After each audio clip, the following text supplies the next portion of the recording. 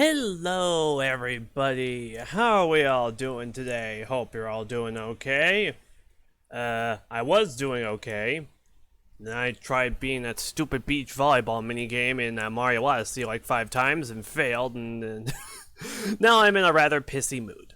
Like how I was yesterday. But that's okay. You know why that is okay? Because today on stream we're going to be playing Kirby and the Forgotten Land. Or as I like to call it, one of the greatest pieces of media ever created. And you may think like, oh, there's no way that's one of the greatest. No, it's actually one of the best. Like, if you've never played this before, then like, what are you doing with your life? Because like, seriously, this game is just... And furthermore, this game is just...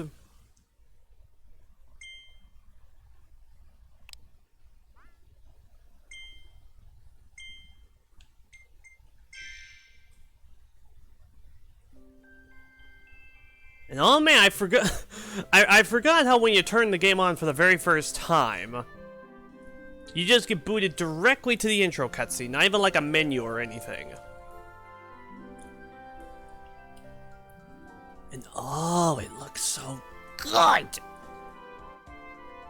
Oh, it's so beautiful and glorious. And then everything goes to shit.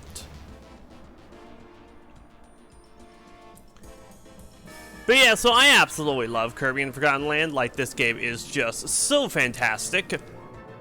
And given how much of a pain in the ass Rare Replay's been these past few days, this is gonna be a very nice palate cleanser. Oh dear, all that butterfly, that's horrifying. All our little friends are dying.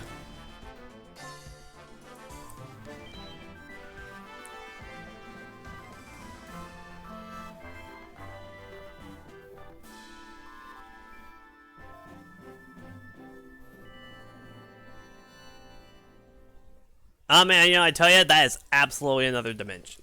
There's no way that is not meant to be in the, well, okay, I guess there is a way that it could be meant to be not another dimension.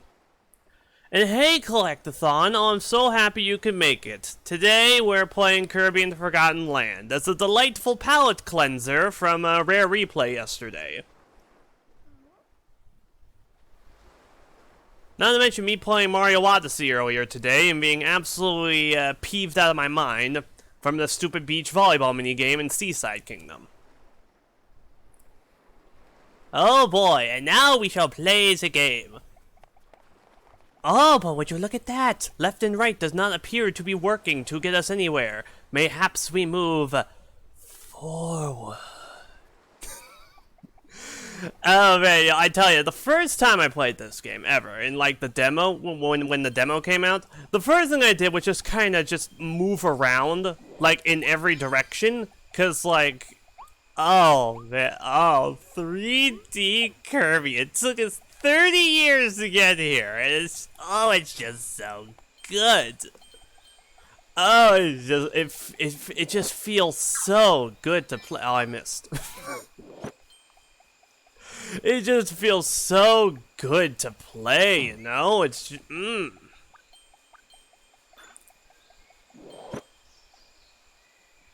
Oh, you know, actually, I barely ever use just the sucking and blowing. The fact that you can hold down the inhale button to sort of pivot in place to properly aim your suck shots is really, really neat. Yes, Collectathon, I agree. He is so fucking adorable. Just look at him. He did a little circle with little smaller circles.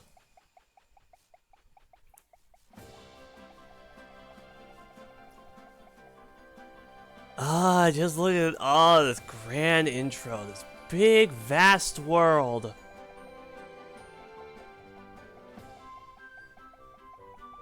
And then the music just starts playing. Oh, it's so.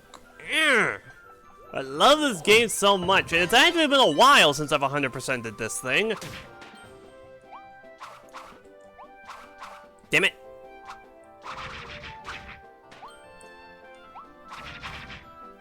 Give me a sec, just like I said, a bit of a while since I played this, just need to readjust.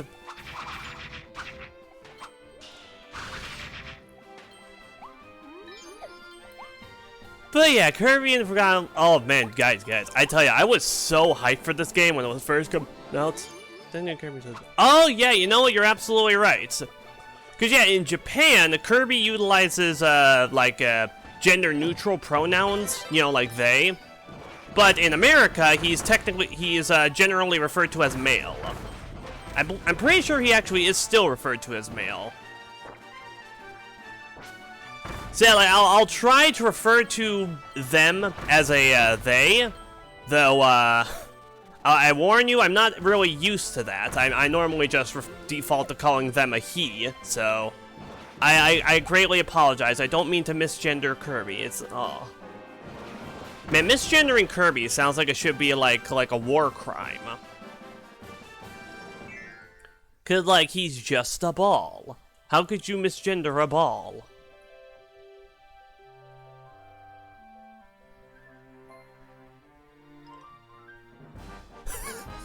Oh god, this cutscene. It just clicked which cutscene we're watching right now. So yes, Kirby gives them the suck. But he gives it too much suck.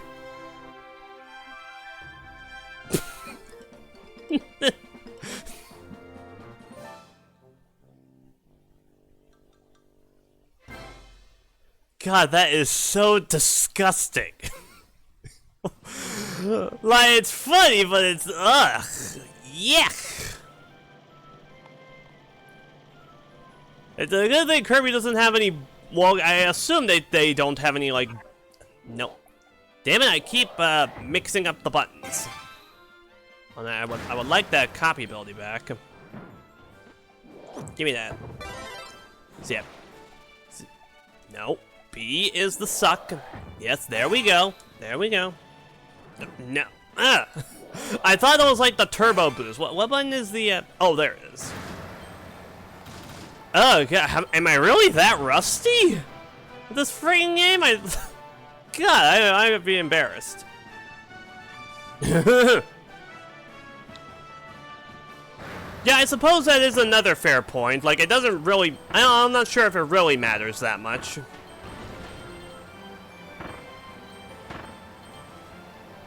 But hey, you know, it's nice to have a non-binary icon in gaming. Would Kirby count as non-binary? I'm not actually sure. I don't tend to think too hard about LGBT stuff. Oh, was that offensive? That might have been offensive. I apologize. Oh, and then this cutscene. Oh, this cutscene. Ah! Oh, I'm still having to be playing this game.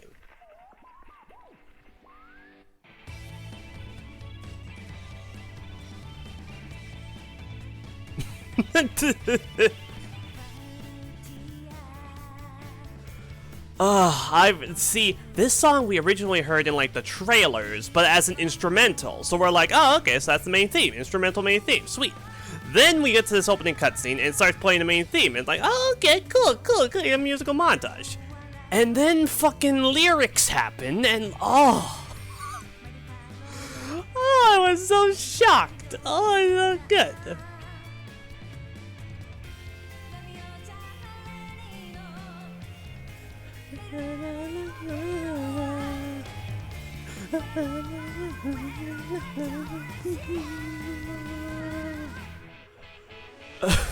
Man, why is this like an anime opening? Like, I know this was made in Japan, and I know that HAL really loves their anime references, but like...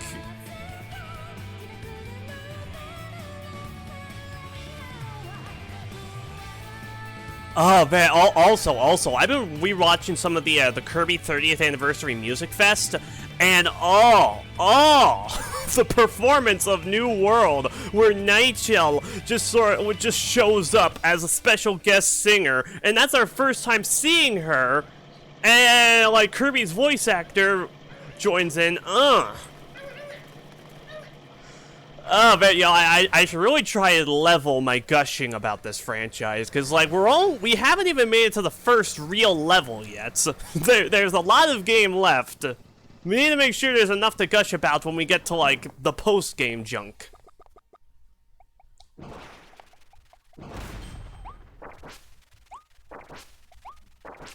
Oh yeah, see, you know, I think I see what the problem is. So I just got off of playing Mario Odyssey, and in that game, I believe the B button is jump and Y is interacting with Cappy, and those are the main two actions in that game. So going from that to Kirby, gonna need to battle with muscle memory a little bit. Oh, you know, that's a good point. Man, wow, another parallel between Balan and Kirby. Like, the point was brought up that Balan Wonderworld was effectively a discount Kirby, and like, oh my god, that's so true. I have half a mind to buy Balan just to play it for that one purpose. Shit, I don't know, maybe if it goes on sale at some point. A good sale, mind you.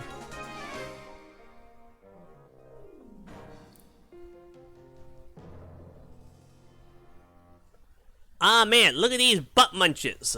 Capturing this poor innocent and...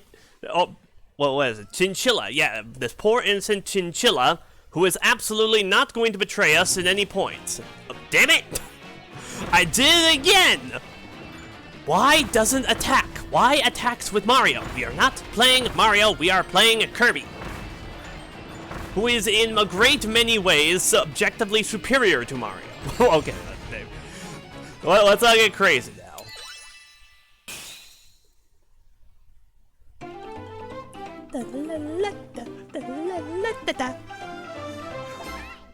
Man, how can you look at that and just be like, yeah, no, this game sucks.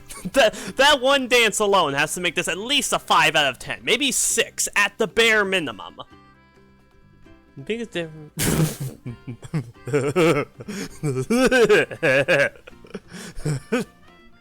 Man, what if Sakurai got arrested? What if that happened?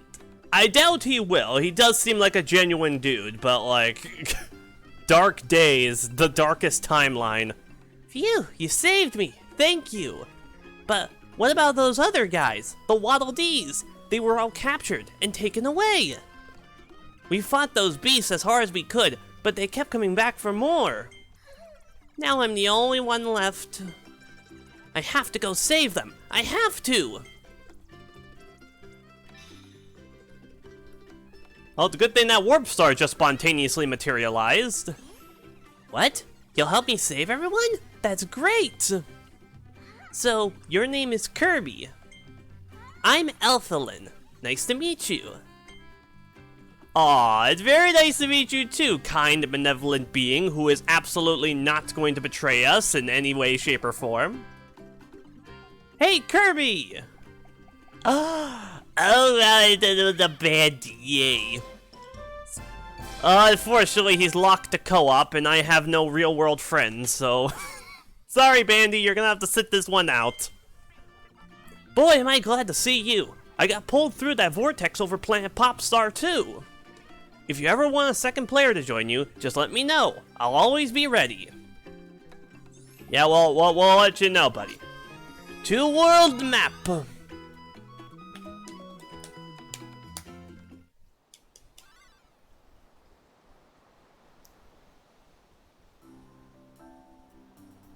Natural plains.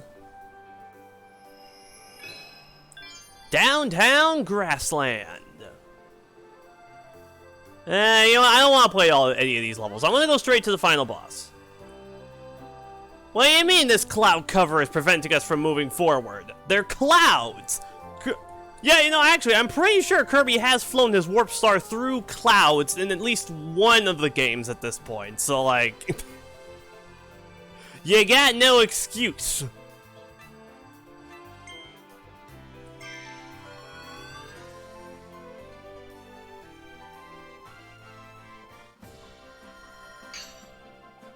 Alright, first proper level. So yeah, for anyone watching this who may not know about this, or who may not have played this game. So yeah, first 3D Kirby game, whole bunch of, well, okay, yeah, main objective is trying to save the Waddle Dees, and you can accomplish that by completing a wide variety of different missions. And for reference, this is going to go for 100% completion.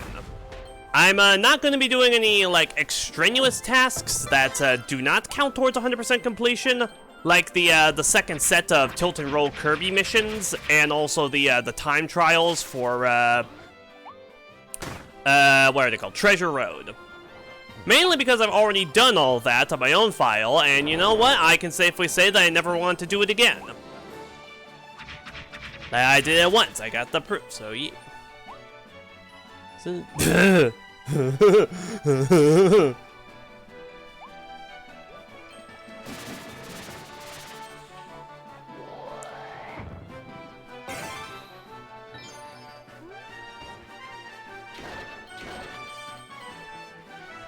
I mean, you say that, but at the same time, I don't think I ever needed him to help me 100% to Return to Dreamland Deluxe.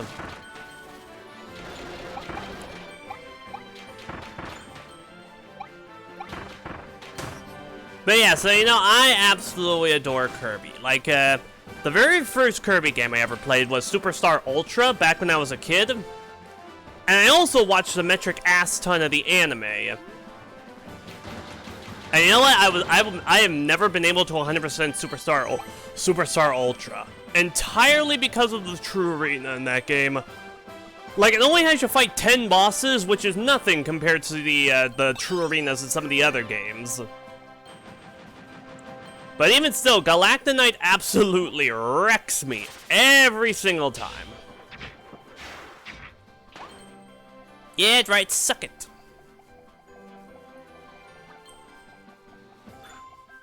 But yeah, you know, actually, I think that this game is actually what really got me into Kirby.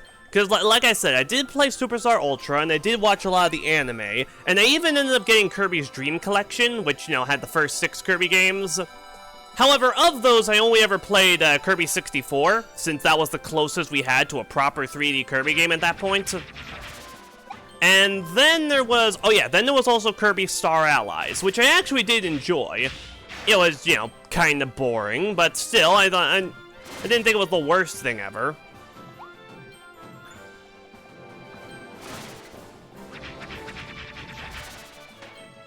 And then, oh yeah, and then Kirby and the Forgotten Land got announced. And I was like, oh man, Kirby's making the big jump to 3D. And I do love me some Kirby, so now would be the perfect time to actually bother with trying out the entire series. So yeah, I actually did go out and buy all the other Kirby games I didn't own at that point. So that was, let's see, Amazing Mirror, Squeak Squad, Return to Dreamland, Triple Deluxe, and Planet Robobot. And I ended up playing and 100%ing all 12 mainline Kirby titles. And, this series is just... It's honestly incredible that this 30-year-old AAA franchise is so consistent in terms of its quality.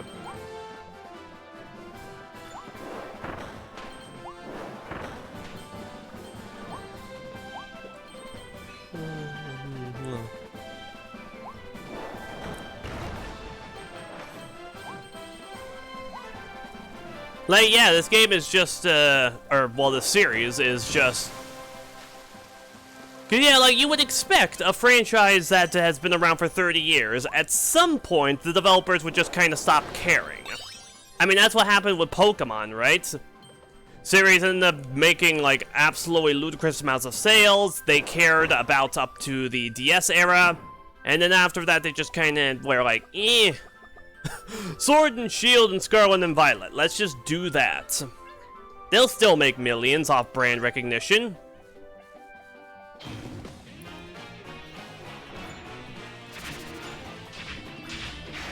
And I think that is most exemplified in Kirby Star Allies. Because I don't know if you know this, but Star Allies actually managed to outsell Kirby Planet Robobot.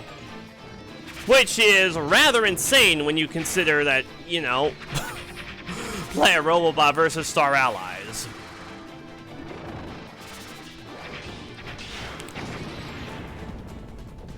And also, it's very cool that Gigant Edge got to appear in this game as a mid-boss. I don't know why, I just find that interesting.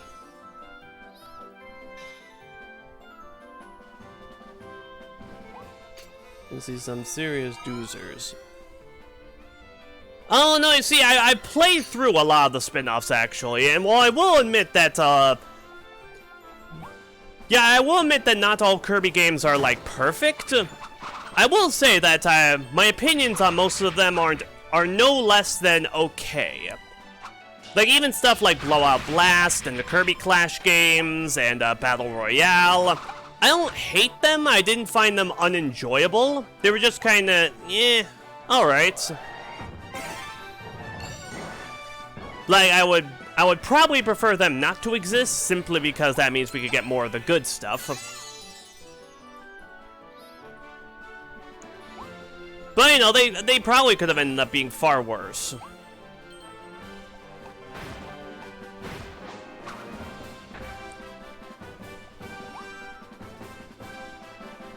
Oh man, I love the music in this game, man. It's just, oh, it's so good. Really, I'm just happy to be here. I don't even have all that much of substance to say. I'm just happy to be playing this game, because this is just such a good game. Oh, you know, actually, I was trying to think of a scenario in which I'd be able to stream in like some sort of marathon the, what I am calling the 4 Horsemen of the Nintendo Switch. Basically just my 4 absolute favorite Nintendo Switch games, those being Super Mario Odyssey, Smash Ultimate, Kirby and the Forgotten Land, and Pikmin 4. Like, the fact this system has all 4 of those games, and they're all absolutely spectacular in every conceivable category, just, oh. How is this console real? Also, you know something else I really like? How minimalistic the UI is, you know? Like, it's very unintrusive. You know, like you see the coin counter up there in the upper right, you have the mission down there in the bottom right. They're very, very small, very, very succinct. They present their information clearly and quickly. They don't take up a whole lot of real estate on the screen. You know, I wonder if anyone else has complimented the UI in this game, or maybe like a video or something about Kirby UI or whatever, because it deserves more praise.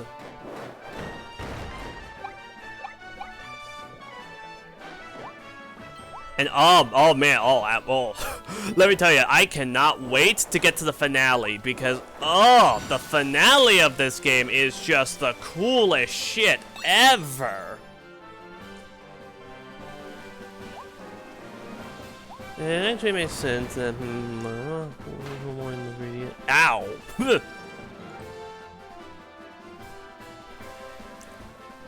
Oh yeah, I guess that is a point.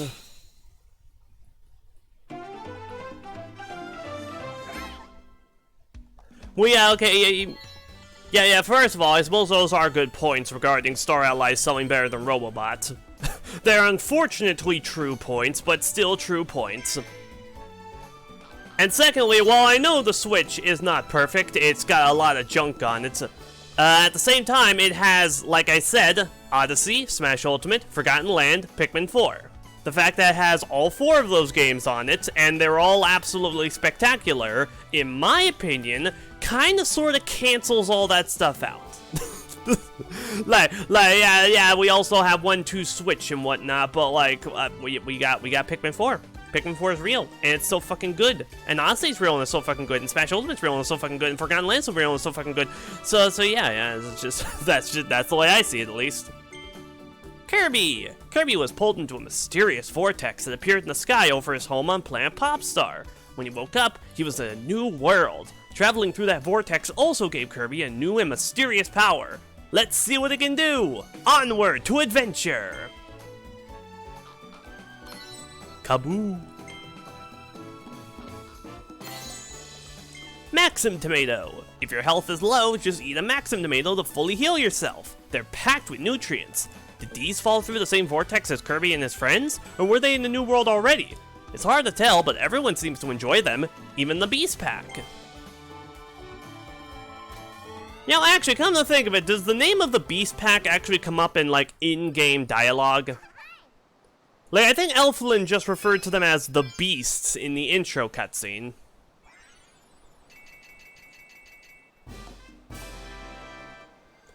Hooray! Yeah, that's a good point.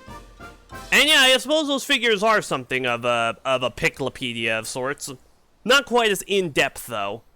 But yeah, actually, they more so serve the purpose of, like, pause screen descriptions from previous games, providing all that juicy, juicy Kirby lore for us to horrifically overanalyze and come to absolutely batshit insane conclusions with. And you know what? I freaking love it.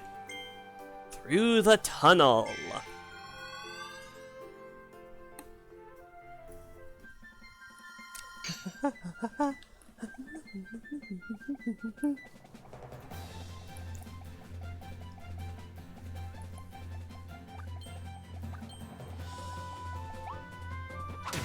Ow. I couldn't see where he was. Fire! Oh man, you know what I'm so happy about? Fire also keeps its dash move from previous games. You know, this one, where Kirby turns into a fireball. The thing about that move, though, is that it's actually based on a copy ability from Kirby's Adventure, called Burning. Fire and Burning were originally two separate copy abilities, and there actually are a few games where you get to not just, where you don't use fire, but instead use Burning. Like, what are some? I believe Kirby's Dream Course is one of them. I want to say, let's see, not Air Ride, that one uses fire. Does Canvas Curse use it? Oh yeah, Canvas Curse definitely does. And there's also Kirby's Dream Buffet, which actually brought it back after an 11-year absence. Which is so cool.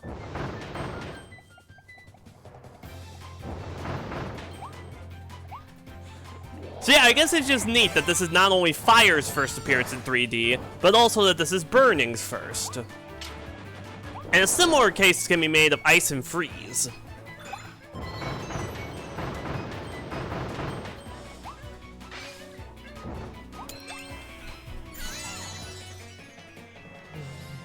Oh, you're right. Yeah, the Dark Matter games. Yeah, I completely forgot about those. But yeah, Burning is also in them. And also, hi there, Hyper. I agree, Curb. That is all that needs to be said about this place. And oh, this room.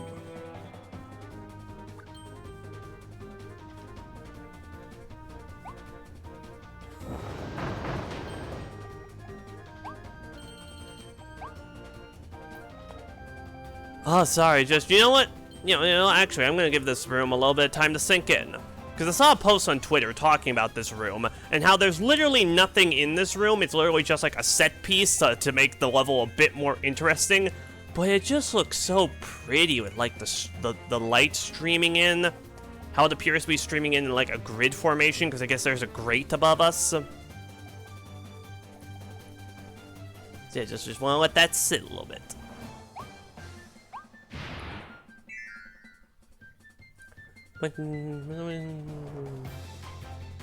Okay, first of all, yes, you can talk about the Return to Dreamland Deluxe Collectathon. I'm always down to hear about Kirby stuff.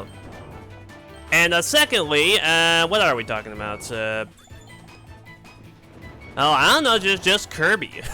The topic of discussion is Kirby, and we're just letting that topic go wherever it wants. And you know what? That's okay, because Kirby is awesome, and it's such a fantastic franchise, and I love it to pieces.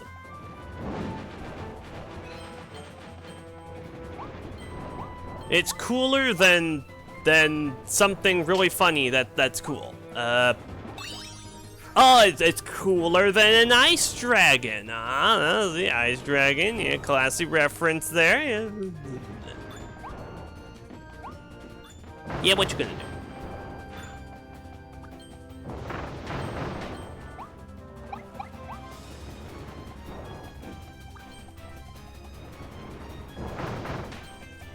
So hey, actually, on the yeah, I mentioned earlier the Kirby 30th Anniversary Festival. It's super cool that thing is getting a Blu-ray release.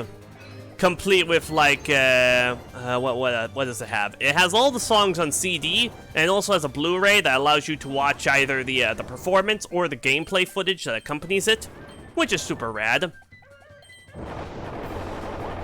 Also, it's just cool having the thing preserved.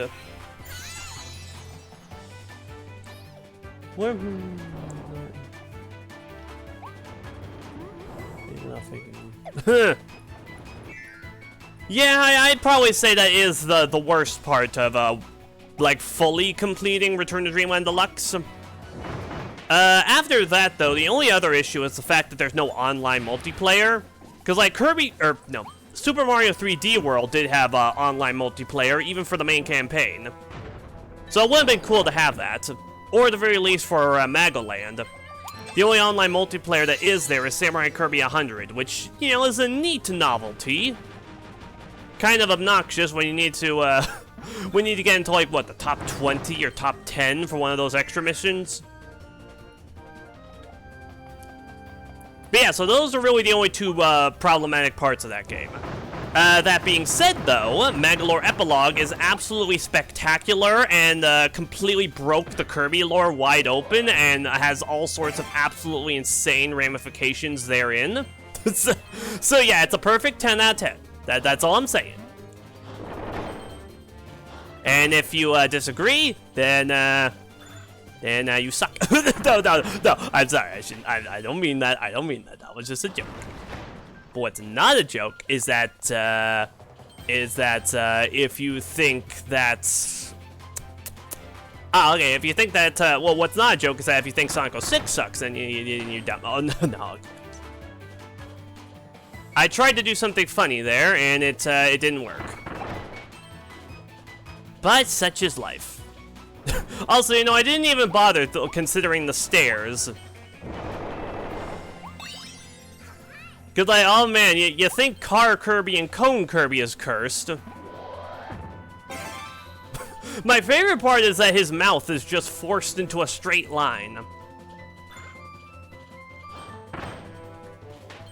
Oh man, you know, actually, I saw some concept art for some of for some of Kirby's Mouthful Mode transformations, and somehow, someway, they somehow look even worse. Like, you think that some of this shit's cursed, it somehow looked even worse in development. And by worse, I mean better. Like, how the fact we didn't get these in game is very sad. Oh, you know what's also really cool? This game introduced the ability to crouch in the cannons and speed up the fuse, so you don't need to wait around for it, which, oh, it's a small thing. It's like, it's so minor and inconsequential, but it's so good, you know? It's just, okay,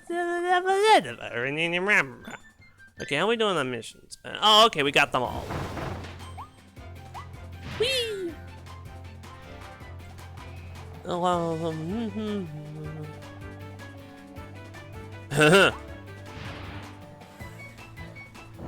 man, yeah, you know, I still have an 106% at Crash 4. I want to at some point, just for the sake of saying I did it, but, it'll probably be some sort of follower incentive in the distant future. The distant future, like, the distant future.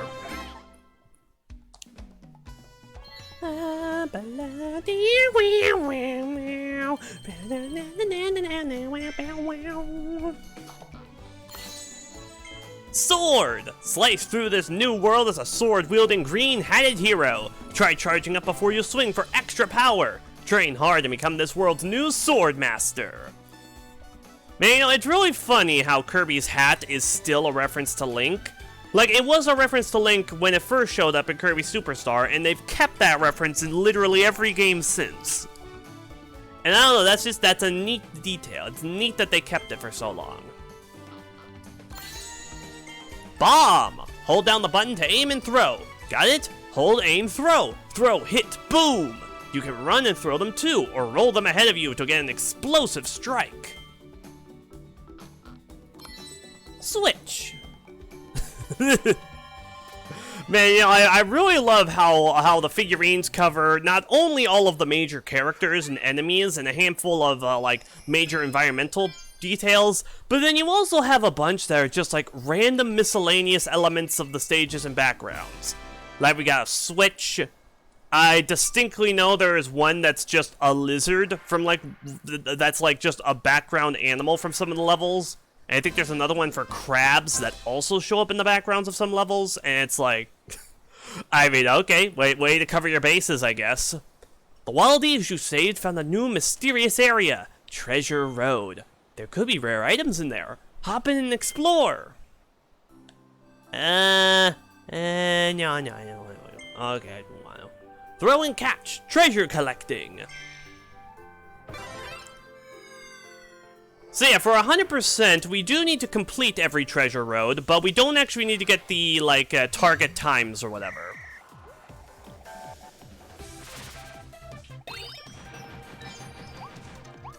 Oh man, I forgot how rockin' this song is. Like, oh my grub.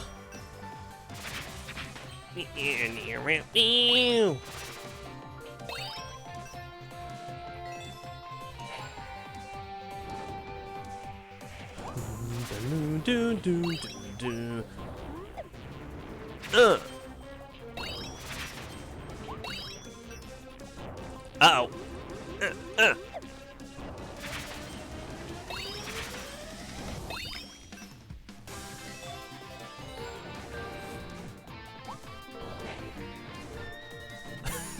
God, that guitar, why does it rock so hard?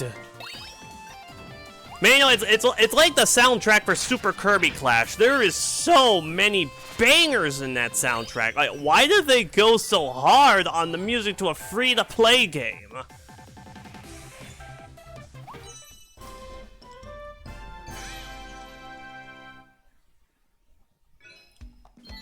Oh man, what if we just beat all the target times without trying to? Oh, that would be so impressive. I would not bet money on it, but that'd be cool if we could do that somehow.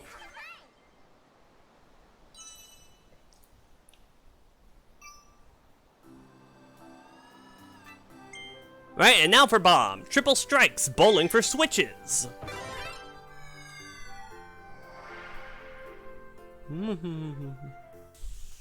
Oh, did they? Oh, I don't actually remember that. So. Oh, well, okay, then good reason to go back and we'll look at it again. I'll say, you know, actually, on the topic of the Kirby anime, you know how they like released that HD box set for the series only in Japan? Well, I gotta say, that box set is so absolutely incredible. Like, I don't own it, obviously, because I don't live in Japan and can't understand Japanese. But that thing contains all 100 episodes of the series, upscaled to HD, spanning across, 10 discs, I believe. It also contains, though, the entire storyboard sequence for Episode 1, the English version of Episode 1, the Kirby 3D episode, which was originally released on, like, Nintendo Video on the 3DS as sort of like just like a one-off continuation of the anime, even going so far as to reunite all of the original voice cast. So yeah, that's there as well. And then there's also the original pilot for the series, which had never been officially revealed in any capacity, though it was available online for a while. And also a handful of like little advertisement shorts, I guess, that played during the show's Japanese release. And it's like, my god.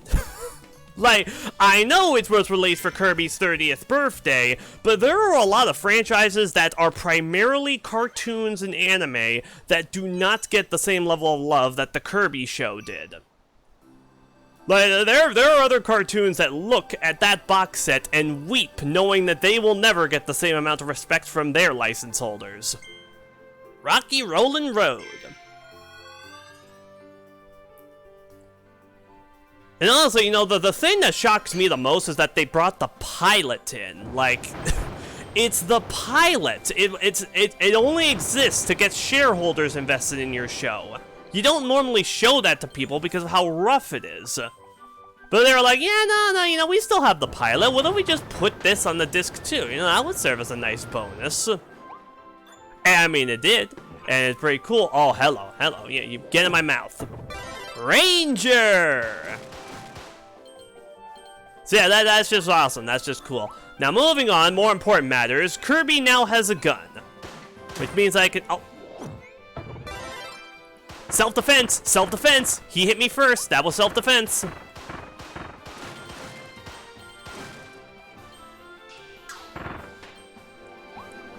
But yeah, so Ranger is a super cool ability. Although, you know, technically speaking, it does kind of function how I would expect an ability like Archer would in 3D. You know, you hold down the button, you take aim, holding down also charges up for a more powerful blast. And, you know, really the fact that it all travels in a straight line, it just, yeah, it makes me feel like this is what Archer could have been in 3D. That said, it is still really cool that they introduced a completely unique ability for this. I think what would be interesting is if Archer remained in the 2D games only, while Ranger stayed in the 3D ones. Which I'm not sure if that will really justify both of their collective existences, but still. That said, though, I do not want Ranger to be replaced by Archer, really, because this... Kirby has a gun. That's funny, okay? That's just funny. For his neutral special, he wields a gun, and that's hysterical. Really, it just reminds me, it just makes me think of that Bill Cipher has a gun joke. Finally, at long last, Bill Cipher has a gun. I'll shoot your family.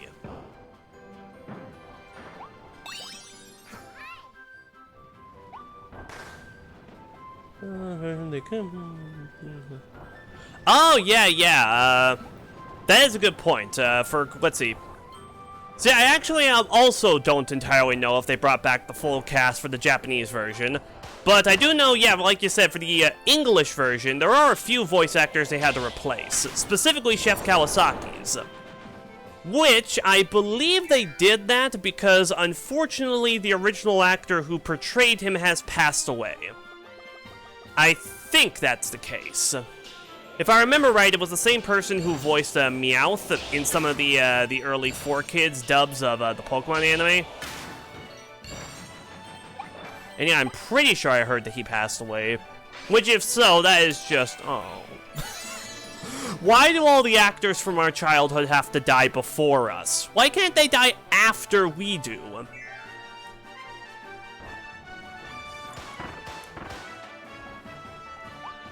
Done.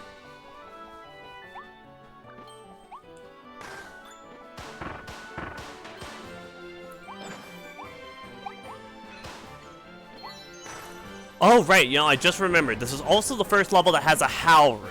So I'll need to remember that this is Howl Room land, and, yeah, exceed that.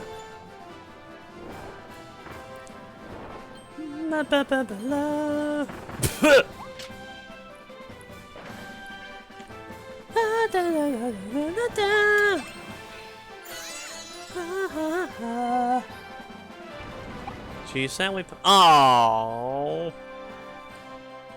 Oh. I was so overcome with grief that I did not see that.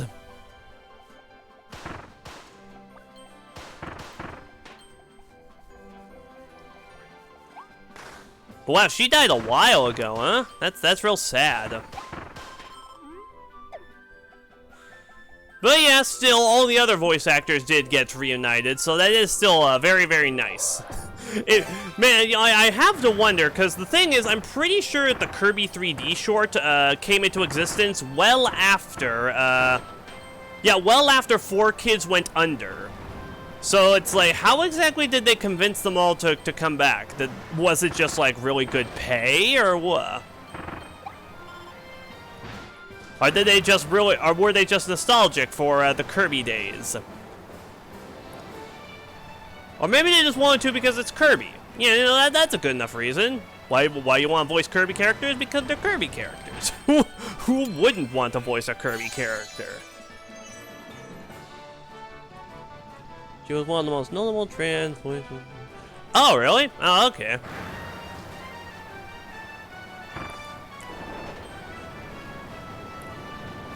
Well, you know, good for her. I'm happy that she was able to leave a mark. Oh, wait. I believe this will be a bit easier with these crats.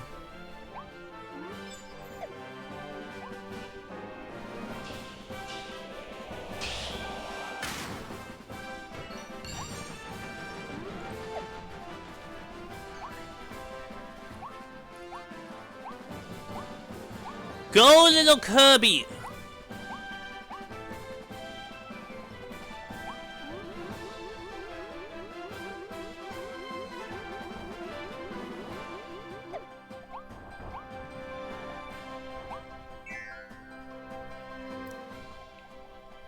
So yeah, up here, and then we slide. Whee! Oh, also, it doesn't really look like Kirby has a sliding animation. It just kind of looks like he's falling.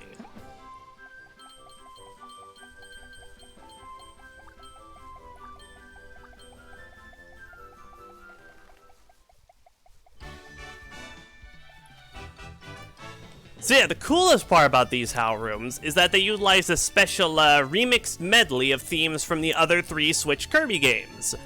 Star Allies, Fighters 2, and Super Kirby Clash. And what's also neat is that we get access to a bunch of later abilities. Hammer!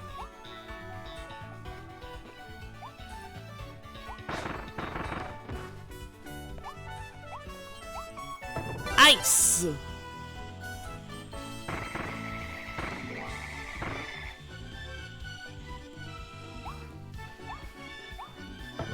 Needle!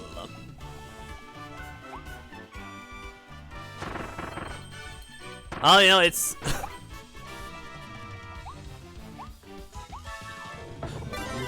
now.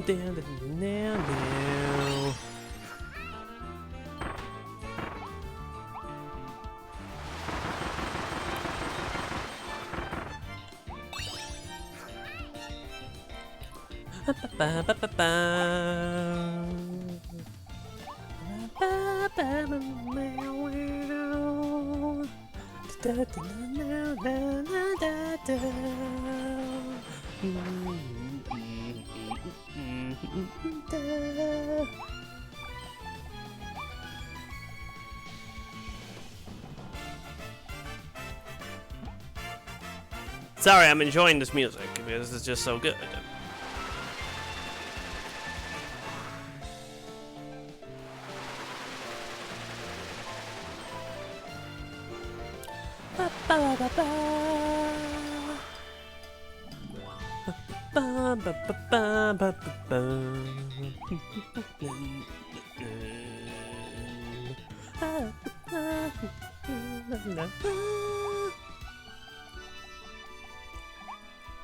Oh, hey, you know, the Super Kirby Clash one actually kind of hits different after Magalore Epilogue because, oh god.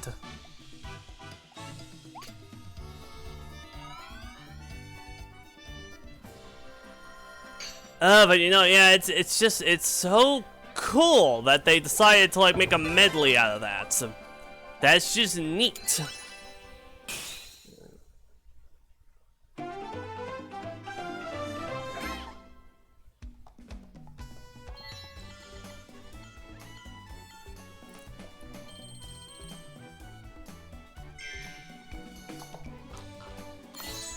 Oh boy. Car Mouth Kirby. Kirby gained the mysterious mouth mode ability after he flew through that vortex. Now he can stuff an entire car into his mouth. When he does, he turns into a peppy pink car that can jump and use Turbo Dash. It's a nice day for a scenic drive. Turn up the radio. How does he drive it? And no, don't say his tongue. That is not an acceptable answer. Car Shop Sign.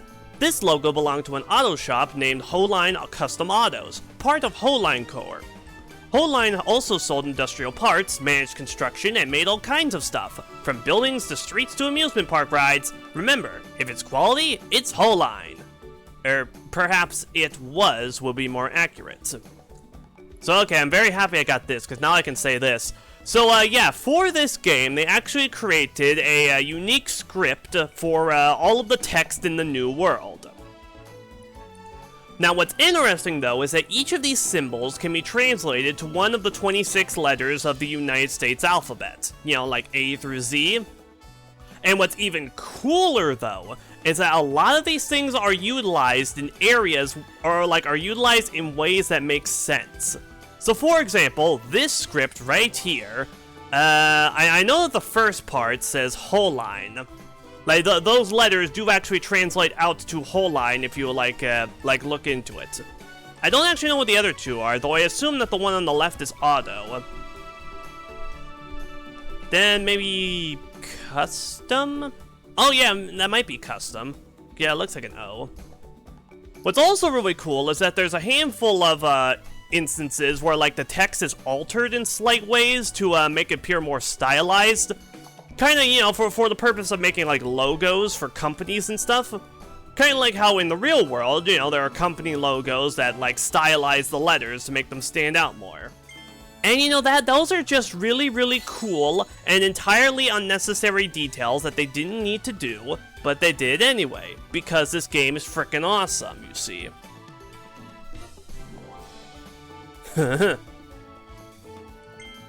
Captured Wild D's. The Beast Pack managed to catch these 3 Wild D's with 1 golden cage. If they work together, they might be able to... Oh, never mind. They're too sad to move. All they can do is cry out for help. Wah, wah, wah, wah. Somebody save them! I don't wanna. Oh, I'm very sorry. I will. I promise. I'm so sorry. That was a joke. It didn't come off was. Sorry. A trip to Alavella Mall. Oh, the mall stages. Oh, the mall stages. Ooh, another treasure road first, though. Ooh, and then another treasure road first, though. Again. Fast and fiery, race to the cannon.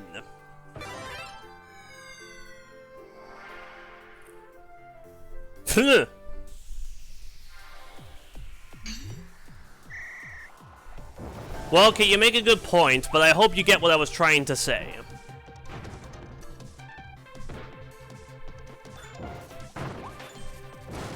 Because like, this game is so cool, and it's just overflowing with just tiny little details that weren't needed, but were still added anyway, because they care.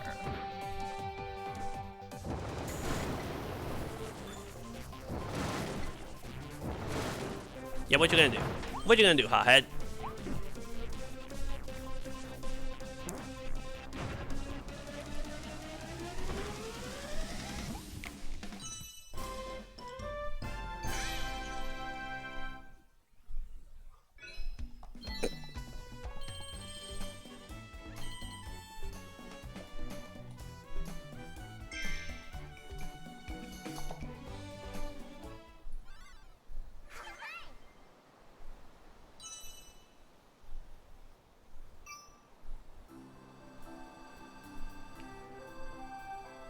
Okay, now what's this other one? Ah, Sweet Ranger. Ready, aim, fire. Distant targets.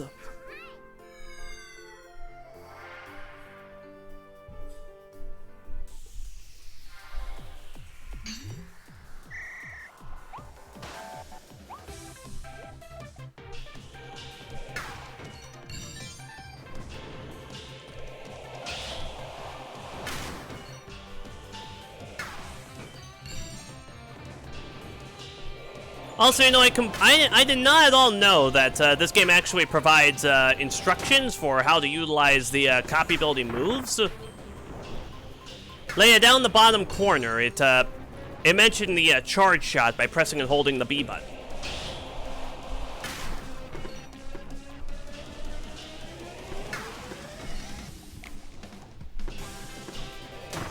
Damn it! All right, fine.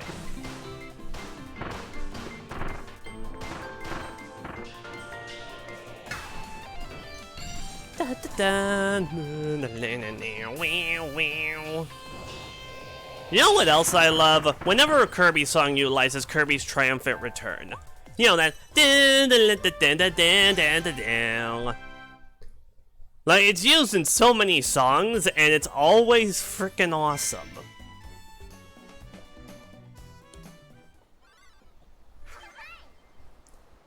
Like, you know, honestly, I would really like somebody to make a video talking about leitmotifs in Kirby, because there are so many of them, and they're all used so wonderfully. Like, oh my gosh, every single time they use Kirby's Triumphant Return in a boss theme. Which, luckily for me, that happens a lot.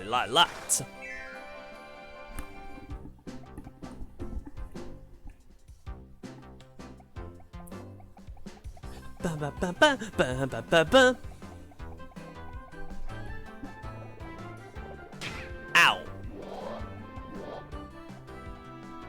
Oh, damn it, they're touching.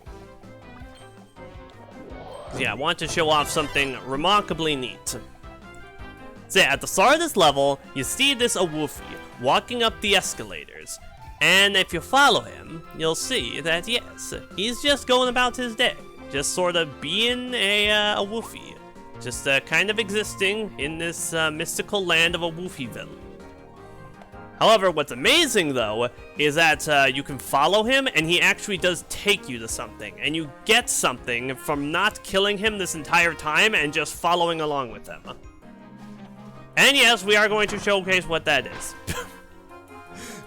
It's gonna be slow, but you know what? I don't care.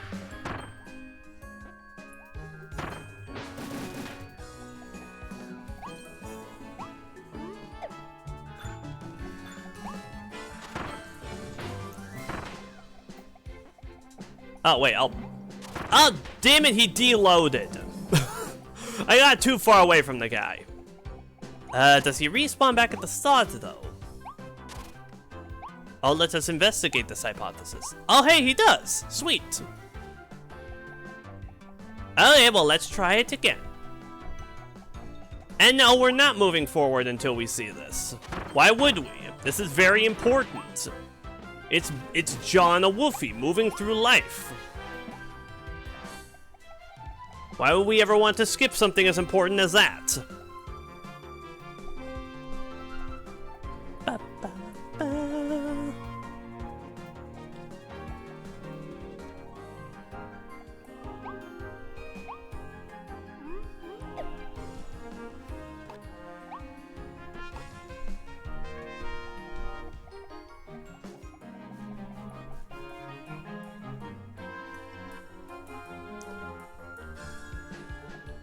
So yep, just following along with him.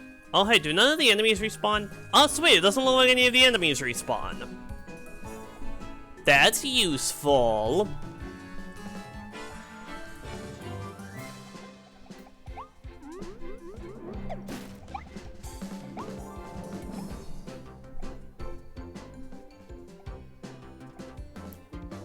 Okay, yeah, we got that prick.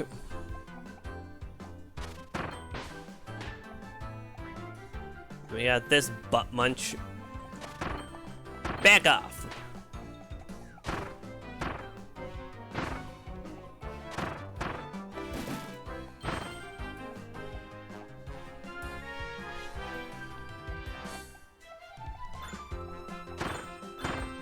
And if you're curious, the reward for doing this is, oh, damn it! He despawned again! Okay, better idea this time. Let's try just moving forward and clearing out the path. So we don't need to get too far away from him in any given moment.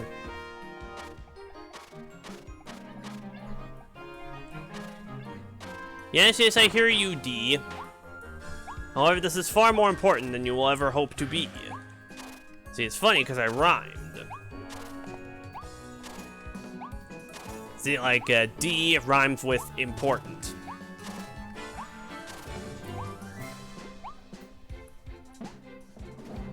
Okay, third time's the charm. Let's do this. Man, I can't believe it. Well, just for reference, no, the award that you get for this is not actually this worth it. But I mean, I don't care. I'm gonna friggin' show this off.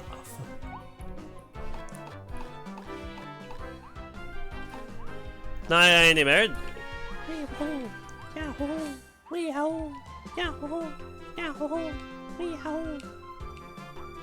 Oh man, I love the dodge roll in this game, man. Oh, it feels so good to utilize, and when you get really good at it, that you're able to successfully dodge at the last second every single time, and you're able to take down a boss without getting touched once. Delicious. Yeah, that's right. You better not respawn. Yeah, you better not respawn. I got spikes. See, I know it's really cool, the fact that Needle and Tornado are in this game. Because, like, despite appearing in the first Kirby game with copy abilities, Kirby's Adventure, they haven't actually shown up all that much compared to some of the other abilities. For reference, Tornado's last appearance in the mainline game before Forgotten Land was in Kirby's Return to Dreamland, which was like 2011. So we had gone like 11 years without seeing this thing in a proper platformer. It was in Kirby's Battle Royale, so, you know, there's that, but like... real platformer, you see. And then Needle had it even worse. Its last appearance in any game before Forgotten Land was Triple Deluxe in 2013. It hadn't even been seen in spin-offs after that point.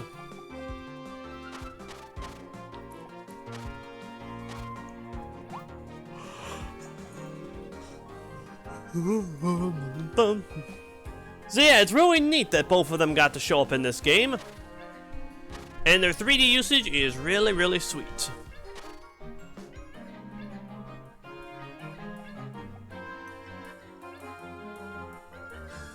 Okay, now Mr. Awolfie Johnson.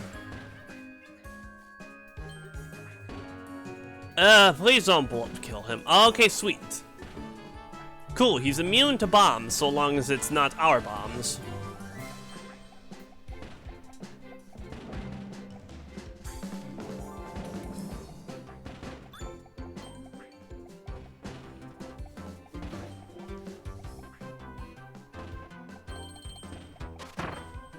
And that's our reward.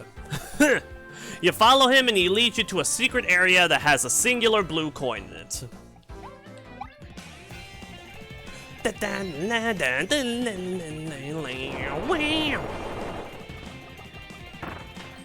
This kicks ass!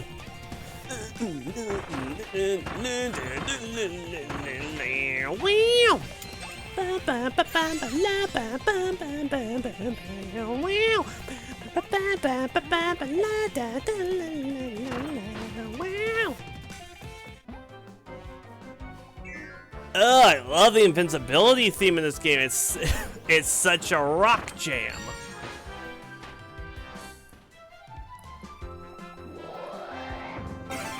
Storage mouth. And I also love the storage mouth. This is so dumb and pointless, and it's so funny. Okay, right at the hamburger. Oh, I see a hamburger. I will turn right at it. Ow.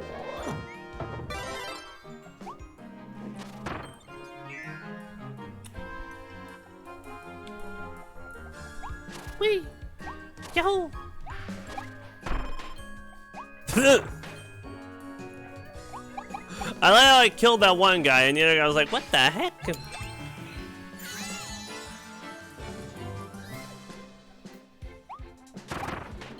Yeah, I'm just happy to be playing this game. This is, I'm having fun. This is a fun game.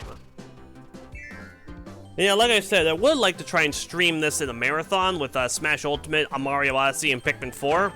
You know, just my 4 favorite Switch games, all in one big marathon. I think that would be neat. No idea when or how I do that, though. Like, I don't know if that will be like a follower incentive, or yeah, just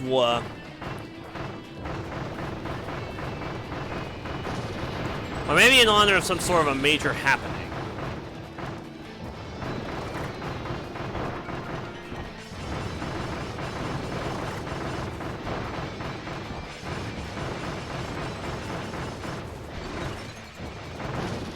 And down. Oh. Ice. Oh, I love Kirby's little ice skating. It's so cute.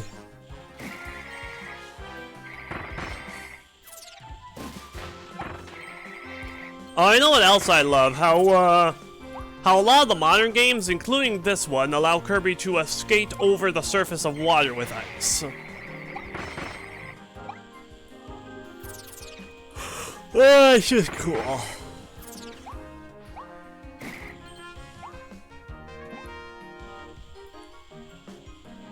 Bam, bam, bam, bam, bam, bam.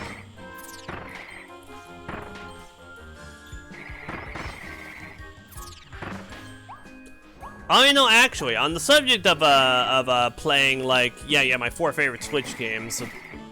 So yeah, I did think about one possibility.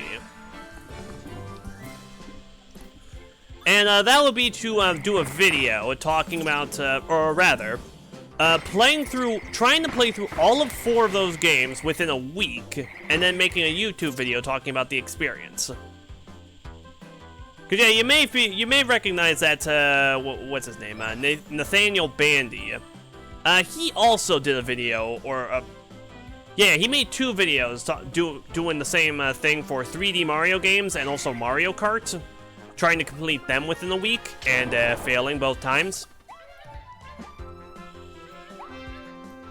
And yeah, I believe he was also inspired by this one guy that tried to do the same thing for Sonic games. So yeah, well, I would technically be doing less games in that case, and also they'd be 4 completely different franchises. I looked it up, and apparently the time needed to complete all of them to 100% would take about 8 days collectively. Which, that sounds about accurate to my own experience. But yeah, it'd be really interesting to see if I could complete them all in 8 days, and then, like, make a video out of that experience. Yeah, it'd just be neat.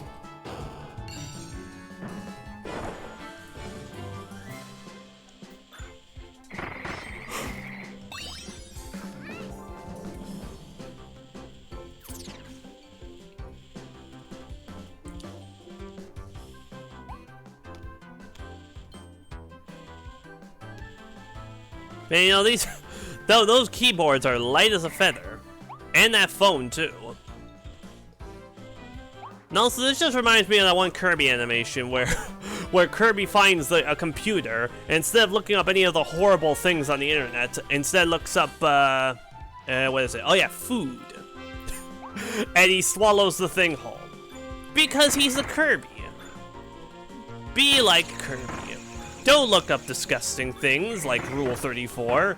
Just look up food and things that make you happy. And if Rule 34 is what makes you happy, then you got some you got bigger problems that we can't solve right now.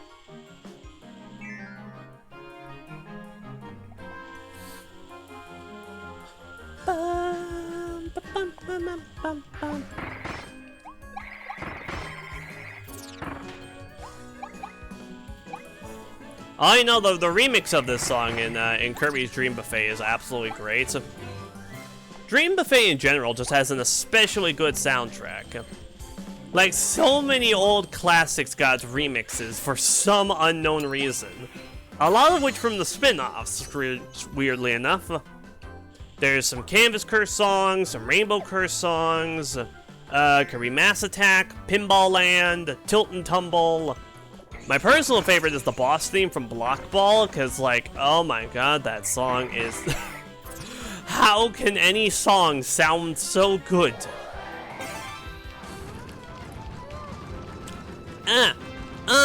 Tip! Uh-oh. Well, you know, Kirby's made some tough stuff if he didn't feel anything for that. Navigate them all without getting lost. Yahoo! Oh yay! And eat 4 donuts.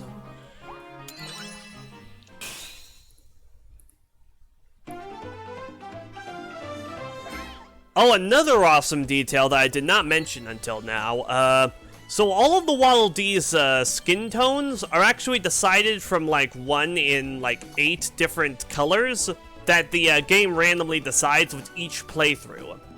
So, like, the colors of Waddle Dee that we're seeing right now may be different the second time you play through the game, and may be different again the third time you play through it. And that is such a cool detail, because, like, it makes them feel less like an inanimate video game collectible, and more like an actual species. Because, like, there's various other members of, like humans. We don't all have the same skin tone. That's just cool. Waddle Dee. These delightful residents of Planet Popstar landed in the New World before Kirby arrived. Things looked grim when wild beasts began to capture them and steal their precious food, but with Kirby's help, they're rebuilding their town and starting over. Bomb block. Bandana Waddle Dee. Bandana Waddle Dee was pulled through the vortex along with Kirby. When he heard that his fellow Waddle Dees were getting kidnapped by the Beast Pack, he grabbed his trusty spear and ran to help. He can join you as P2 when you explore the new world.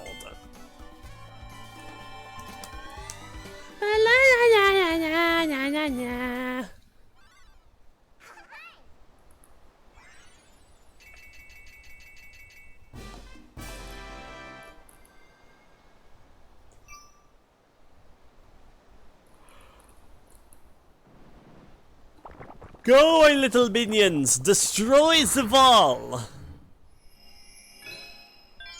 The brawl at the mall! The Waldies helped you open the gate that was blocking your way! Head into the stage and challenge the boss that's guarding this territory.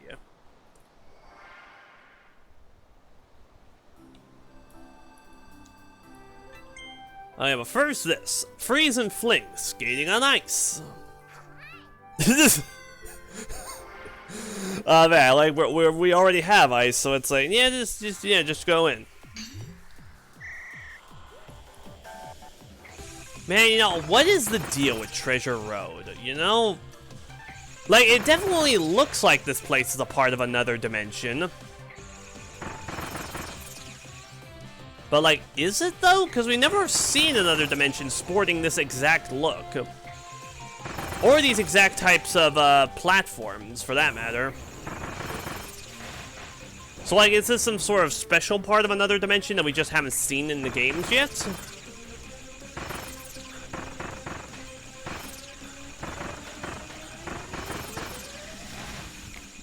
I do know that,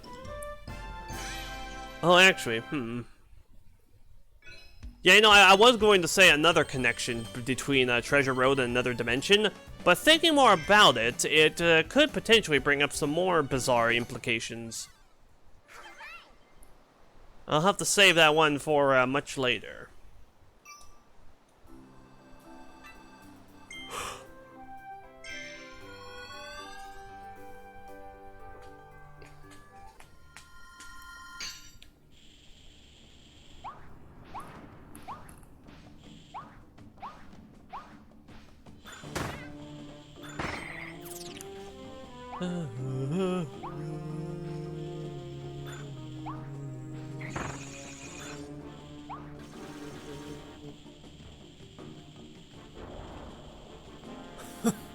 Man, the fact you can see him just soar over you in that brief second, like, what was that? What was that?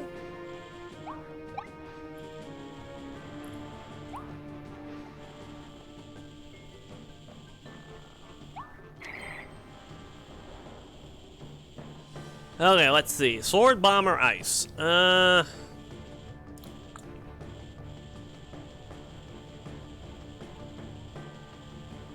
You know what? Let's... Yeah, we're going with a sword.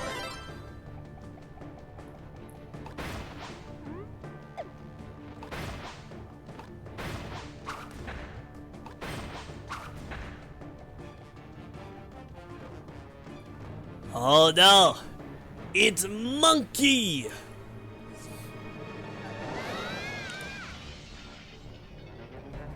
Man, I love how it just seamlessly transitions from that cutscene to gameplay. Strong-armed beast, Gorimundo.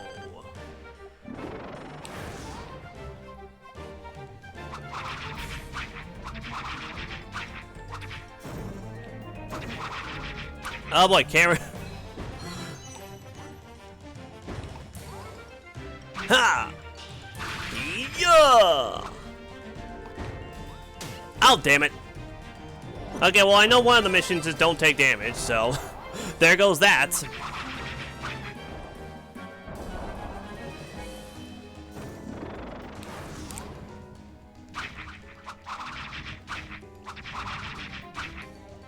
yeah, let's see. How should I handle the Waldy? Should I just, like, play the level again immediately, or... Well, yeah, no, if I miss any Waldies in the stage, I think we're going to just return to the stage in the future.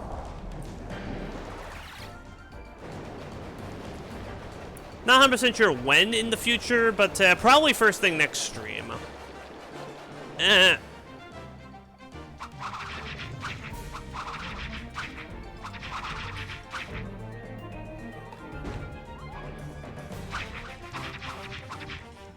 Oh, man. I also consider this good training for the, oh, damn it. Good training for the dodge roll. Because it's very important you get good with this thing if you want to be able to take down some of the later opponents.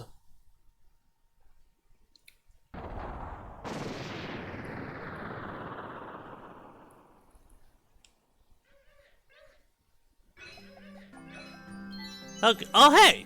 Sweet. Alright, I've forgotten about that one. So, okay, it's begin with the sword ability. Clear within 2 minutes. Okay, good. Any more? It doesn't look like it.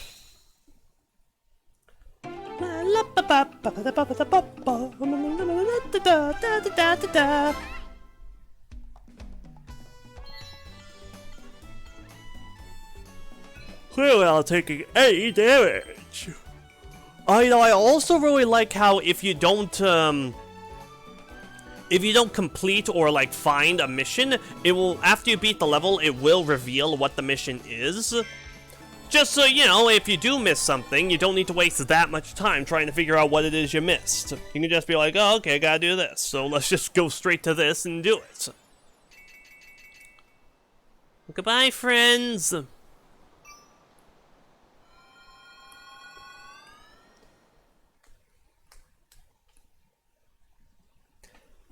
And now, back to the hub, Waddle Town.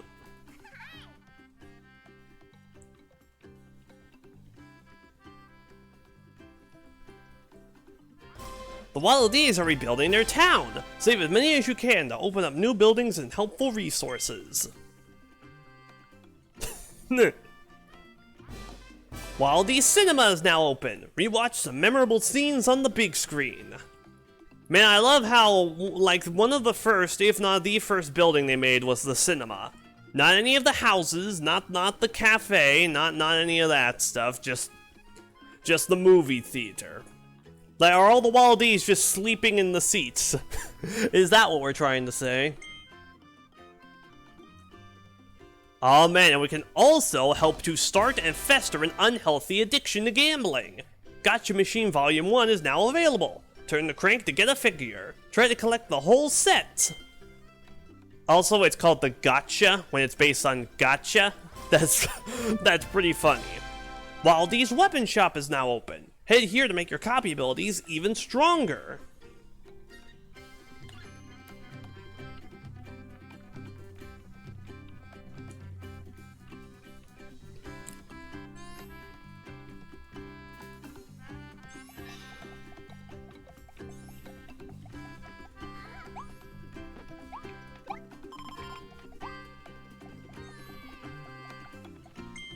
So what do you have to say? Oh, look! Waddle Dee's Weapon Shop is open. Looks like a quick way to grab copy abilities.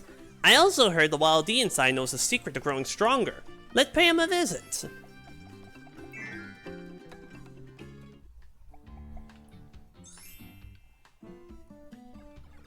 Welcome to Waddle Dee's Weapon Shop. I work with all types of copy abilities. It's kind of my thing. Any copy abilities you find out there will become available in here. Pop in and grab one anytime. Oh, and guess what else? I can help you evolve those abilities to make them much stronger. This blueprint contains some incredible techniques. We can use it to evolve your ability. Let's try evolving one right now. I'll ready my tools. Thanks for waiting. The Cutter ability can now be evolved into Chakram Cutter. Thanks for waiting. The Fire ability can now be evolved into Volcano Fire. Oh, but which one will we... Well, okay, first of all, this also is a place where you can swap in and out your copy abilities on a whim. That said, you do need to find the abilities out in the stage first. So far we found Ranger, Hammer, Fire, Cutter, Sword, Bomb, Tornado, Needle, and Ice. So that leaves, let's see, Crash, Sleep, and Drill. I believe those are the last 3 we need. Then we'll have the whole set. and we can swap in and out at any time. So yeah, to evolve abilities, we'll need a certain number of star coins and rare stones. Just like Super Mario Odyssey, there's no life system, so instead the star coins are used for actual currency, which is great.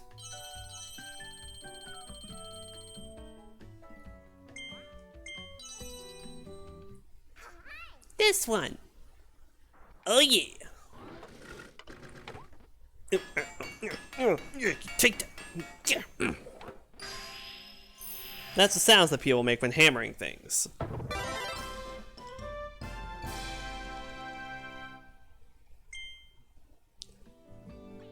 Success! All done! The fire ability has evolved into Volcano Fire. If you find more blueprints, just bring them to me. I'll use them to evolve your abilities even further. So yeah, now our fire ability is much stronger. Basically, the moveset is exactly the same, just the fire has a bigger reach, and if you spray enough of it on them, they will catch fire for longer and it'll deal more damage.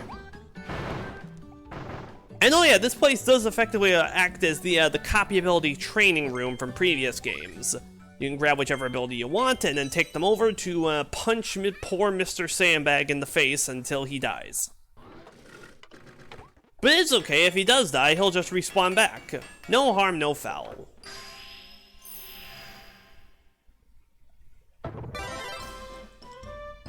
Also, I love the Chakram Cutter hat is basically the same as the normal Cutter hat, it's just angry.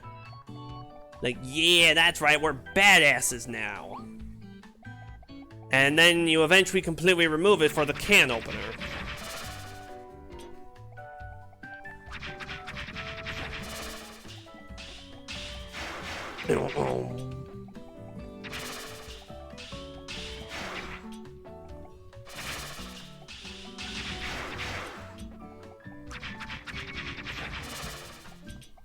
Man, you know, I gotta say, I think this sandbag is even better than Smash's sandbag because this thing can actually die. And then it just comes back. All nice and happy.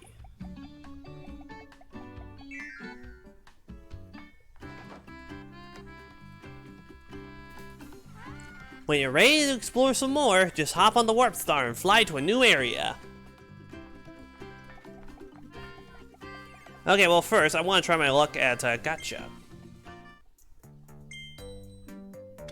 Not a massive amount though, just like a few figures. Cannon! Because we can find a lot of these out in the wild. Ice! Brr, so cold. Can you see your own breath? Make a chunk of ice, then kick it forward. Skate and slide wherever you go. You'll even glide right over mud and magma. Oh yeah, I just wanted to do that until I ran out of stuff in the 10 slot to that. Alright, now what's in the cinema? Welcome to Waldy's Cinema! You can watch all kinds of movies here! Are you wondering why we built a cinema so soon? Well, it's because entertainment is important! I mean, he's not wrong, but he's not right. So, which movie would you like to watch, Kirby? So yeah, we can, yeah, this is just the cutscene gallery, where we can just see all the cutscenes we've seen so far. What's cool is that this one also includes the boss cinematics, which I don't believe that previous games ever did, including Robobots. Oh, and we can also watch the credits at any time, too. A showing of credits is about to begin. Please take your seats.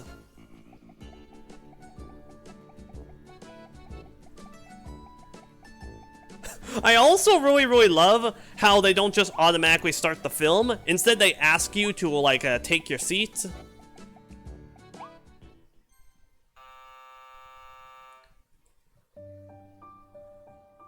And hey, look at that, we made it to the credits. Oh, wasn't that such a fantastic game?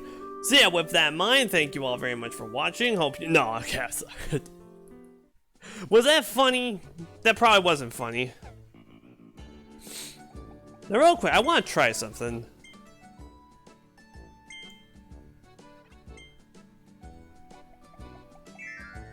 Okay, you can just leave after selecting a film.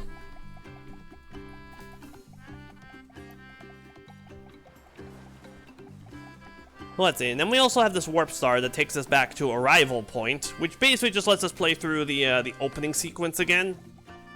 Although, you know, I'm not sure if any of the cutscenes are retained. But regardless, let us continue with the advent. The Rising Advent. Ever Bay Coast. You defeated the boss and opened up a new area.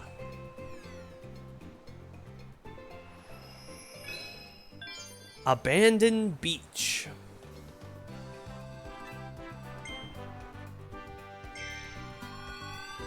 So yep, up to the water levels. Or, well, the beachy levels, I suppose. Something I find interesting is that this game does not have any underwater swimming. Like, it has on-water swimming. Like, you know, you swim with your little life preserver, just like in the modern games. And you can even attack with your abilities on the surface of the water, which is awesome. But yeah, there's no area in this game where you can go under the surface. Which is interesting, because I'm pretty sure that's new. I don't think there's been a game before there's been another game to not let you do that.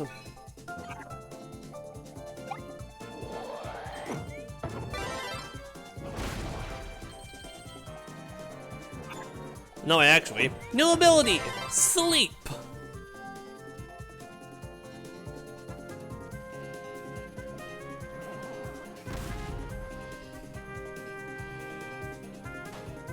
Ah, Sleep.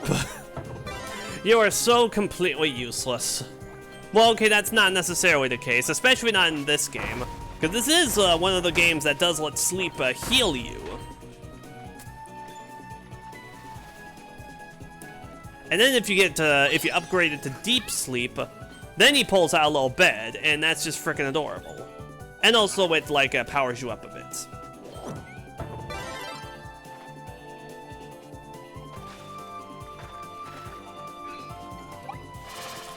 Okay, now let's see. We need to crack open 3 nuts. Did I miss one at any point? Because I've cracked open 2 here, so I wouldn't. That leads me to believe the 3rd one's around here somewhere.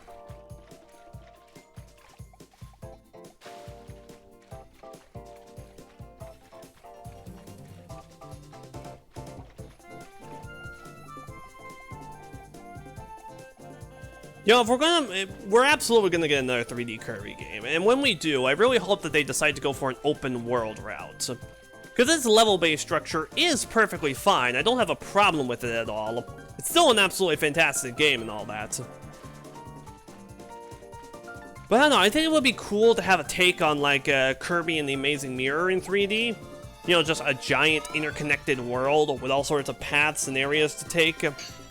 Maybe have some interactable characters, provide side quests. I'm just saying, it'd be really damn fire. That would be even more funny if I had gotten fire ability. But no, I trust myself more with Cutter. You know, look at that damage.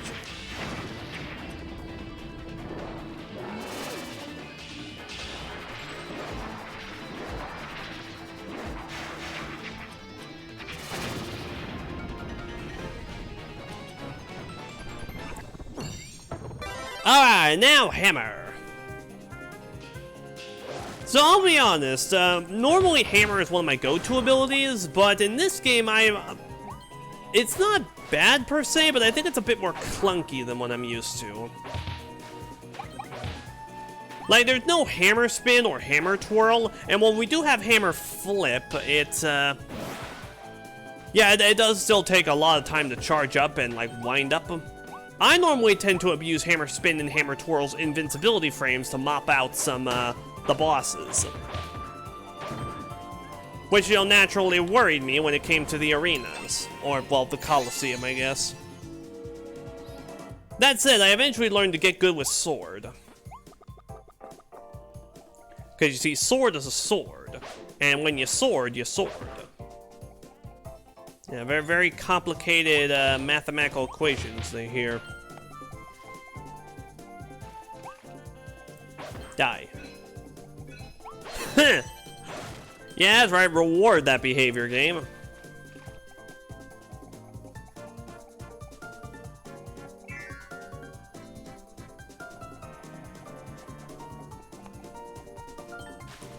Man, you know, it's so good to be able to use copy abilities on the surface of water. Because I believe that most games tend to just make Kirby do his little, you know, water spit attack. You know, just the same attack he does when under the water is what he does above the water, even if he does have an ability that could hypothetically be used above water.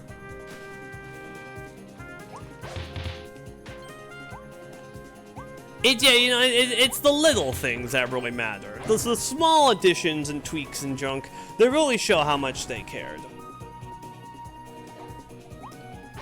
Whee! Plunge into the crevasse.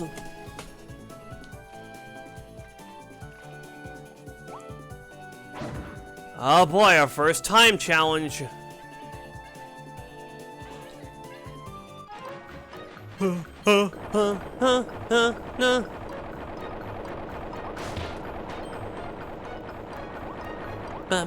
bum bum bum bum bum bum ba ba ba ba ba ba ba ba.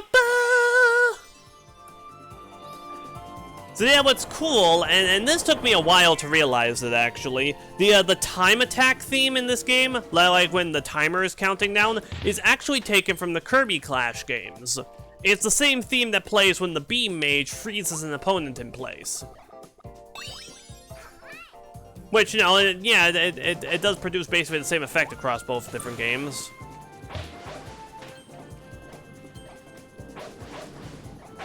Oh boy. Ah.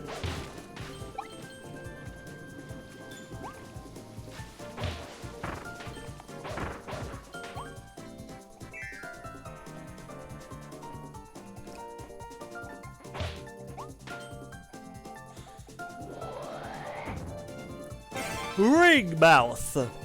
Also, I don't really like I don't really like how the back of Kirby's mouth with this one is like reddish.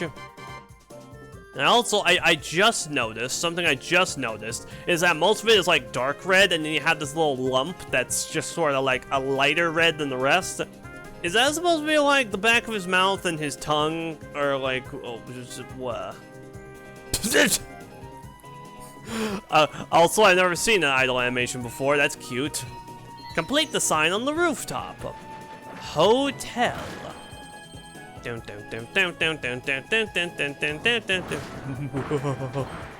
Sure was nice of the princess to invite us over for a picnic, eh, Luigi?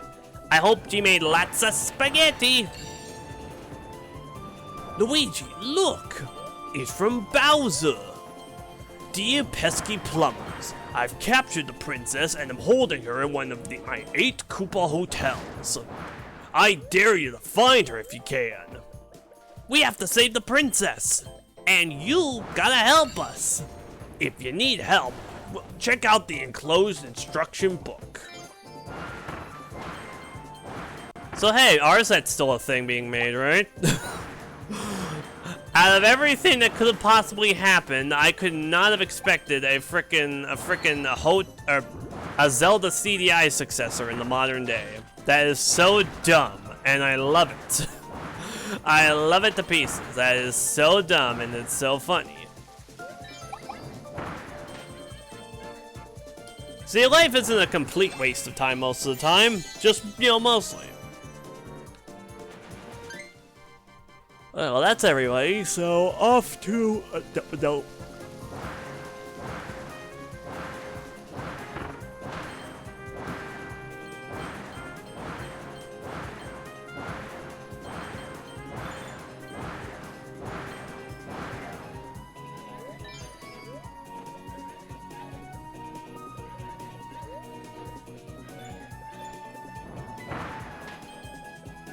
Oh, hey, you know what's also really funny? If you approach these Waddle Dees, yeah, they sort of snap to attention and start crying for help, but if you walk away from them... Aww, they're so sad! Like, oh, I thought we were gonna be saved by Kirby. How could he do this to us? Oh, now I feel horrible. Why?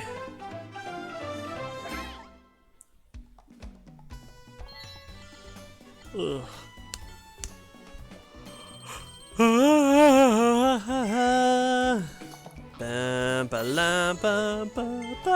Tortilding! Whoa, Tortilding's shell is a whole building! This big baddie must be some kind of boss for the smaller beasts. It enjoys basking in the sun, so it climbs the high spots and claims the whole area as its territory. It must take a long time for this critter to get up there. Rental lockers.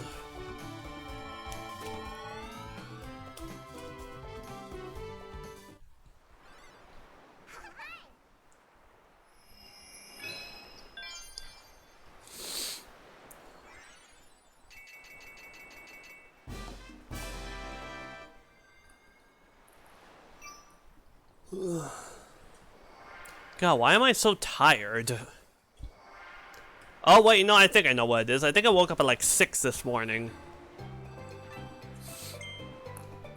Hammer Road, hit the stakes. One step ahead of you, game.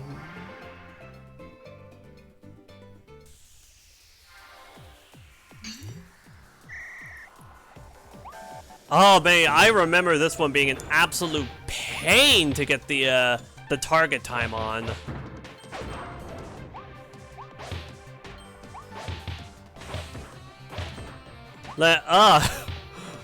I really wish I waited to try and 100% this game until after people had figured out what 100% constitutes exactly.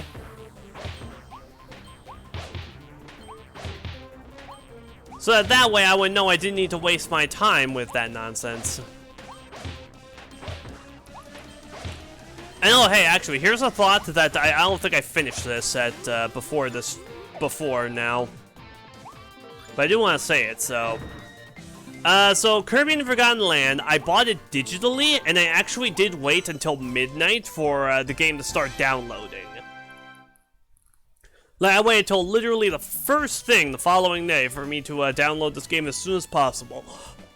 And then I started playing it. And then I kept playing it for... I don't think it was a full continuous 24 hours. I do think I fell asleep at some point, but... yeah, it was basically a big old Kirby marathon. And it was so good. Oh, wait, what do you have to say, F1? I live in a new building in town. That's not rare. Well, I'll do that in just a second. First, let's do this other one.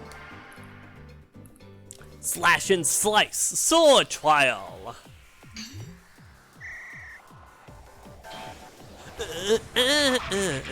No.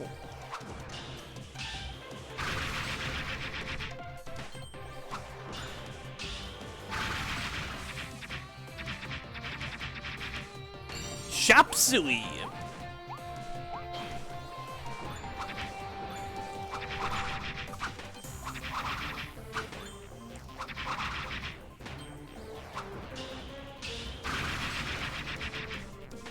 Oh, it's so cathartic to get a whole bunch of enemies wrapped up in the spin slash. It just feels so good.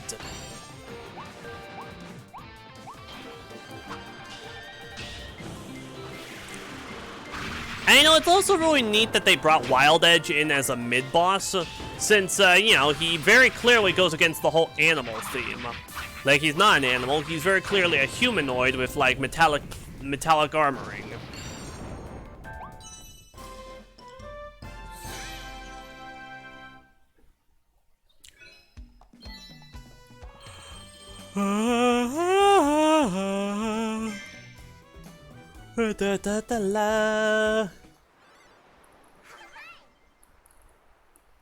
Oh yeah, sorry for the yawning. I do believe that I just woke up a bit too early. Maybe should have taken a nap beforehand. Or maybe not. Okay, now what's going on in Waddle Dee Land? How many Waddle Dees until we unlock the second level, where the Coliseum is? Oh, the post-Ufus. The 50 Waddle Dees you've saved work together to rebuild Waddle Dee liveries. Enter present codes to get special items. The 50 Wild D's you've saved work together to build Kirby's home. It's your home away from home. So, okay, voice, we gotta show up. This bad boy.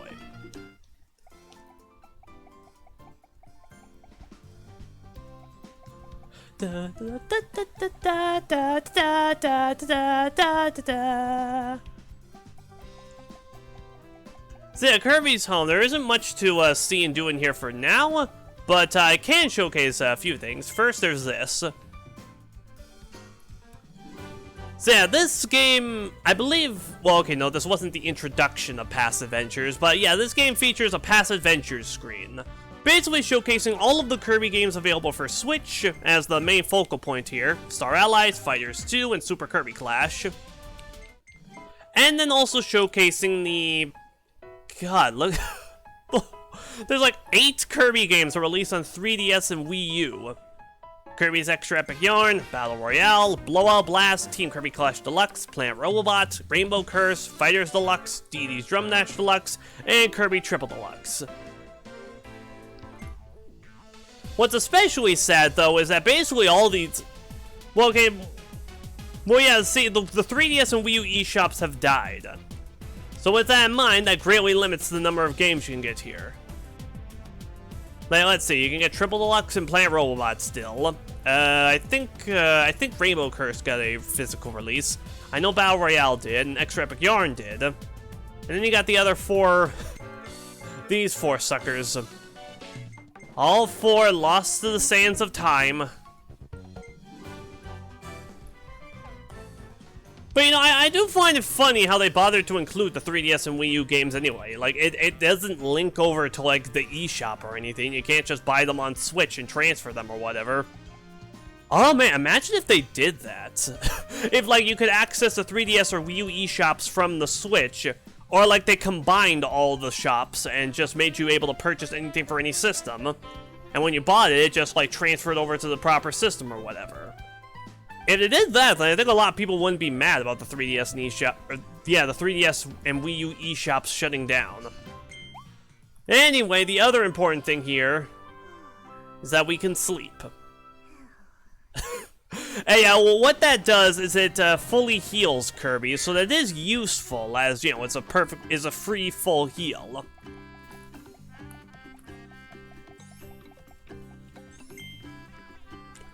Hey there, this is Waddle Deliveries. We bring delivery presents right to your door.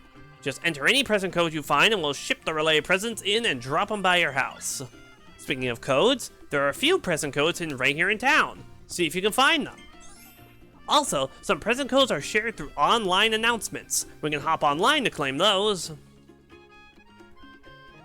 Want to see how it works? Sure you do. I hid a present code on the wall of the house across from us. Go check that wall and try to find it. Any present codes you find in town can be entered and claimed offline. Pretty nifty, eh? Oh, wait. Okay, yeah, no, that one.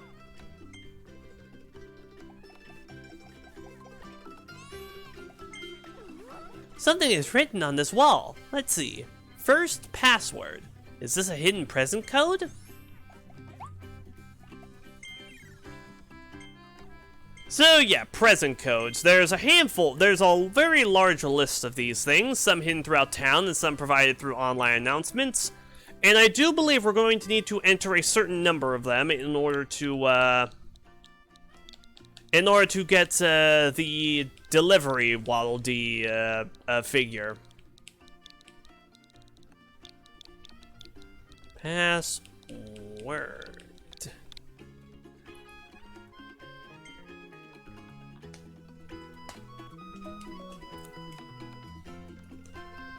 But yeah, the description for this guy's figure is also very funny. Because it basically says that, yeah, Kirby can't write, or at least can't write very good. So, that being said, though, he does still try his best to interpret what Kirby is trying to say. And that is just cute. Okay, this place is starting to look a little bit more populated. By which I mean, there are actual houses around here now. Or like, these are You know, these are supposed to be houses, right? Because like I don't see a door on any of them or any way to get into the house.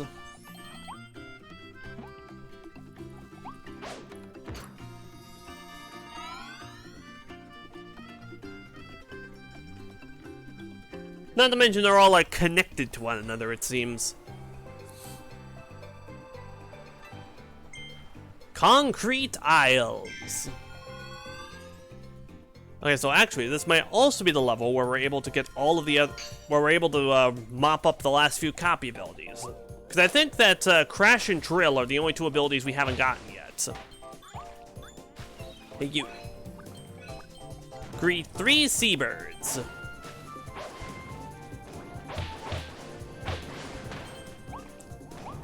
I mean, that wasn't really greeting so much as it was just scaring it off, but okay.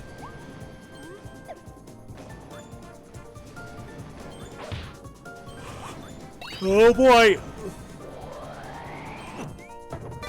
Crash!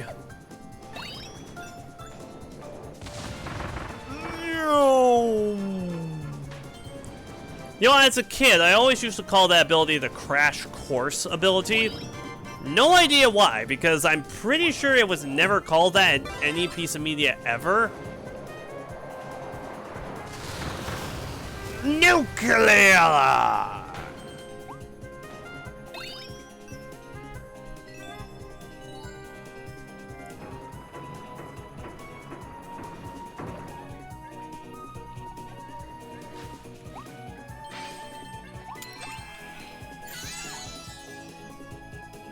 Oh yeah.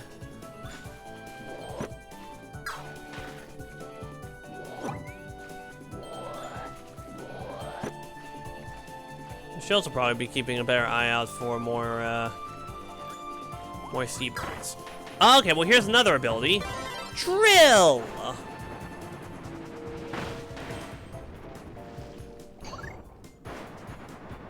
So yeah, this is the other new ability introduced in this game. Drill! It lets you burrow underground. And if you can complete a little ring like this, you can jet the ground up to damage anything that touches it.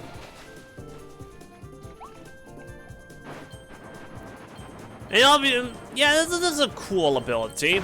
Although I will say it is kind of odd having it, considering we already have Animal, which in what was it, Kirby?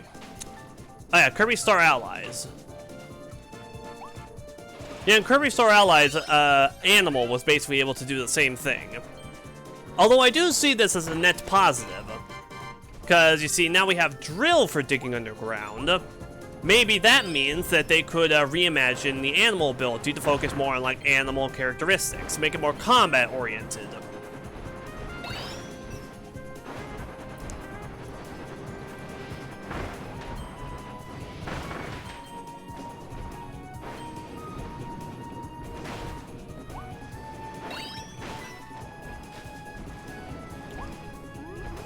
I mean, you know, another video idea I had, like, relatively early on for, like, YouTube was a ranking video for all of the Kirby copy abilities, and I got really close to finishing it. Though, unfortunately, my editing software just couldn't handle it at the time. I think it would have a better chance of handling it now. So I do want to try and go back and, like, realize that idea. Though whether or not I succeed or fail is up to interpretation. Or something, I don't know. Frick no. Ow.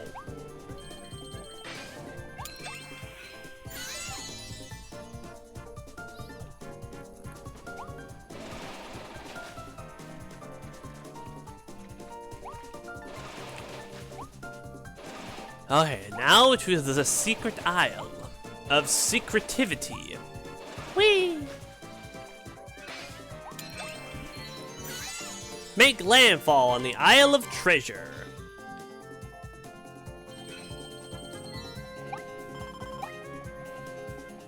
Oh, and you know what? This little guy, he's just hanging out. He's just enjoying life. I can't kill him. Man, I remember there being a post saying that players across the world, everyone who's played Kirby in the Forgotten Land, have collectively killed like 1 million Awoofies, or maybe even like 1 billion Awoofies. And like on the one hand, that's cool because that means a lot of people are playing the game. But on the other hand, that's so many innocent dogs dead.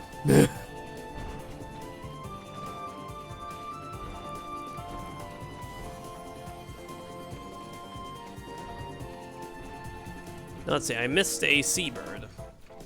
I would like to locate it. Uh-oh.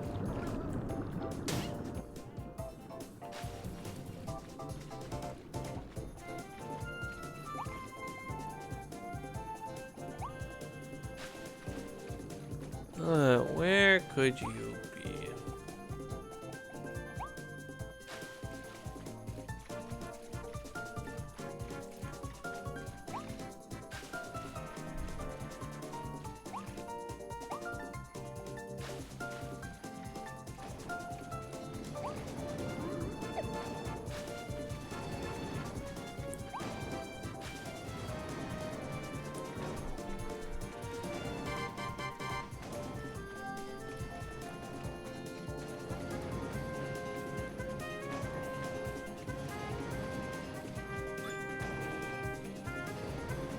I know, I feel like I went past it at this point.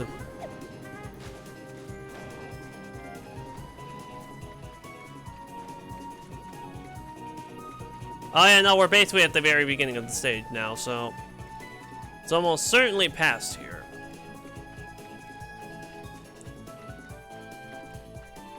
Although, wow, you know, I really like how wide open this level is.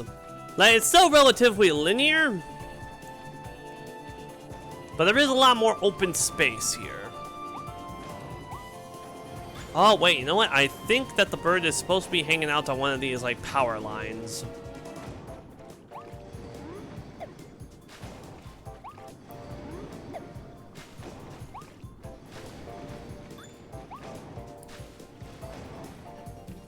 Let's see, is it around here somewhere? No.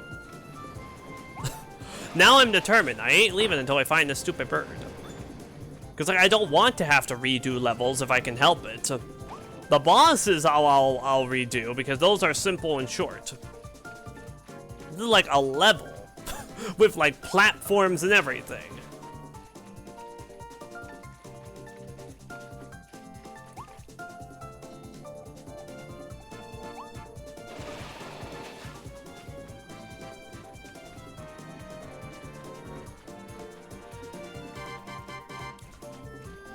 I also really wish I could. It would also be helpful if I could zoom the camera out.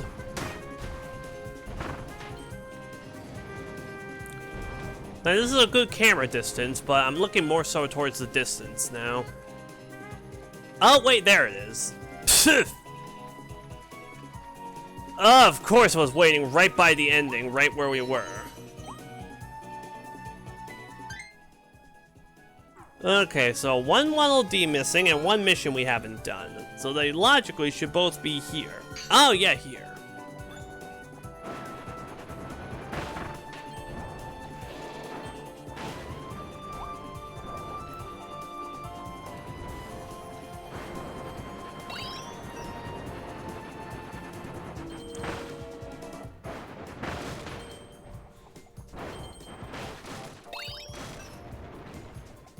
Okay, grab that. Dodge these nasty. Oh, actually, where? These things are. Yeah, I believe these things are called Gigatsu. Which is meant to be like a combination of like Giga and Shatso. You know, I want to say this is the first game to properly name them in game. Pipe Mouth. You know, I have to wonder why this is a unique mouthful mode, because it functions very similarly to like Car Mouth, where you just move in a straight line and smash into stuff.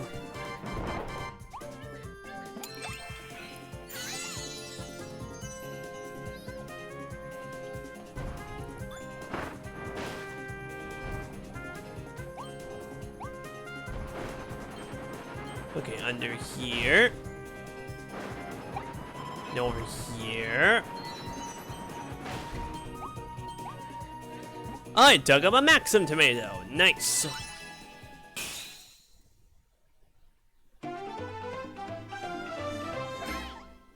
I also really like the look of the drill ability. This is a cool hat. Like with the yellow and black color scheme and the visor. Bouncy. Fire! This ability is hot, hot, hot. Light fuses burn through obstacles and toast your enemies with the power of a raging fire. Run, jump, then attack to blast forward as a fireball.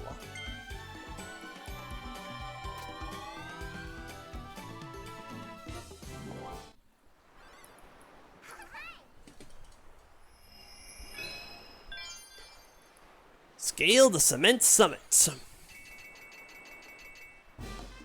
Oh, well, these saved. Now let's see this. Oh, wait, does this unlock Kirby Cafe? This might. Or well, more accurately, the Wild D Cafe. Dig and destroy. Drill trial.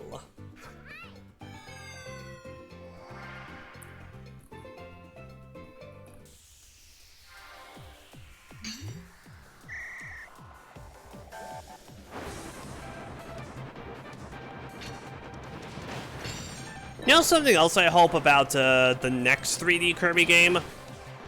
I hope that they'll present it in like 60 frames per second. Cause yeah, for reference, this game does not run at 60 frames per second. The menus do, but the gameplay itself actually runs at 30. Which is similar to what Kirby Star Allies was like.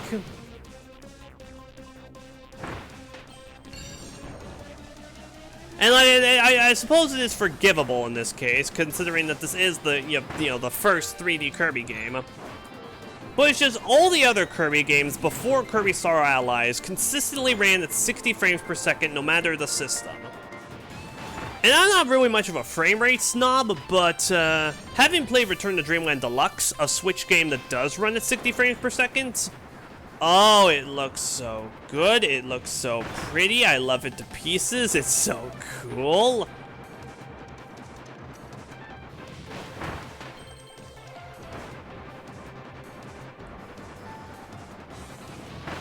But yeah, this game does still look pretty cool. And the 30 frames per second thing is somewhat forgivable, since, again, this is the first 3D Kirby game.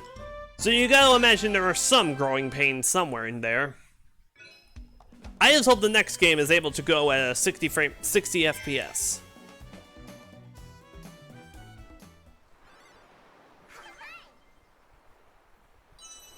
Six.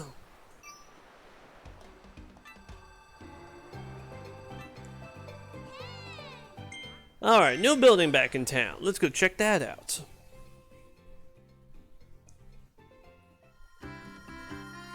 Oh yeah, we've unlocked our first sub-game. The 60 Wild Days you've saved work together to rebuild the Waddle Dee Cafe. How fancy. Wonder what's on the menu.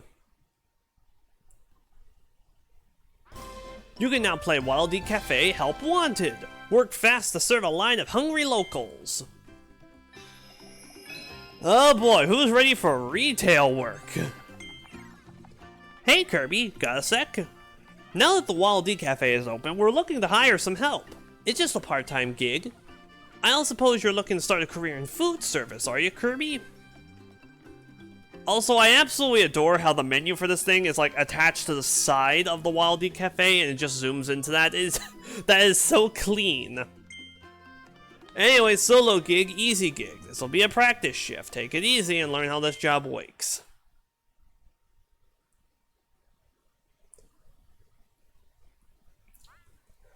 So check each customer's food order, then select the item they want. If the customer satisfaction level gets too low, it'll be game over. Try not to keep them waiting for too long. When the lunch rush hits, the speed will increase. Serve as many correct orders as you can to try to earn a high score. Oi!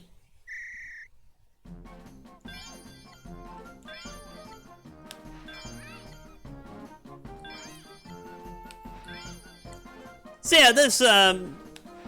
yeah, for 100%, you do need to complete all 3 of the difficulty levels for all the sub-games, I believe, including this one. So yeah, we are going to need to complete all 3 of them, so I think we're just going to get that out of the way now. Also, why are there so many of you? I don't think we even saved this many Waddle Dees. Lunch rush time!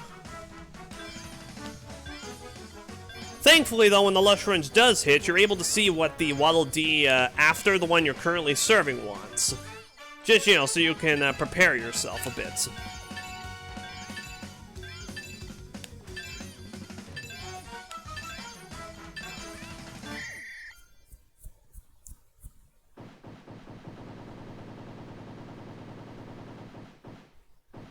Hell yeah, world record! Well, okay, probably not.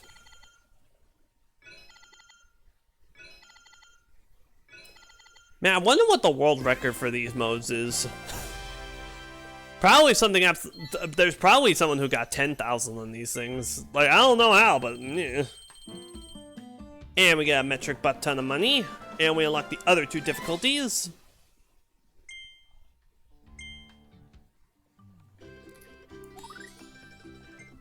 Hustle gig. This is a busier shift than the practice round. Serve as many orders as you can. So, okay, now that we have the Kirby card cake right here, so, if I understand it right, the Waddle Dee Cafe is actually based on the real-world Kirby Cafe, which is, you know, like a real cafe that sells various food items, dedicated to Kirby. I've never gone there myself, of course, since, you know, I don't live anywhere close to Japan. But I have seen footage of it, and it looks, oh, it looks so cute! Like, they have Wispy Woods in there as a prop. If you go there alone, you could get seated with a Waddle Dee who will keep you company, and that is just the cutest thing. If you visit on your birthday, they'll play a special rendition of Happy Birthday mixed with Green Greens, which is a very special song that's never been heard in any other capacity, including on the, like, official soundtrack releases for the various remixes that play in Kirby Cafe. And that's another point, in Kirby Cafe, they play a bunch of, like, jazz-styled remixes of various Kirby tunes, including some boss themes, like Zero Two's theme and Marx's theme, and even a medley of, like, Meta Knight's theme from Superstar, and also Galactonite's theme, and that is just... Oh, that is so funny. That's so dumb, but also so funny. But yeah, Kirby Cafe looks so cool. Oh, I want to go there, but I'll never get to go there. Oh, I'm sorry. Frenzy Gig. This is a super busy shift. Will you survive the lunch rush of doom? I'm gonna sing the Doom song now. Doom, doom, da, doom, doom, doom, doom, doom, doom, da, doom. This one. This one. This one. So yeah, now we have 4 items that we're going to need to juggle.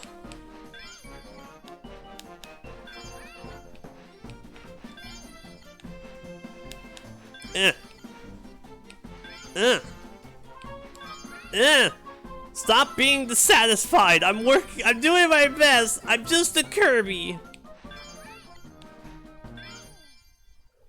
Nuts.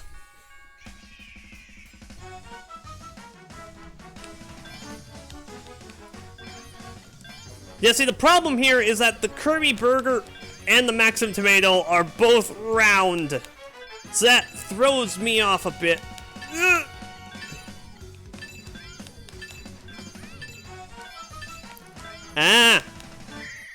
Whew. Oh god, we got so close there. 31? It feels like we've served 50.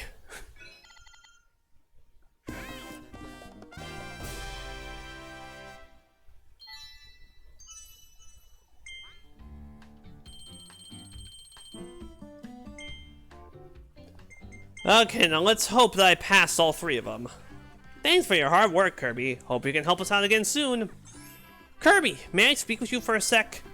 You've been helping us a lot lately. It's a tough gig, but you even handled the frenzy like a pro. So, we'd like for you to have this special figure, and our deepest thanks. Ready? Here it comes.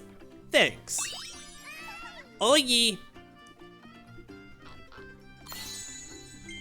Cafe staff Kirby. Kirby's taken on a side gig at the counter of the Waddle Dee Cafe. He's dressed like a Focus employee, but he's secretly fighting the urge to gobble up each dish himself. This may be his greatest struggle yet. Stay strong, Kirby.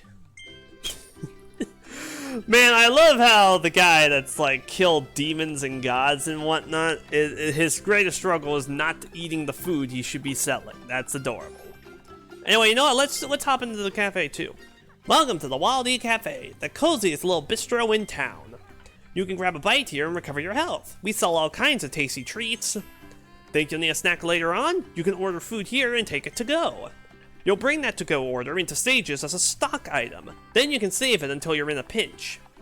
You can only carry one stock item at a time though. Just keep that in mind. So Kirby, what can I get you? So yeah, the options here are the Maxim Tomato and Energy Drink, as well as 2 food items from the Real World Kirby Cafe, the Kirby Burger and the Car Mouth Cake. This will, actually, I'm pretty sure the Car Mouth Cake was introduced in Forgotten Land, and was then made into a real food item for the Real Kirby Cafe. Which, you know, is frickin' awesome, that's so cool. So first and foremost, I'm gonna grab this, and put it into storage. Take it to go.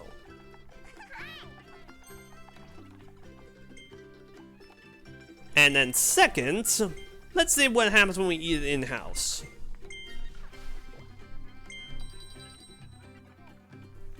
Eat it here.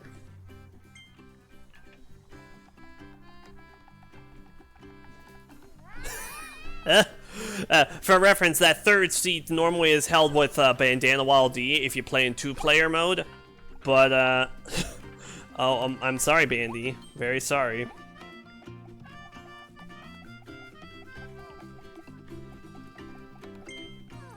Say, what do you think the Beast Pack wants with the Waddle Dees anyway? I had just gotten to know all of them when the pack arrived to start capturing everyone.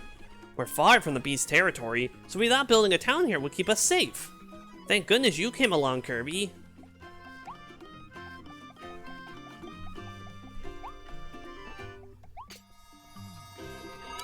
Also, you know, we have not found any other blueprints yet, and that worries me.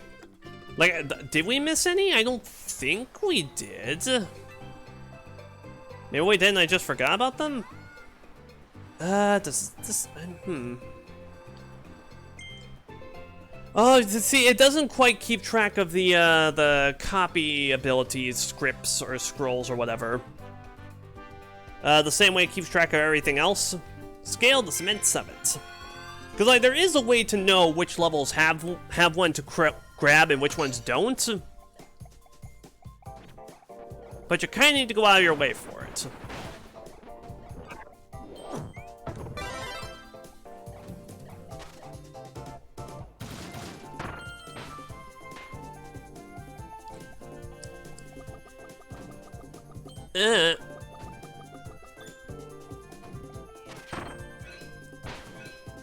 Okay, remove 3 wanted posters.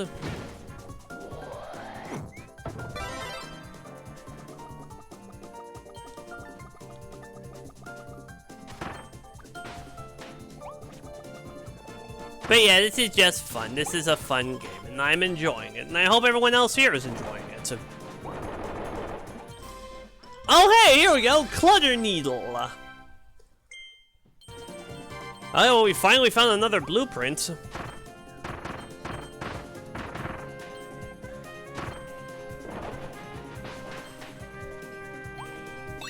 Oh, I hear that, poor little Waddle Dee, in distress and pain. But you know, I really wished I could stream this game blind. Like I said, I bought this game day 1 digitally and waited till midnight for it to download, and it was so much fun playing it for the first time.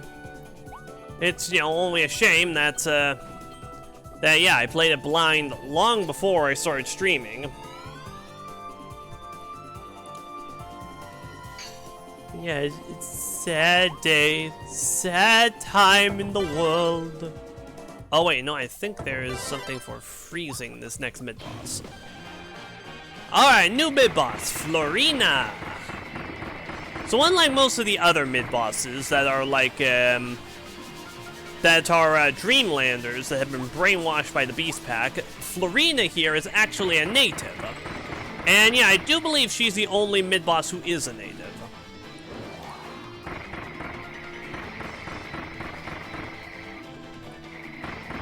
Oh my god, stay still.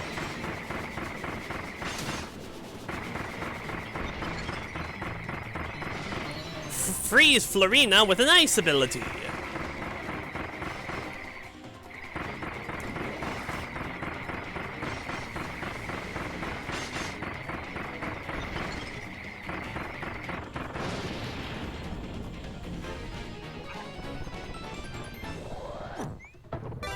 Tornado!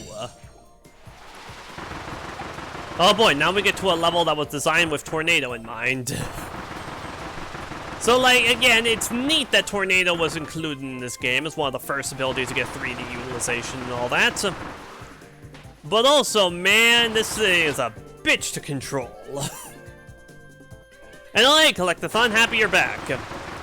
Let's see. I don't think you missed much. Oh, we did do the Wallaby Cafe minigame. And, we managed to make it to the second world, the, like, beach world, oh, Everbay Coast, that's what it's called. And yeah, now we're just, tearing through this world with a tornado. And this is pretty cool, although again, this is Tornado, so of course it's kind of a beach to actually maneuver around with.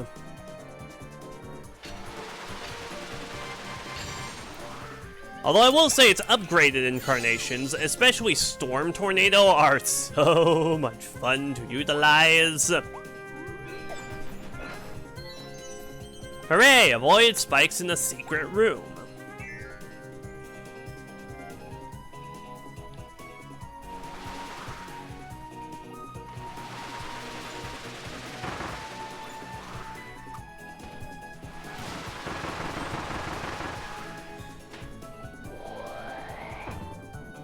Oh, and then we got this bit, Archmouth.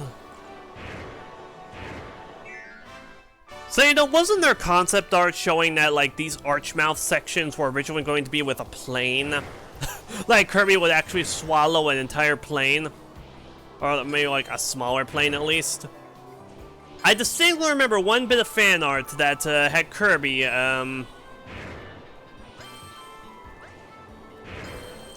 yeah, had Kirby doing mouthful mode on a plane, and like the propellers were like inside of him, like not like out of his mouth, but like inside of him, and that would have been so uncomfortable. Like, I'm so happy that didn't make it. That didn't make it.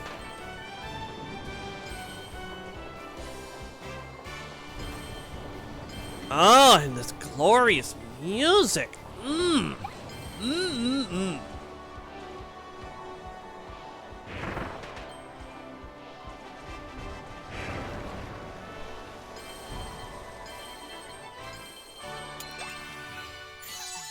Alright, that's all the hidden Waldies.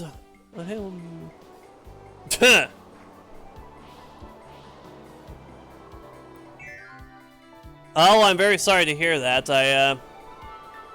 I should probably check my stream settings after this one, cause yeah,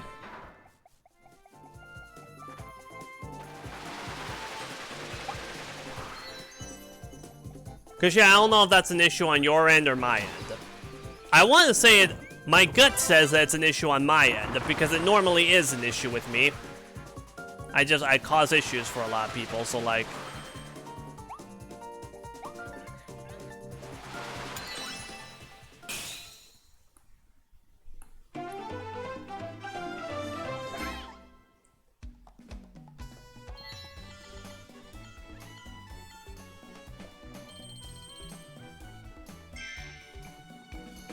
Alright, what we got?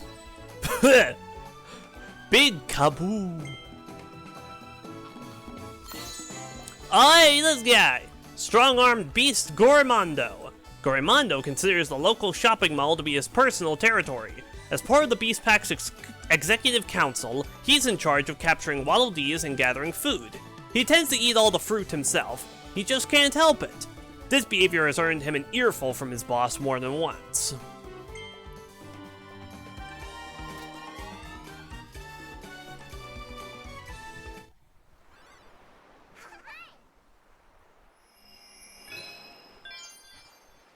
Fast-flowing waterworks. I also like how I mentioned, like, the Beast Pack having an executive council. Because, I don't know, that just seems a lot more proper, considering what they are.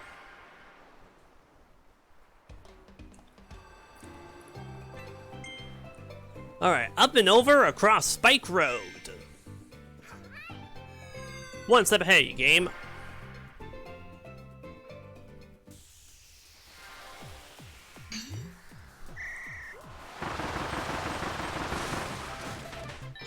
But yeah, it is so fun. Using Tornado in this game is a lot of fun. It can be hard to control, but if you can get good at it and just sweep away an entire flash mob of foes in just like half a second, and then if you like stop the tornado slightly early, you can actually like get them to spin around and slam into other enemies.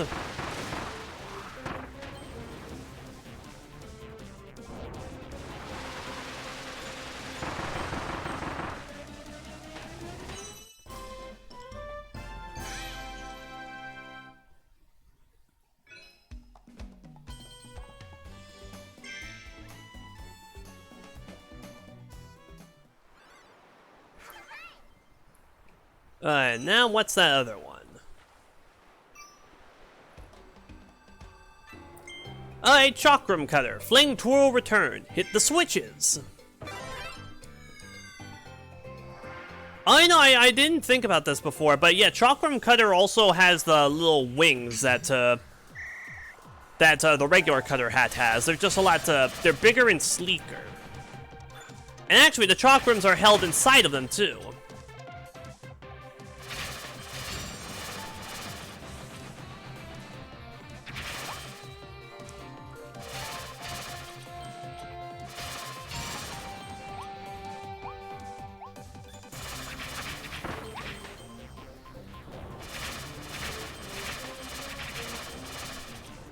Okay, you know, nice and bunched together.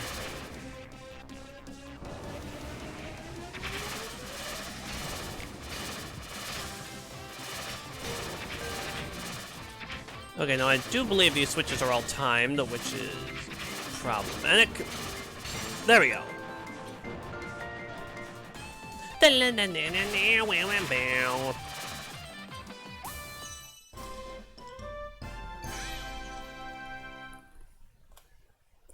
Oh, wow. We still beat the target time by like 6 seconds.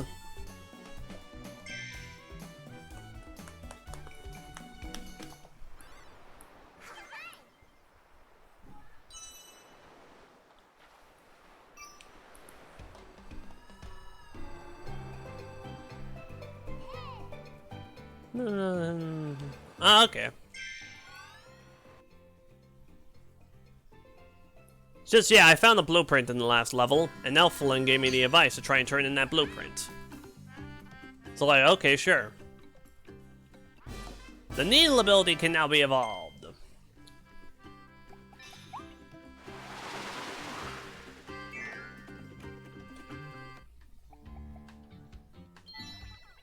Oh hey, yeah, now we got Crash, and Drill, and Sleep. Yeah, so it looks like that's every copy ability accounted for. So it's a bit unfortunate that there's only 12 of them in this game, especially after Star Allies had like 25 of them. But it's okay, the evolution does help to keep things interesting. And also, I feel like this was a necessary evil. Because, like, you know, having 25 abilities in the first 3D Kirby game was probably just asking for a disaster. It is probably good that they sort of narrowed the scope a bit. You only select a small handful of abilities and put all the development focus around them.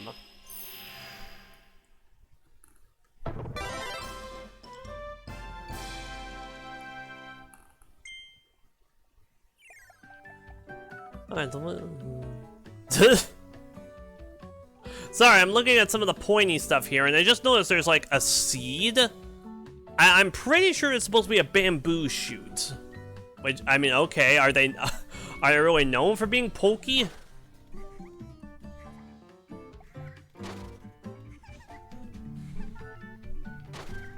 Also, Elfwin is laughing every time we poke her. Or him.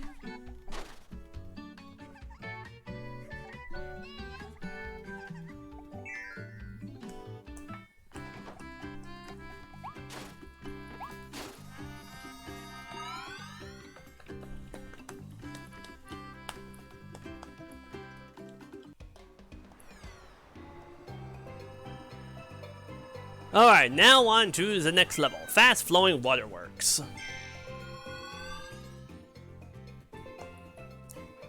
Now, if I remember right, so this is where we can get the chain bomb blueprint, right? I think so.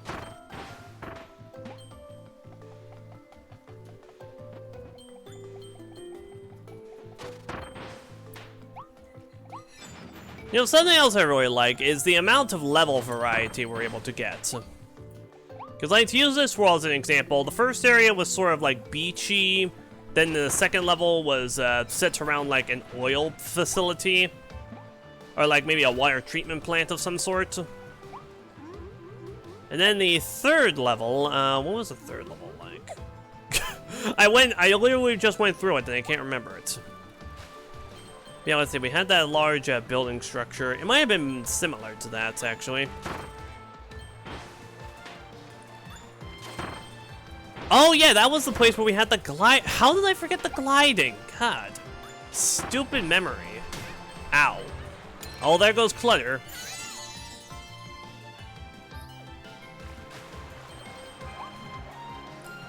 Yeah, okay, I did a bad job of explaining that there, but like... Believe me, other people agree that a lot of the levels have some good variety in them and helps make them memorable. It helps them to stand out.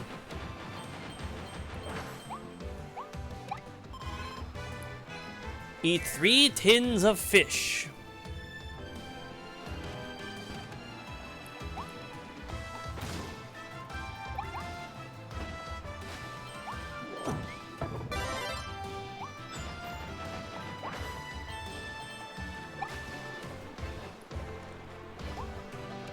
Now up. Ah, shoot, this one. Alright, so this one actually can be kind of a bleak if you're not careful. So yeah, there is a mission centered around this area, wherein you need to kill all of these enemies. Oh boy. Oh man. How did I save myself? Okay, okay. Go here. You need to kill all the enemies without falling into the water. Holy hell I did. And we get Chain Bomb. Hell yeah.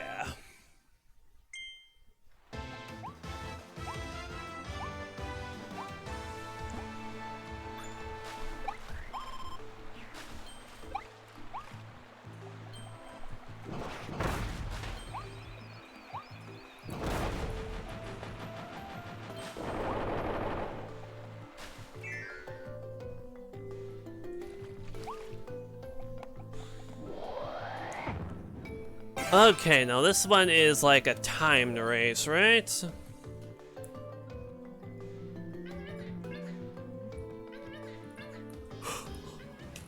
Alright, so it's, yeah, center, to the left. So yeah, right, left, center. Boom, boom, boom, boom, boom, boom, boom.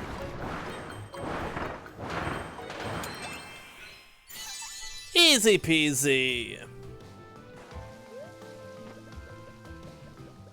But I wanna leave with it. I wanna leave with it. Oh, okay, fine. Goodbye, Ringly. Ringly the Ring. You will always be remembered. Wait, what were we doing?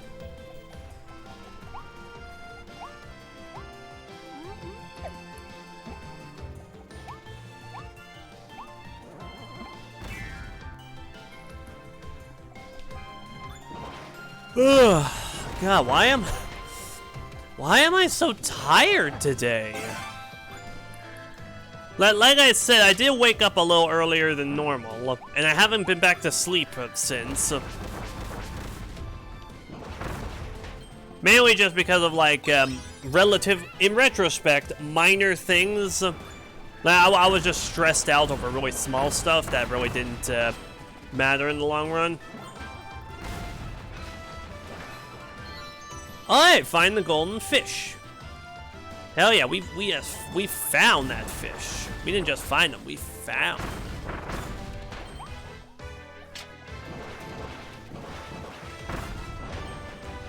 Also, it looks like we'll need ice.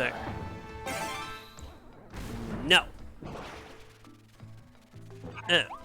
Get rid of the boom.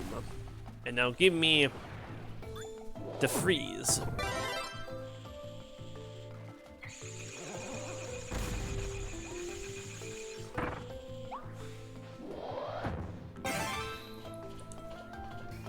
Boo, boo, boo.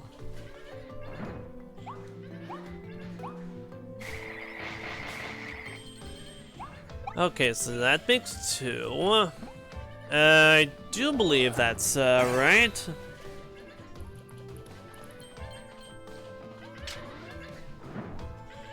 Okay, now we'll need 2 stairs.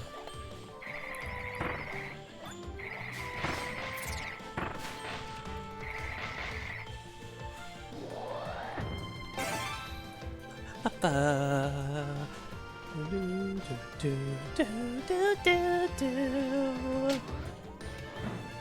know, one of the great things about having a new Kirby game whose soundtrack is basically nothing but originals is a bunch of the stuff is going to get remixed in later Kirby games, and I can't wait to see what does.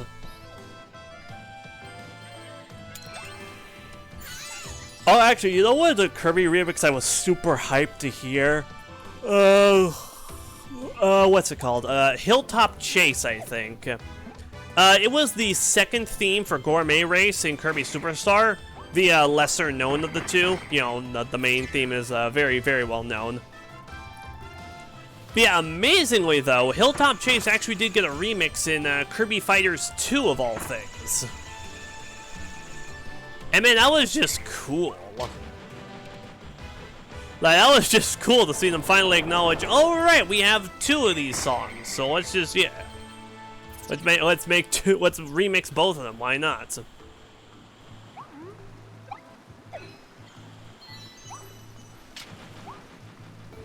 I also feel like a big reason they did that in the first place is because Fountain of Dreams was a stage in that game, and following Smash Bros. Tradition, they decided to make Gourmet Race its theme.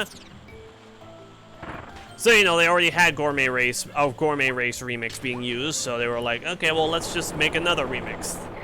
Which is use the other theme for our remixing.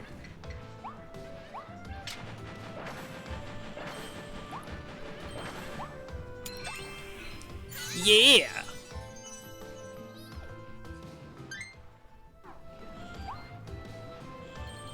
Whee!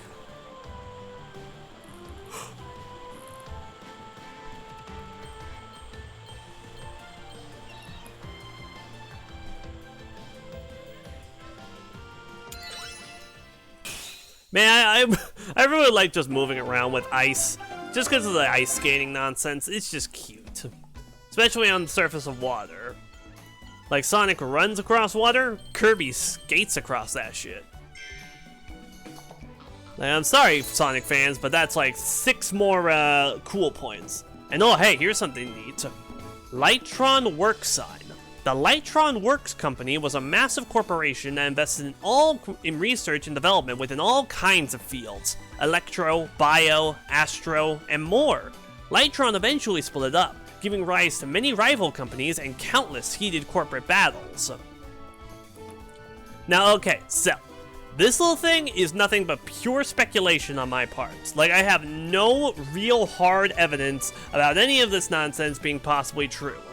However, I do think it's interesting to see that Lightron Works Company sounds extremely similar to Haltman Works Company.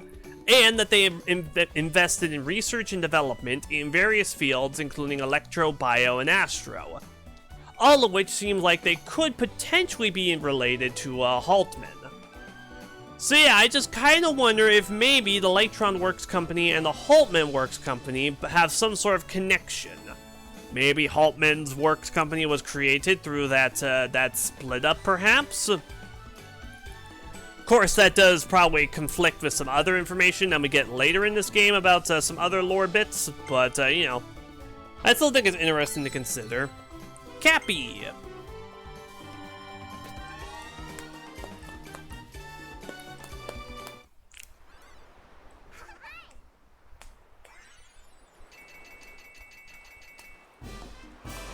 Alright, we saved them all. Except for Jermaine. But, like, he doesn't count. He never counts. Destroy! The tropical terror. Right on!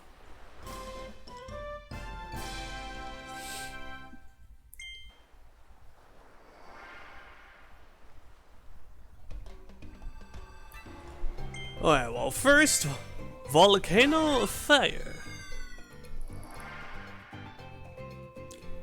Oh, you know, actually, I think I just realized, I believe, that after you beat each boss, you also get a, like a blueprint for a new evolved ability. Yeah, I think that's a thing. Pretty sure.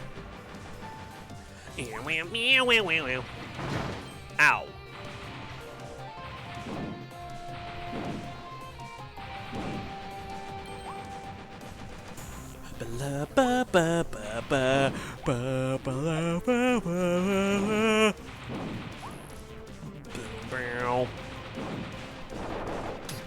Ow.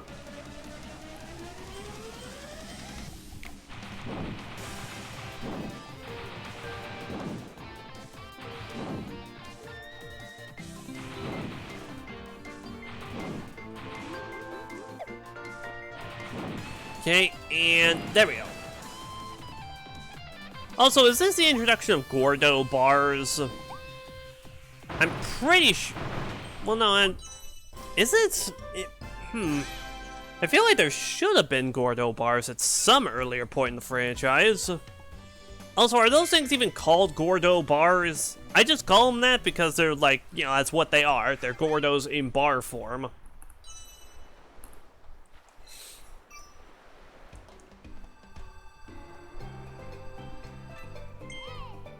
Alright, next, the Tropical Terror. Ooh, spooky, spooky, spooky. Yawning during that did not help the spookiness factor. Hey, grab that. Okay, needle, cutter, or fire. Yeah, let's go fire this time.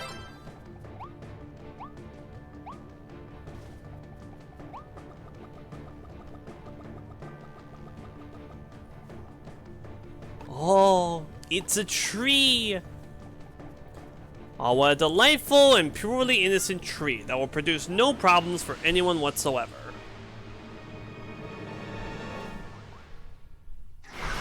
Unfriendly fronds! Tropic woods!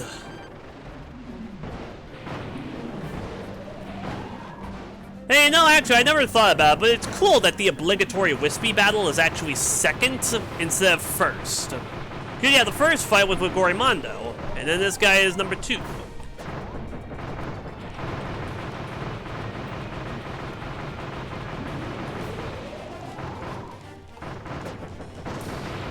And yeah, unfortunately, this does not contain a cool Easter egg like Kirby Star Allies' battle did, where you can like roast the guy and just absolutely demolish him in a few seconds.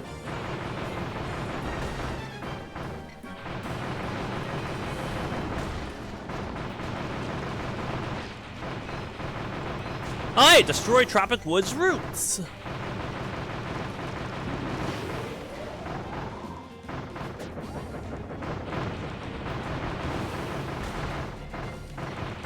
Okay, almost.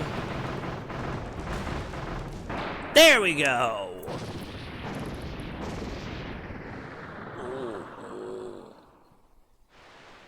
Also, what's also funny is that this guy actually isn't a part of the Beast Pack. He's just kind of hanging out here. And we were like, okay, well, let's just punch him in the face. Aw, hell yeah, Noble Ranger.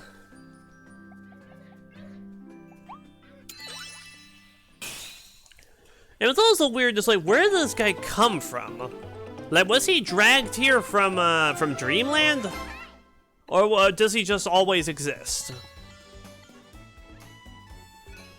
Oh, clear without using a copy bill. Okay. The other one is also for clearing it without, Yeah, as far as I'm aware, the bosses always have the same pattern regarding their emissions. One is to do something specific with the boss, like destroying Tropic Wood's roots or going through Goromondo's legs.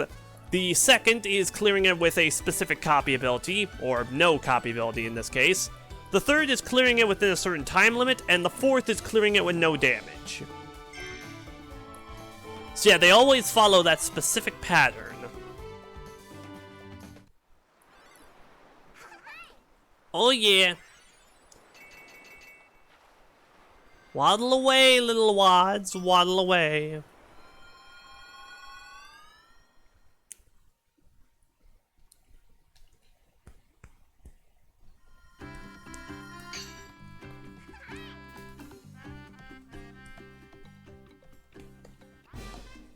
Alright, Bomb can be evolved.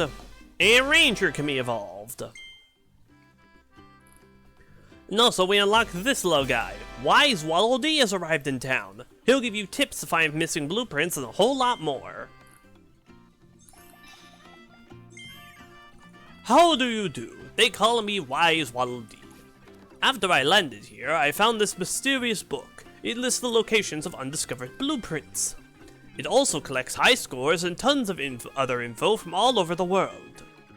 If you'd like to know more, I'd be happy to share. Unfortunately, we can't learn more because we do not have a, You haven't missed any blueprints thus far. If I read about a new blueprint's location, I'll help you find it. So yeah, if you miss blueprints, you can talk to Wise Waddle Dee and he'll point you in the direction of where they are. So yeah, if we miss any, then, we can just talk to him. He also provides various other tidbits of advice, and if you have a Nintendo Switch Online, like a Nintendo Switch Online account, you can hook up online and see your stats, and see the entire world's gameplay stats. Like how many enemies every player has collectively inhaled, and stuff like that. I might switch over to my main profile at the end of this, and just look over some of that info. Because I would like to see how many Awoofies we've all killed, collectively. Like, I really hope it's somewhere in the billions, if not trillions, because that means that lots of people have been playing this game, like, a lot. And, that means that Kirby is very, very popular, and I feel validated when Kirby is popular. And when he's not popular, I want to cry. Like this. And that was a very annoying way of crying, so, like, yeah, nobody wants that.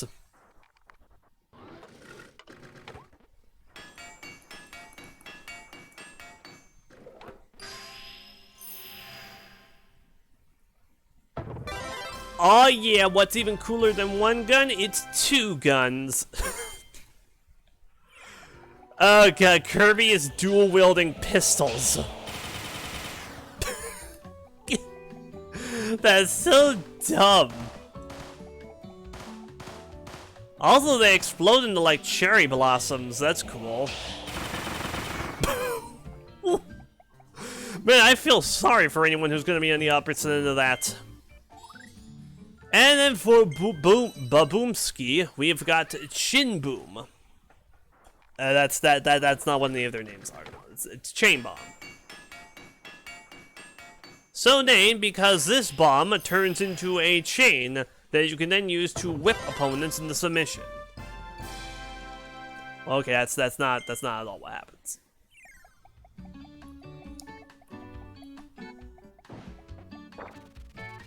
So yeah, let's see.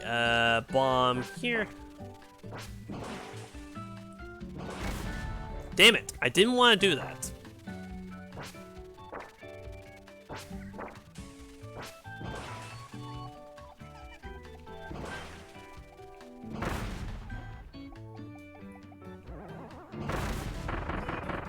But yeah, okay, you get the basic gist. You can link the bombs up together, which in turn will produce an even more powerful explosion. That being said, though, for as neat as this one is, I always feel like I don't properly use it correctly. Because I normally just fling the bombs all around like this. And I mean, like, that kinda seems to work, you know, a little bit.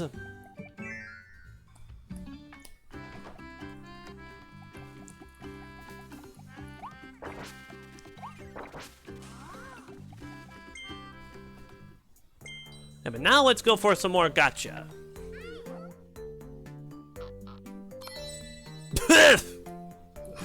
Oh man, my favorite Kirby item, the tangerines. Man, I spent 10 star coins on that. Okay, duplicate, nice. I'm so happy about that. I'm so happy to be getting duplicates so early in the adventure. Well, why is there a figurine for the fucking arrow signs? Ah, it's so goofy, I love it. Blade Knight. Okay, well that one was pretty neat. Melon. Okay, so I got 5 of them. One was Blade Knight, that was cool. And then 2 more were fruits, one was the arrow sign, and the last was a repeat. so, man, imagine if like a star coin is worth like $1. I spent $10 for each of those turns. So yeah, like $10 for a goddamn tangerine figure. Imagine that. Although really, I would imagine star coins would be more equivalent to like cents. So like maybe like a quarter.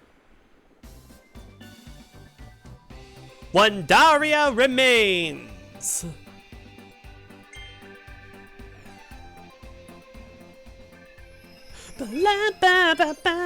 Welcome to Wondaria!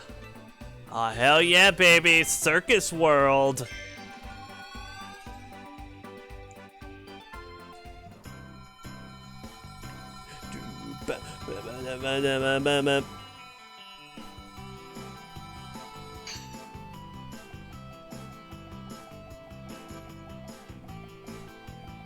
Oh man, you know, actually, thinking about it, I think this might be my favorite world in the entire game. Like, it's just so neat.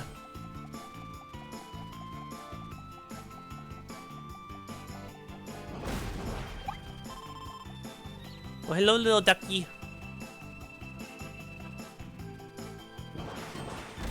But yeah, it's just, it has some of my favorite level themes, I guess. Uh-oh. No, it's okay. It's okay, little duck. Let's see, there's one more of you. Where are you?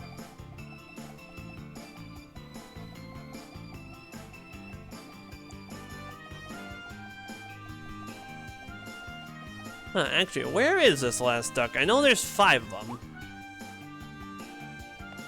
Oh, they jump on the ledges, too. That's so cute.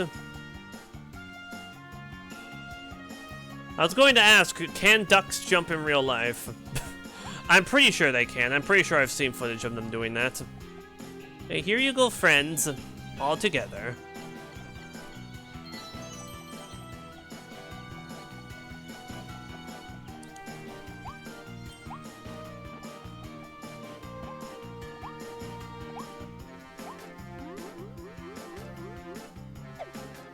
Let's see, we also need to get on top of this.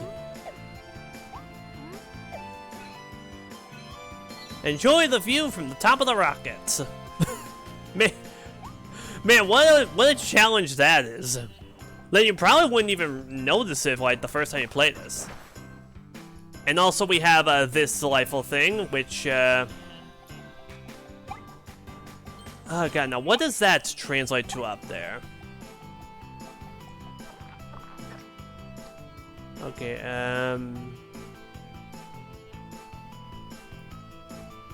because yeah, I do know that text up at the top actually can be translated. Because remember, all those symbols correspond to different, like, English letters. And I do know that it actually says, like a have a good day, or like a welcome to the park or something like that. So, just something that makes sense in that context. And I'm very sad that I can't remember what it is.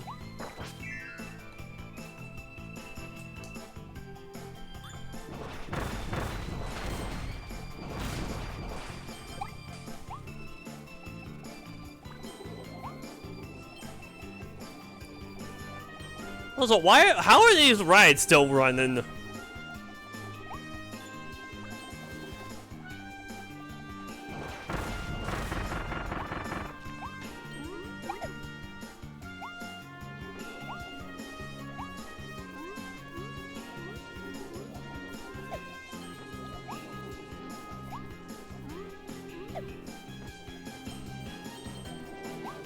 You know, actually, listening to this song, it sounds, some of these synths actually do sound kind of familiar. Like, I'm pretty sure that a few of these were actually used in Kirby Star Allies, specifically in the level Nature's Navel. Because yeah, they are producing, it does sound like it's producing a slightly similar sound in some cases. Oh god, it's Jimmy D.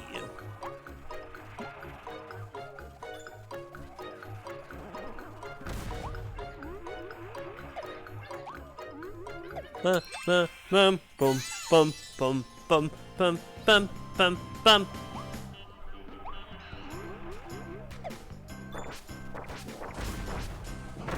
Okay, and then we got this dork in my stomach. So actually, here's another interesting fact.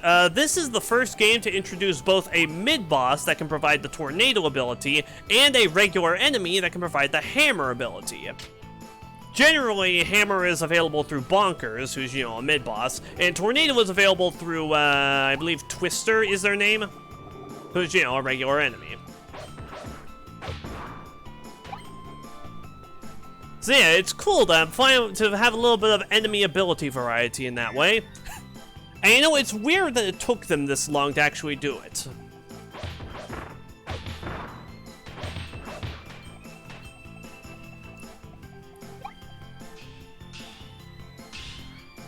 Cause like Tornado and Hammer have been around since the very beginning, so you would imagine that they would have eventually made like mid-bosses and enemies for them.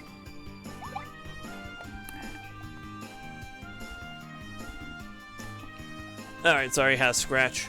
Alright, now Coaster Mouth.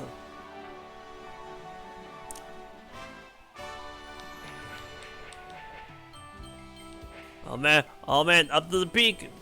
Lift your arms up. Yee-hoo!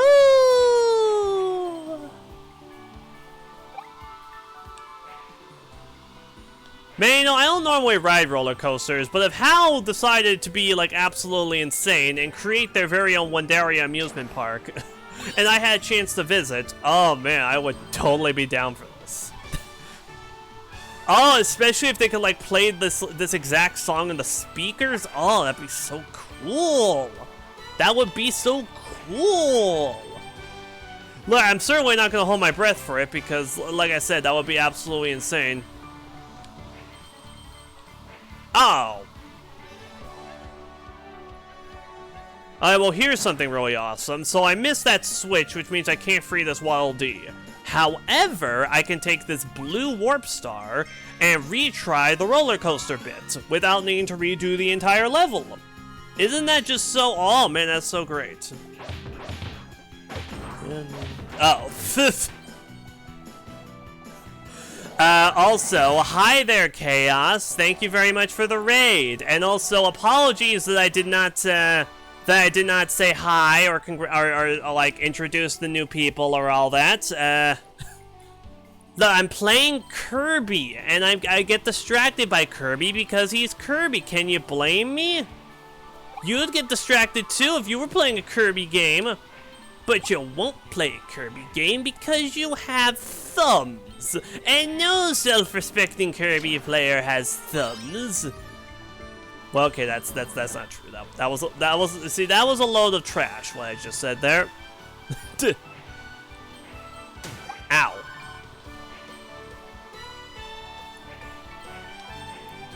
Okay, now let's try and hit this button switch. It's...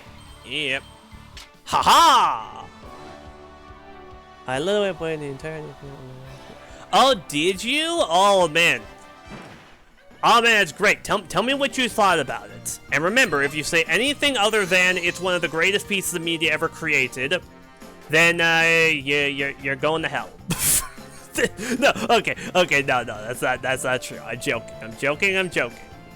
Well, partially. Okay, no, I'm joking.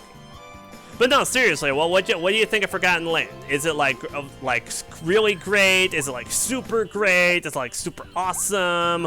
Is it like really awesome? Is it like super great and awesome? Like maximum gratitude? I first tried the boss also on stream, the final boss, but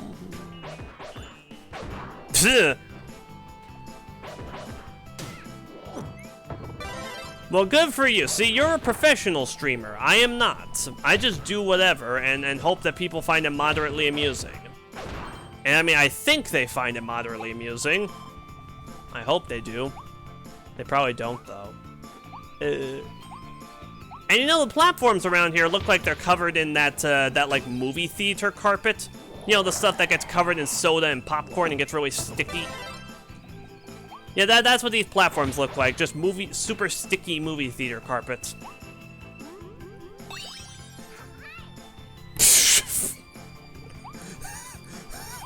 Did you just call Fectoelphalus hot? Cause, I mean, I'm not gonna judge you for that. Out loud. No, okay, that's... I mean, okay, that's... I've never heard anyone call him that, so... Congrats on being a trailblazer in that regard, I guess. But, I mean, I guess I can see where you're coming from. Yeah, it doesn't work for me, but I guess you can see where you would get that idea. Alright, suck the pipe. Yeah, water inflation. Oh, DeviantArt, you're gonna have a fun time with this one.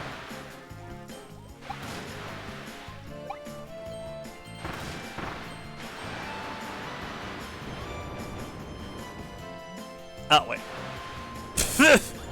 There was like one tiny little clumplet of goo keeping that platform on the floor. Apparently the stuff is super dense.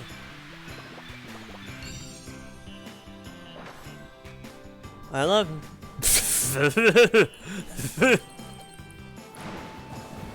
I mean, that's what I was doing. I was going towards a pipe and I was sucking on it to get the water in my mouth. And what's especially neat is we can use this to destroy these park attractions. Also, man, you know, I'm looking in the background. There's so much detail. You know, just so many little buildings and props and like rails and junk, all of which you literally cannot interact with, and I'm pretty sure never like amounts to anything. But oh, I want to visit it all, man. I want to see what it's all about.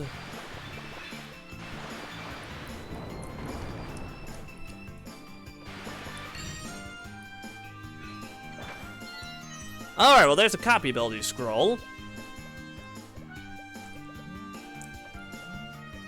Also, man, Wandaria's theme is so good. You know, all the Wandaria songs are awesome, actually.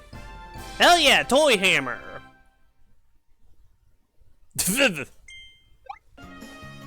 I mean, yeah, we're assuming it's water. It looks like water and it acts like water. I would certainly hope it's no other fluid. But yeah, well, let's see.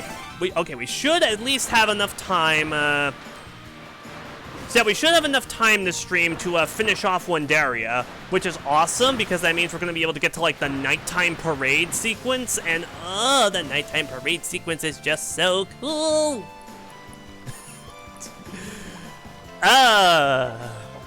This game is so cool, this game is so fun.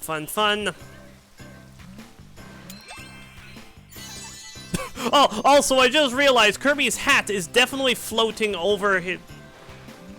Well, okay, it's not floating over him quite, but, the physics on it are a little bit wacky.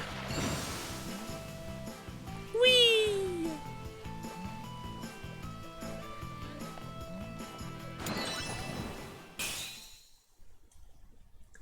I don't need to hit him. Oh, okay, Chaos. That's alright. Thanks for stopping by. And if there's anyone else here who was from Chaos' stream, sorry I did not thank you properly, but, you know, thank you very much. Thank you. You are all very, very cool. You're more cool than a bag of 4 grapes. And I know some pretty cool bags of 4 grapes. Shotzo. Captured Waddle Dee. One of the Waddle Dees being held captive by the fearsome beast pack. There are so many out there waiting to be saved. You can almost hear them calling for help. Wah wah, wah wah. Let me out, let me out. Wait, do you hear that too? One of them must be nearby. Also, I did my one picture of each color in the onion neck challenge in case you... Oh, okay. All right, well, I'll need to go back and watch that, because I like to look at things with my eyes, and I want to see how that turned out. Like, was it good, or was it, you know, the other thing?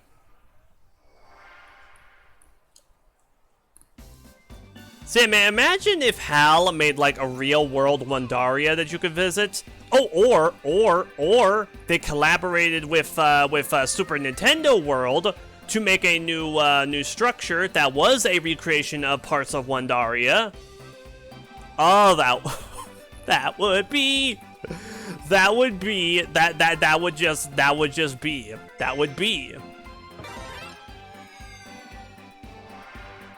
Quagmire Claws defeated, Garden of Hope done. Oh!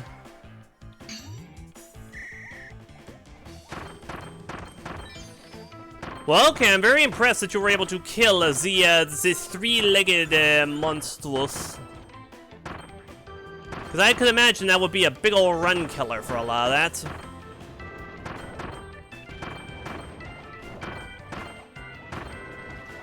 Yeah, poke. Oh, damn it! Damn it! Ow.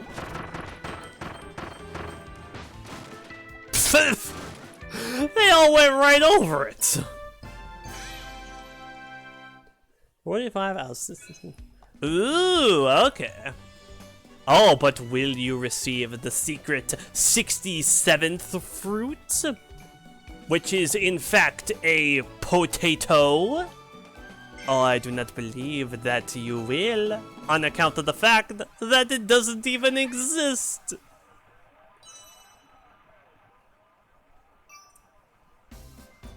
Also, what is...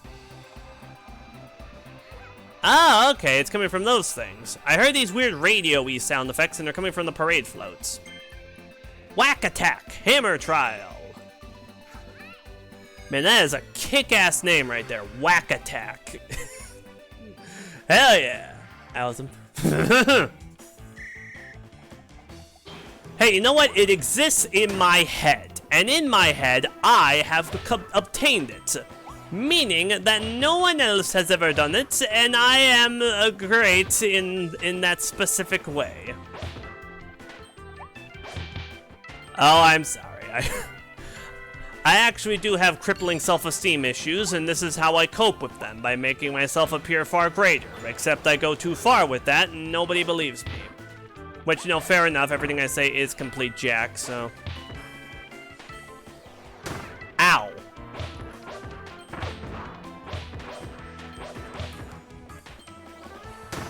Ow. Hammer, hammer.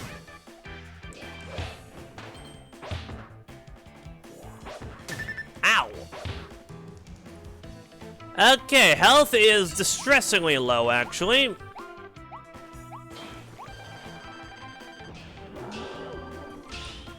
Ow.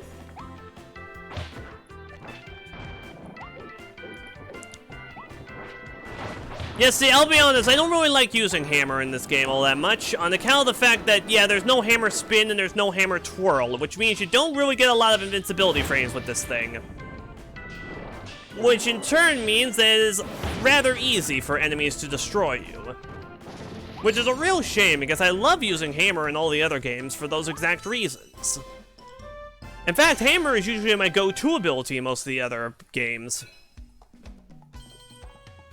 That said, Sword is a very nice replacement for that. Yeah, see, with Sword, you combine that with the dodge roll, get really good at that. You can just jump and flip out of the way of attacks, and then lean in for like a few quick slashes, or like a sword spin. Circuit Speedway.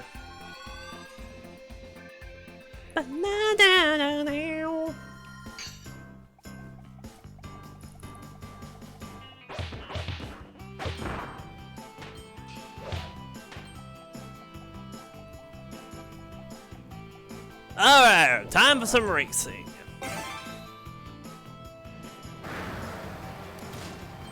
So let's see. Oh yeah, 25 seconds, okay. Now these races, these things can be kind of a beach. Like, you need to be fast to get the best rewards. Like, really damn fast and really damn good at maintaining the fastosity. And actually, yeah, this one is the harder one, because there's one other one that's a little later, and that one gives you access to, hell yeah! Hell yeah, screw you, you stupid race. Because yeah, see, there's another one you gotta do later on, and that one has a handful of shortcuts as well.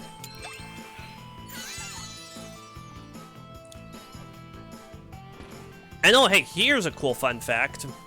So, you can't see it because of how zoomed out this camera is, and we can't take it any closer. But, this billboard actually does have, the Forgotten Land text scrawled all over it. And it does seem to be some sort of a guidepost to, showcase various areas. Now, I don't know what any of this means. I don't know if anyone's actually translated this out.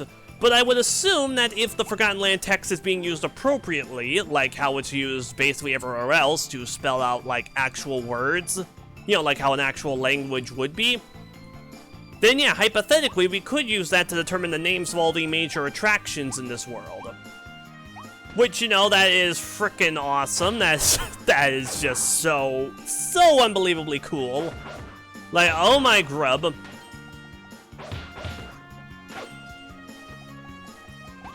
Yeah.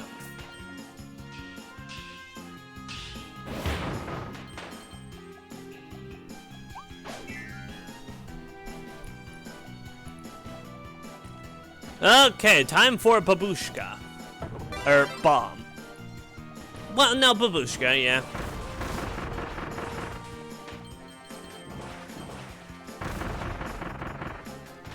So yeah, as difficult as it can be to chain these bombs together, I do find that just spamming it, I tend to get a couple of chains going just on accident. And man, we are getting so many capsules. Oh yeah, so for reference, the only capsules we're able to grab right now are the ones that are part of Volume 1, which only consists of characters, enemies, and objects found in the first world, Natural Plains. After we beat the boss of Wandaria, Claraline, we should be able to, yeah, that will unlock Volume 2 for us, which will contain everything from Everbay Coast and Wandaria.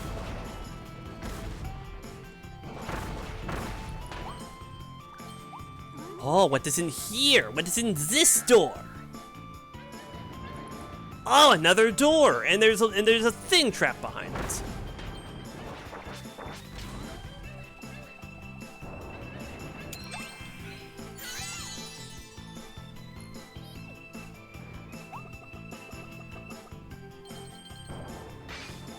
Oh, hell yeah!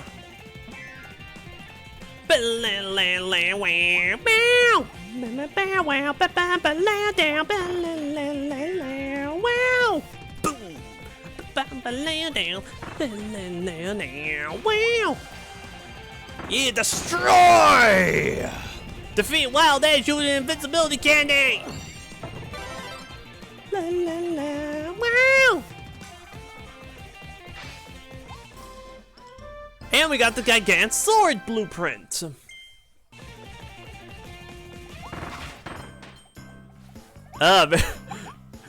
If you played this game, you know exactly why, but the invincibility theme in this game is probably my favorite in the series. It is so ludicrously hype.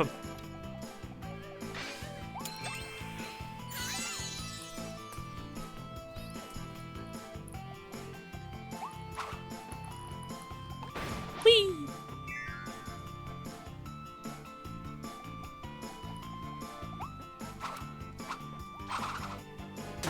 Ow. Alright, fine then. I guess I won't kill you. Except not really, I'll just run you over instead. It just vanished. I didn't even see it like it crushed or got knocked away. It just poofed out of existence.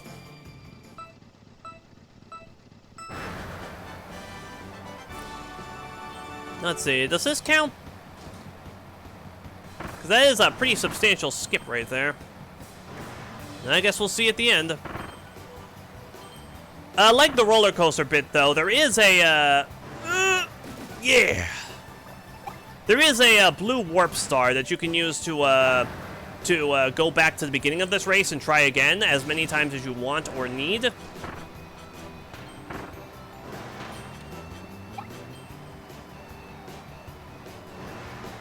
Yeah, I'm pretty sure I can't touch these things in the car form. I know you can destroy them with water balloon mouth. Hell yeah! So yeah, like I said, that one has shortcuts, so... You know, expectations are a bit more balanced, I think. Boost through the cowboy shortcuts.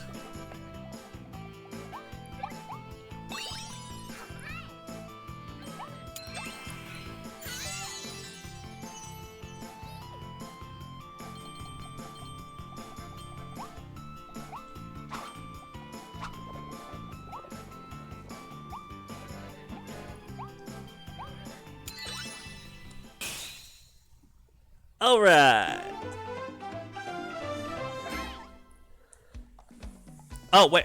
Oh, I missed one? Where did I miss one? Oh. Okay, well, I think now I properly remember what was so annoying about that first race. Cool. Cutter! Swish! Sling that sharp-edged boomerang. Use it to grab far-off items. Hold the button down to freeze it in midair and charge it up. That will make it extra powerful. Swish!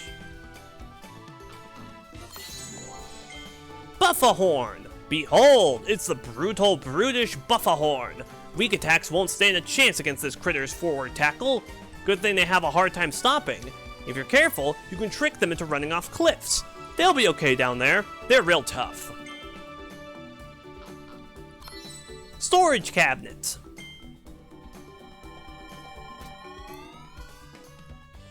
Oh, I'm sorry. Getting too into it there.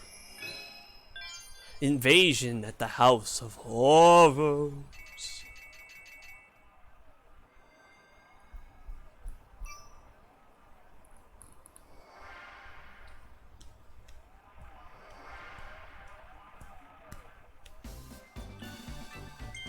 Alright, line them up, toss and return. Cut it time!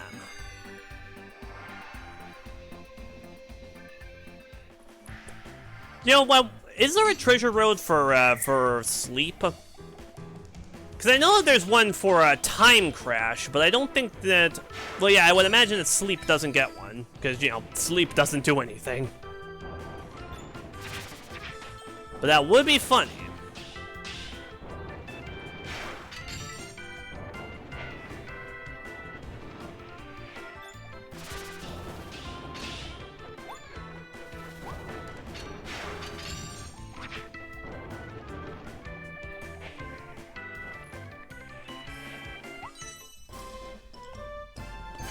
Alright, that was under 30 seconds, so...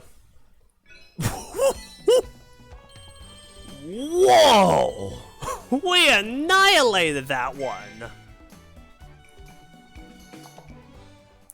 Okay, you want to just give that to me? Then sure, I'll take the extra cash. Running as much as possible when we pump it into gotcha at the end. Burn over the belts! Conveyor dash! What if I don't want to burn over a belt? What if I want to burn under a belt? Like, I think this should. I think they should have been able to appeal to the people that like to burn things under belts.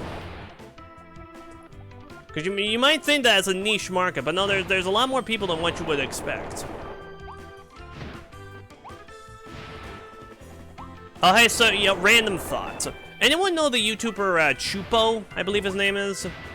As far as I can tell, he's sort of a new deal. But yeah, he makes a lot of videos regarding just weird lore in really weird places. Like, somewhat recently, he made a video about the goldfish crackers. You know, like the little goldfish snack crackers, the snack that smiles back, those things.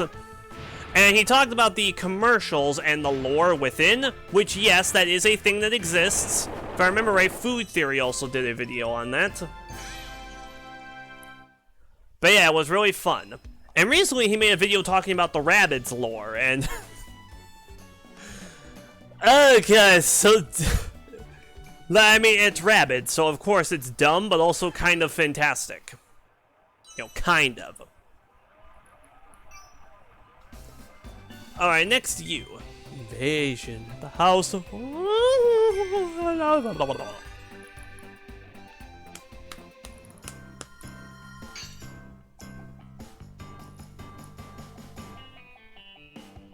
Oh man, the spirally tunnel is so cool.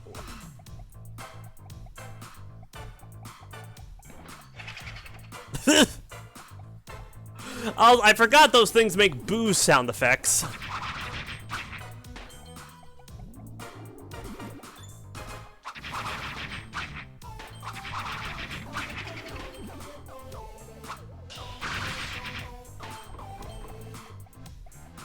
And man, I forgot how goddamn jazzy this song is. Like,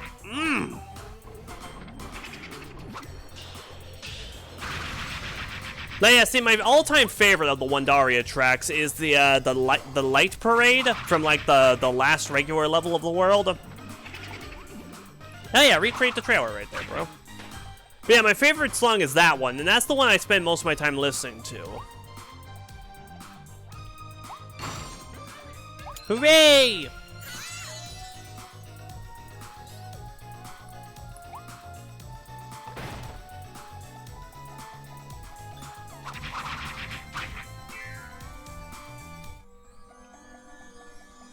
And now, light bulb mouth. So yeah, we can hold down to light things up, and we can rapid mash to give people seizures.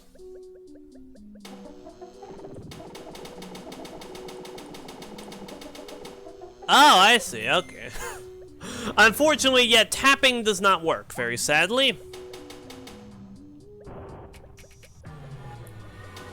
Yeah, apparently it loses more energy than it gains, or well, it loses energy faster than it gains. It's... Eee!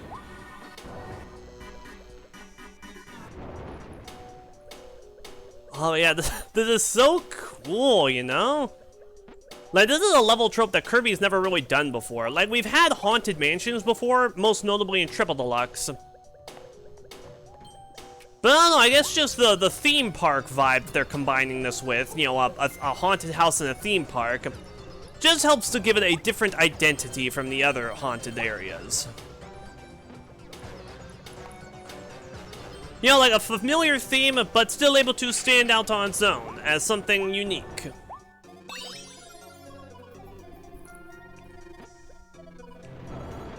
Oh, hey, you know what? I saw this one video in my recommendeds of this like 6-hour massive Kirby retrospective.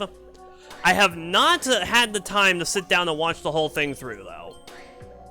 I'm probably gonna make time for that after the stream actually. Because I want to see with my eyes and my ears. Because, you know, you can see with your ears sometimes. I want to see how that turns out. Till it gets to the freaking part where we want to say that any one game is bad. How dare they try to say that any game in the series could possibly be less than okay? Who do they think they are? Well, okay, I'm being sarcastic about that, mind you. Like, I personally don't think the Kirby series has had a game that's ranked less than okay. But I also am very aware that there probably is other people who do consider some games like a Team Kirby Clash or Blowout Blast or whatever as actually bad. And I will respect their opinions. I will respect their opinions and their onions. Also, I just want to appreciate the little, like, running cycle Kirby's got when this thing in his mouth.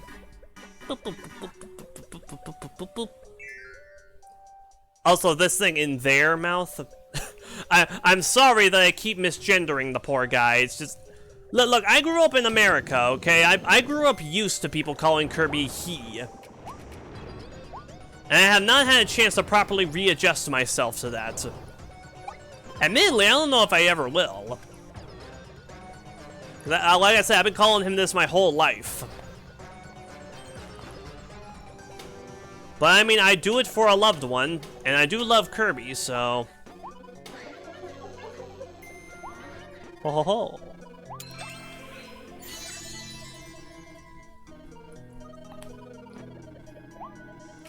Also, this song is pretty cool, how just, like, subdued it is.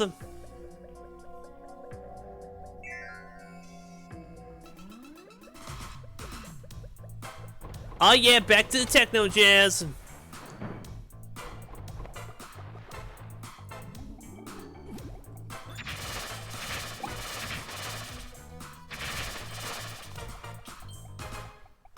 Let's see, actually, is there anything? There will appear to be nothing. Bow, bow, bow, bow, wow, bow, wow, wow.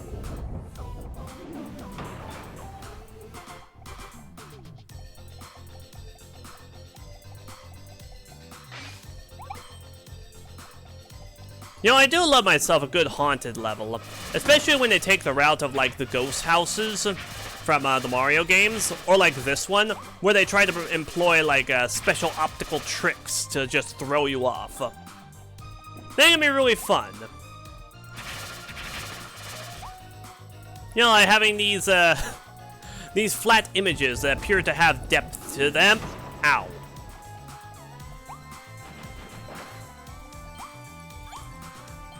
Uh-oh. I'll just take that. Crash!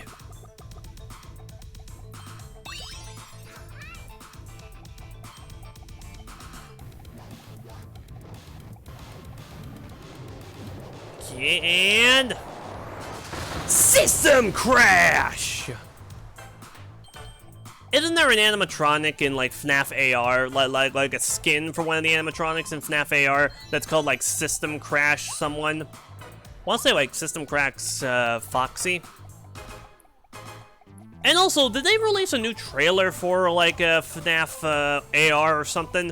Because I know the game has been largely dead for a while. I tried to play it myself since it is free, and my phone was not having any of it. And hey, now we got Time Crash. That's cool. now we can make a JoJo joke if we want to. Only problem being, I have not seen JoJo's Bizarre Adventure, so I wouldn't know what joke to make. Also, hell yeah, mix it up. What are we gonna get? Okay, that's not the best, but it's not the worst.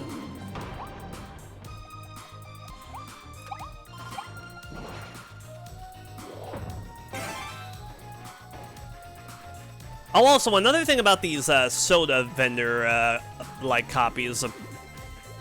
You actually only have a limited amount of soda that you can hurl around. That being said, though, you can find and collect soda can items to fill you back up.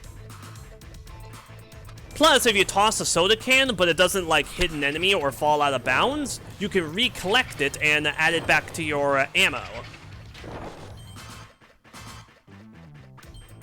And yeah, there is a thing for blowing up all these aliens. Man, these things sound exactly like boos. Like, did they just use, like, the same boo sound effect from the Mario series? Because, like, Kirby is a Nintendo franchise, so I imagine there wouldn't be much of an issue with that. Like, it wouldn't be much of a, like a copyright problem or what have you.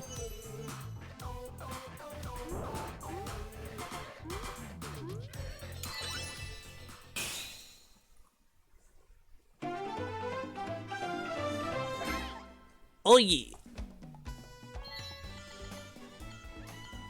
Also, we missed one.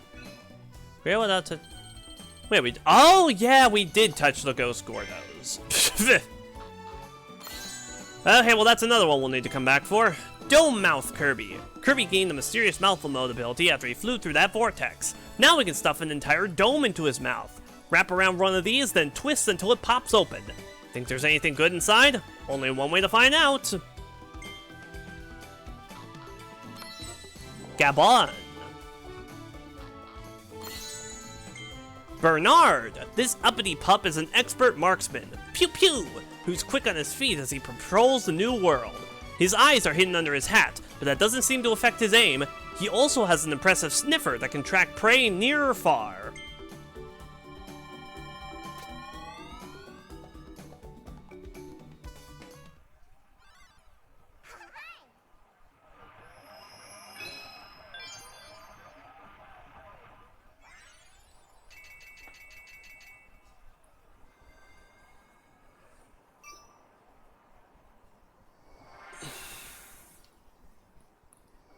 Okay, 2 more treasure roads.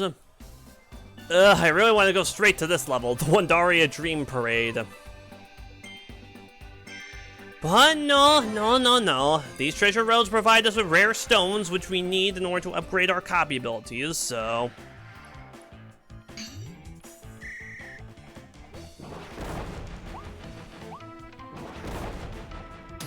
Ow.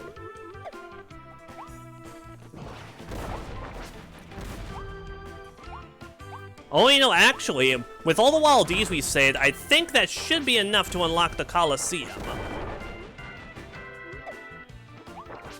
So yeah, I'm thinking, yeah, what we're gonna try and do is, finish off Wandaria, then we'll head back to Wild D Town, and hopefully the Colosseum will be open, which means that we can, partake in the first of the boss rushes.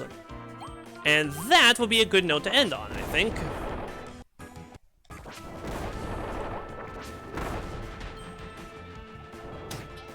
Ow.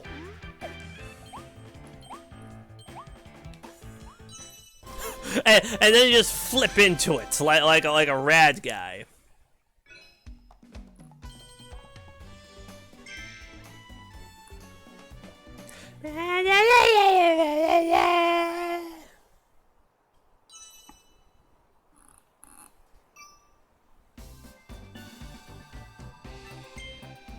Flash wisely, rope cutting quiz.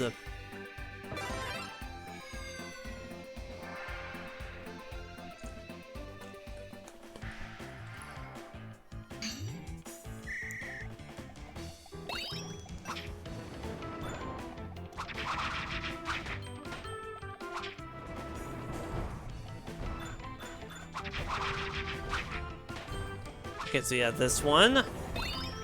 So I need to pay attention to les bottles. Oh, wait.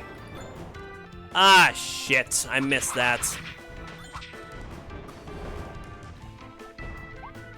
Okay, well, I'm curious what happens now that I missed that one. Oh, wait, no, actually. Yeah, try again.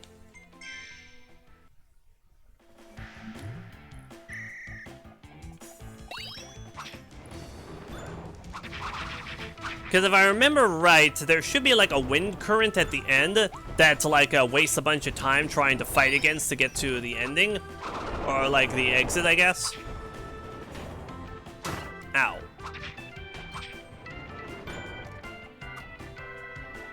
But yeah, if you collect all of these things, you can build yourself a shortcut. Or like activate a teleporter. That makes the job a bit easier.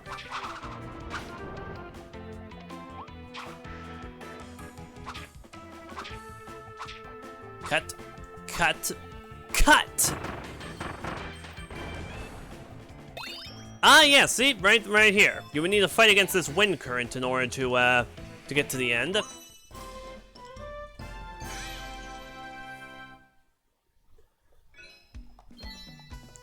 Ba, ba, la, ba, ba, ba, ba.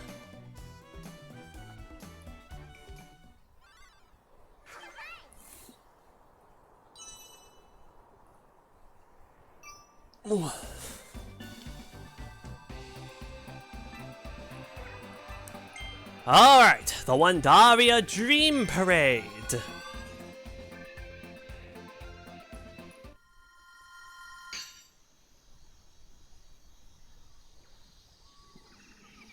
Nice and quiet atmospheric sounds.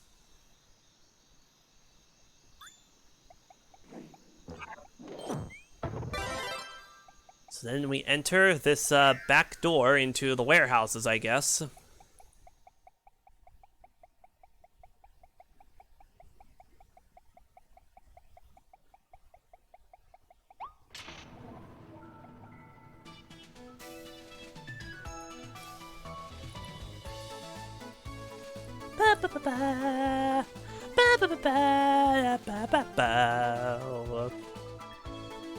So yeah, actually, now's a good time as any to bring this up. So I mentioned before how sometimes the text used in certain areas is like stylized, you know, to like make it look like it was made for a company logo. Well, here we have up there that text actually translates out to Wandaria. And as you can see, you got like the O, it's like a ring of Saturn. You got like one of the symbols, the dot in it is turned into a like a little shooting star. And you know, that again, that's just cool, unnecessary detail that wasn't needed for the game, but you know, they added it anyway, and it's just neat. And as far as I know, this level is meant to be a giant reference to Disneyland's Electric Lights Parade. Which I guess is like a special event that happens at them at night sometimes. I've never actually been to like Disneyland or World or wherever it happens. But I've heard that this music is apparently very accurate to the Electric Lights Parade theme. So you know, that's neat. Now we need to make sure these poor little duckies do not get squished.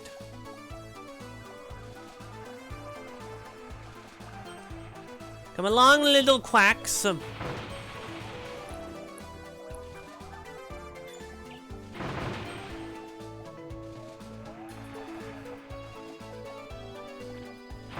Out of the way! Nobody hurts my duckies. Especially not a bunny.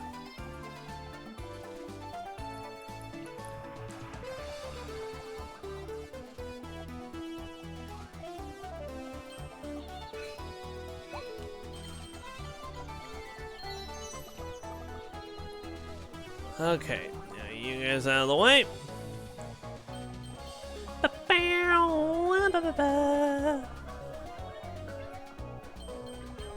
No, so yeah, this. Oh, I love how just glowy this level looks. Oh boy!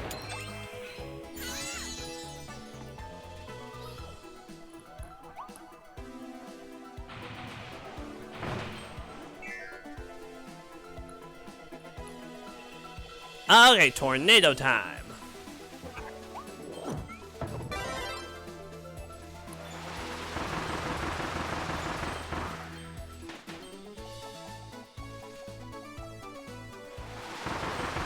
Although, you know, actually, I can't see why some would think of this as rather haunting, considering this is kind of a post-apocalyptic world.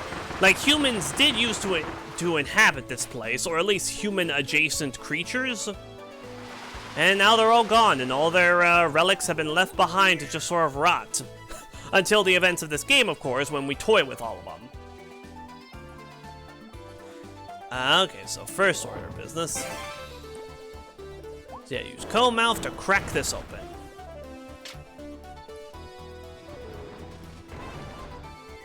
Because yeah, we need to get there in 5 seconds. And once you know it, 5 seconds is nowhere near enough time.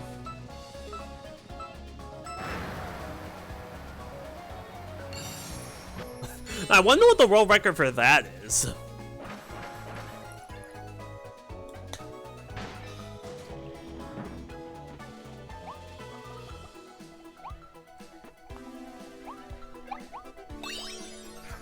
Another figure. Oh yeah, and actually, this is a location for another HAL room. I don't know exactly how you get it, but I do know you need to, yeah, you start the race and then you need to wait for 86 seconds.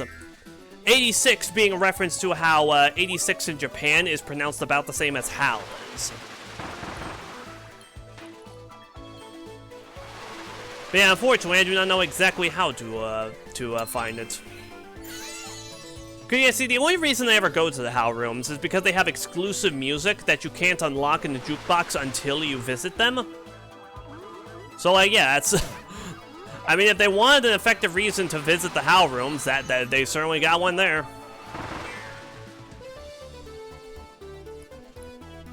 What?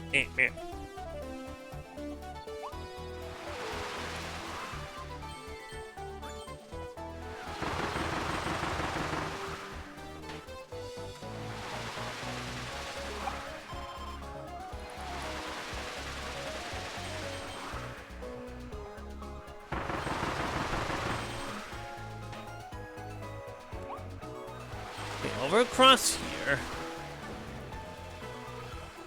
Oh, you think you're so smart. Now, suck on the pipe again. Alright, so now we can actually destroy these parade floats if they get in our path. Oh, right, yeah, we need to blast them with the water, which will send them careening into these steel boxes.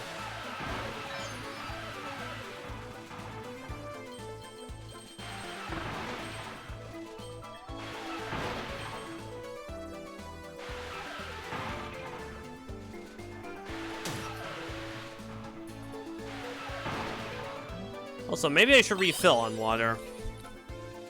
Because I think I'm running low. Oh, wait. Okay, they heard my cries. Because, yeah, see, Kirby games aren't traditionally very hard. They can get hard, especially some of the later stuff. You know, like post-game modes and all that. But they're still just so enjoyable, you know? Just nice and chill. Hey, floor tornado!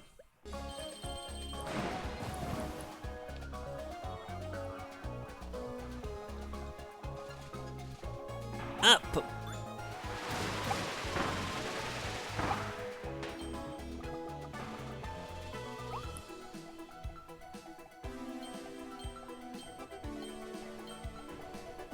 Oh boy.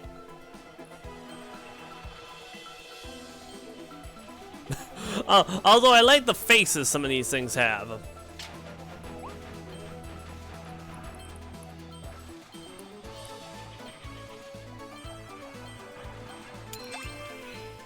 Alright, that's all the hidden Waddle Dees.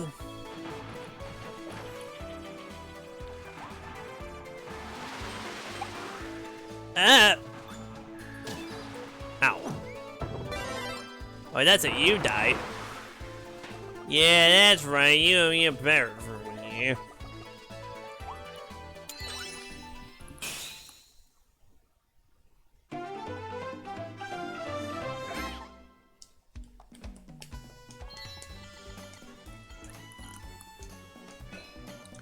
Oh, hey! Oh, okay, clear without stepping on any mud as well. Alright, so that one didn't actually unlock until at the end. Target switch. Water tank. Invincibility candy. Or, well, invincible candy. I don't know, invincibility candy sounds better. If you ask me.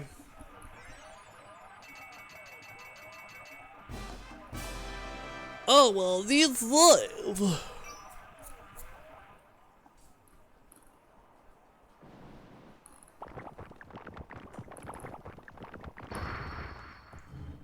Man, you know, actually, those walls are probably really, really weak if they can be destroyed by 21 Waddle Dees. Like, 21's a big number, but Waddle Dees also can't do much of anything.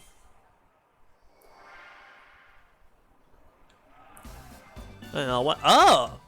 Oh, we can't access this yet because we don't have this ability. Yeah, we just got the blueprint for it. We need to actually, like, create it with the guy. Alright, well, I guess it's straight to danger under the big top, then.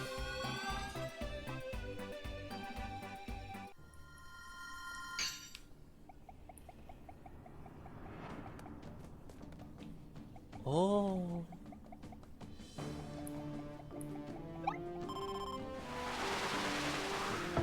You know, I always found that outfit that Clawroline wears to be just really weird. Like, why is she wearing it? What does it communicate about her character? I mean, it's a cool outfit, don't get me wrong. But it makes her look more like a vampire. What?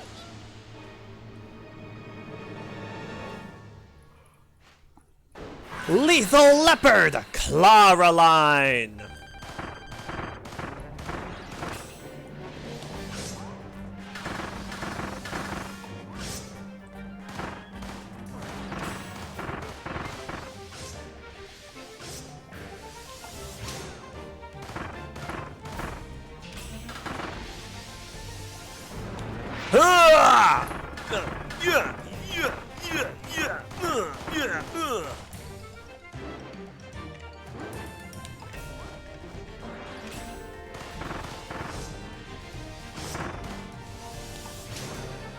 Man, this battle is fun. Really, it's just fun because it lets you use gun. Any battle that lets you use gun is super duper cool. Oh, damn it, I think I took damage. It was only like an extremely light amount of damage, but still damage nonetheless.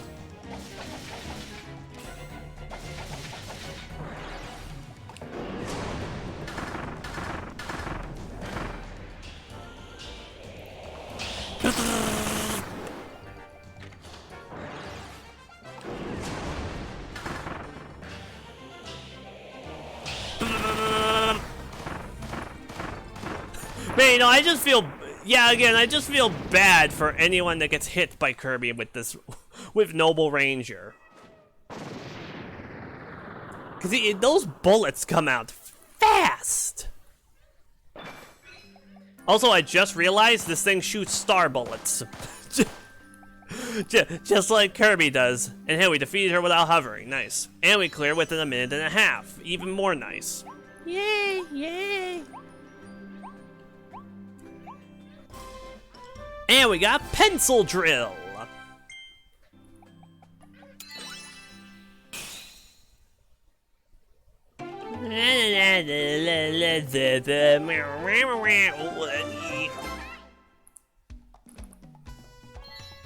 Let's see, hit her with Ranger, defeat without hovering, clear within 130, clear without taking any damage. So yeah, really, I think it's just that I'm trying to fight these things while also worrying about the other missions. But now that I don't need to worry about some of those other missions, beating them without damage should be relatively easy. Oh, but first, back to the town. Hello, D-Town. Oh boy.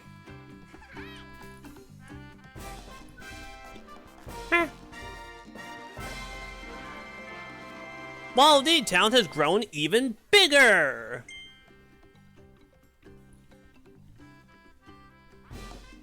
Gotcha Machine Volume 2 is now available. There's an entirely new set of figures to collect. The Coliseum is now open for battle. Fight bosses and rivals you faced in the past to win glorious prizes.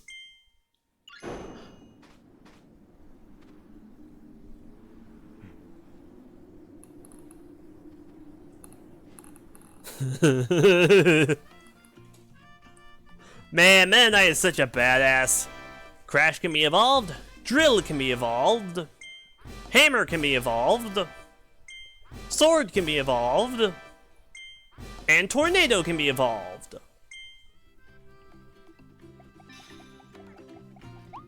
Well, I guess we'll start with the evolutions.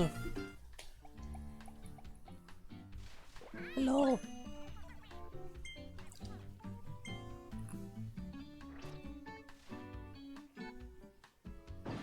Let's see, Sword can become Gigant Sword. Crash can become Time Crash. Hammer can become Toy Hammer. Tornado can become Fluid Tornado. Drill can become Pencil Drill. Okay, so I'm thinking... Yeah, okay, Sword we're gonna save for last, because we are gonna get another of its evolutions after we beat Meta Knight. So let's start with Hammer.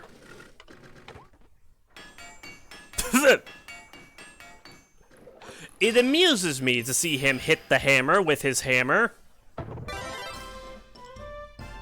I couldn't tell you why, but it does.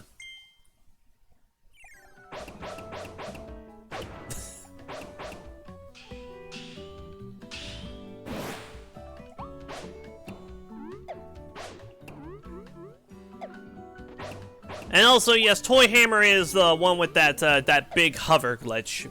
No idea how you can activate it, though. I've never tried it. Anyway, next, Time Crash.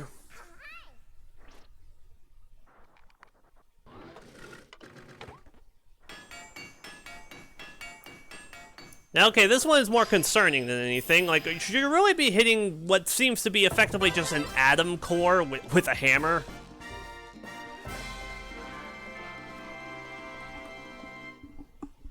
And yeah, so it played that special jingle because there actually is no other upgrades for Crash. Like, Time Crash is as good as it gets, and there's nothing else beyond that.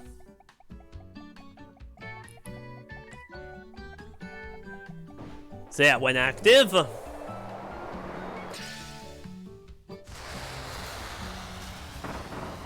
Oh my grub, is that a mother frickin' JoJo reference?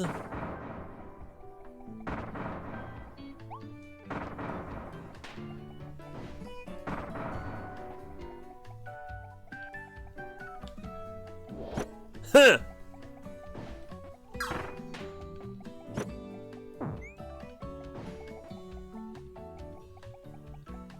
Okay, next, yeah, Tornado.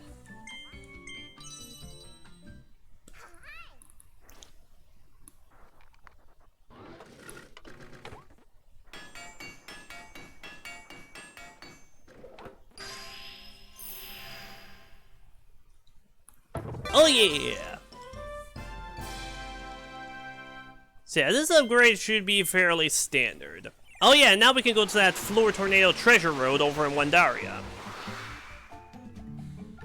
Yeah, it just makes the tornado bigger and stronger, effectively. And now, Pencil Drill.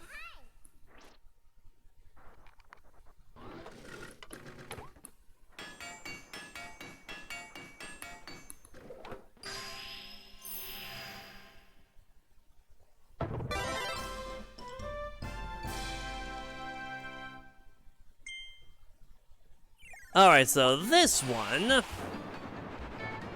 So yeah, obviously a bit more strong. And also, the pencil can be launched out as a projectile. I'll be honest, the arc it flies at is kind of awkward and doesn't really tend to hit things a whole lot, so it's not that much better. But, I mean, you don't know, an extra projectile could be useful. And oh yeah, now we have this entire second level to explore. Okay, 180 Wall Ds to get that one.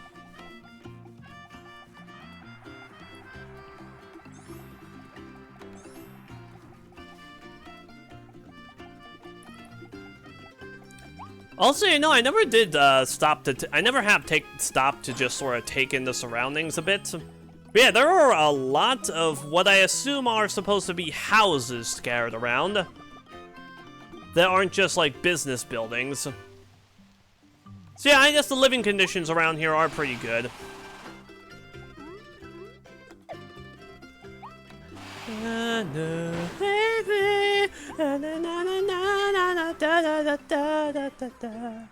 You can enter tournaments here and battle a rush of former bosses. If you make it all the way to the end and come out on top, you'll win a special reward. And that's not all. We seem to have an unexpected warrior using our first tournament as training. all the way from Plant Pop Star, stuck in this new world like us. That's right, it's Meta Knight! Oh hey, Collectathon, happy you can make it. Yeah, that's a very good point, Collectathon. I really, really love how all of this stuff is just, like, scattered around this hub world. It isn't just a menu screen. Like, it's just, oh, it's so good. It's so clean, man. It's, oh, I love it. Love, love, love it. Oh, but yeah, I am having fun with the game, Collectathon. Oh yeah, we just got done with Wandaria, which is, like, the best world in the game. And now we're gonna fight the Knight. Oh, you know, that's actually kind of clever. Fight the Knight. Okay, now first, I would like... Oh, hey, this... Oh!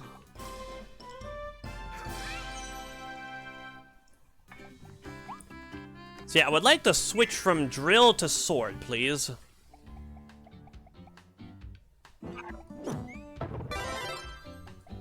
I could upgrade, well, okay, actually I can't upgrade that to Gigant Sword, but I would want to stick with regular sword anyway, so I can do something super duper badass in the Meta Knight fight. Same Meta Knight fight is way funnier than, is way more fun than it should be.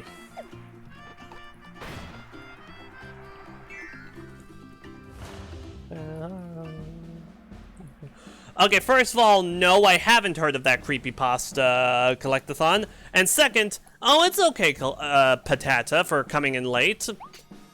Yeah, man, I'm just happy that you're here. Cause yeah, you get to watch this super cool arena.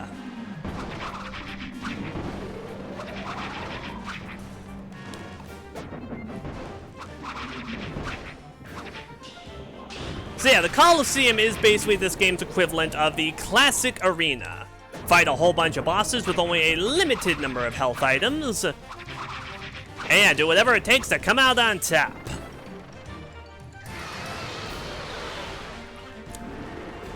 Hang on to something, folks. Kirby's foe is going to go all out. What's also really funny is that the commentator will also pop in and just, you know, commentate over the matches. And he gets some pretty funny, supplementary dialogue. But yeah, this first batch of boss fights should not be much of an issue at all. Because yeah, there's 3 different Coliseum challenges. There's the Meta Knight Cup, the Ultimate Cup, and the Ultimate Cup Z.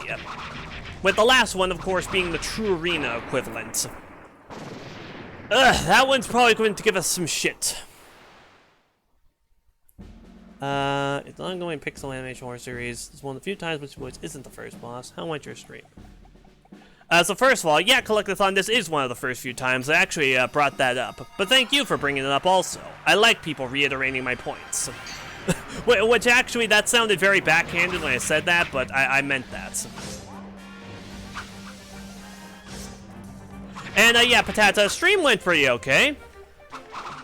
We got to play Kirby in the Forgotten Land, which is basically the closest we can get to being in heaven. Just, yeah, love this game. Love it to pieces. It is so good. It is so cool. It is just, it's Kirby in the Forgotten Land. Oh, damn it. I thought I dodged that. I swear I hit the control stick.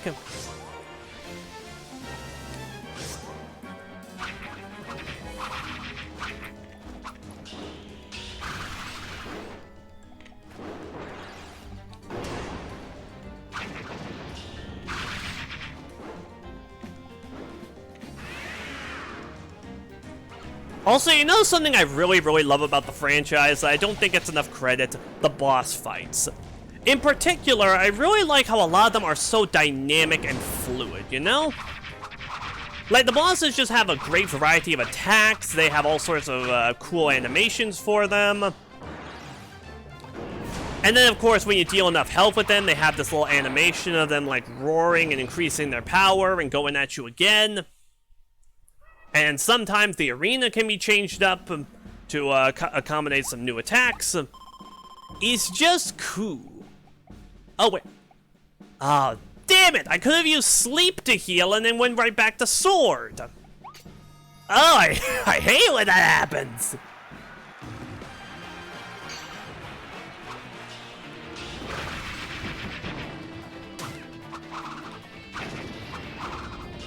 Also, wow, that spin attack destroyed his health meter.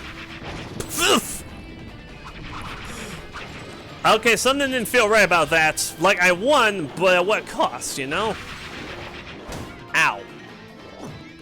Give that back.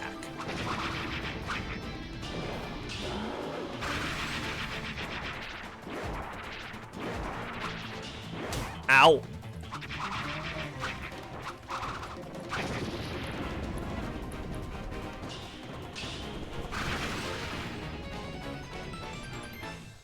Also, I just realized the spin attack actually leaves, like, skid marks on the ground. Now, yeah, see those darkened circles right there?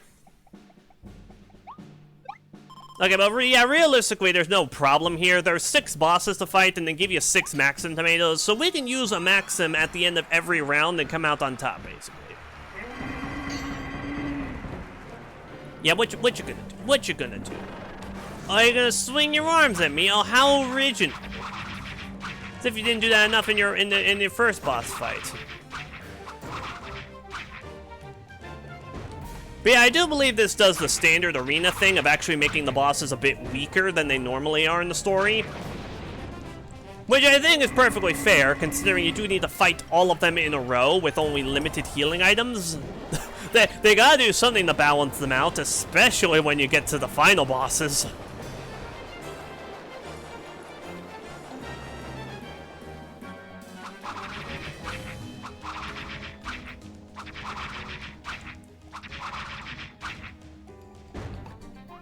Ow.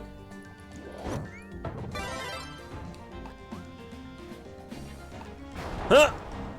There we go. Oh, I love the dodge roll, especially when you get good at doing it at the last second and can just slow-mo dodge around everything. On the bosses, because they're either focusing on the ones that involve bosses. I mean, yeah, that's a fair point.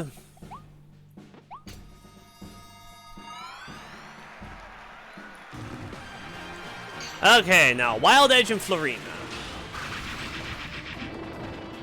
Ow. Not sure why I thought that would not hit.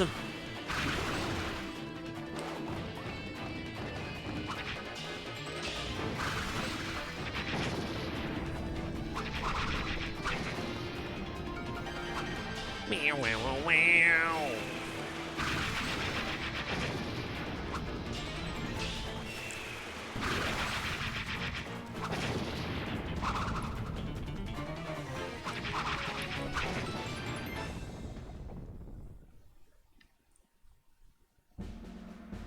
Okay, final battle time! And we got some extra star coins for our treble. How very nice of them. Oh, very good. I tell you, I was so hyped for this. First time I played this.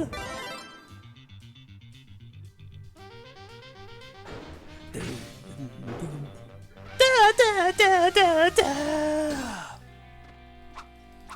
The Lone Swordsman, Meta Knight! Finally, the last battle! Which warrior will the goddess of victory smile upon today? See, Meta Knight in this game is rather easy, but you know what? It's still cool to fight him, and oh, the music! Sword of the Surviving Guardian may actually be like the best Meta Knight theme in the entire franchise. Like, oh, it's just, ah!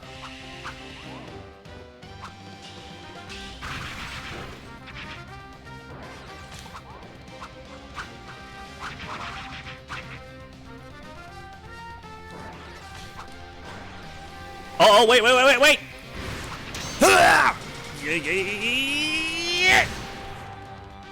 So yeah, if you go in here with just like regular sword and you do that, you can take Meta Knight Sword to get the Meta Knight Sword ability. And Meta Knight then shows up using his original sword from Kirby's Adventure. Like his original Master Sword from before he had Galaxia. And that is just so cool! That is just the coolest shit!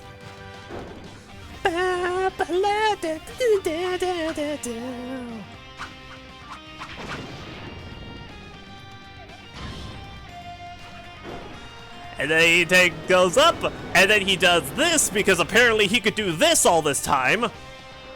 Although actually, to be fair, this is kind of like one of his attacks from Star Allies.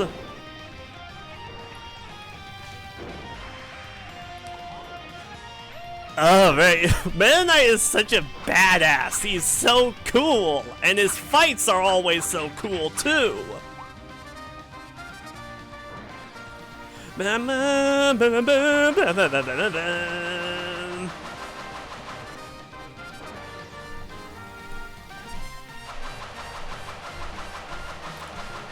Oh, this song is so good!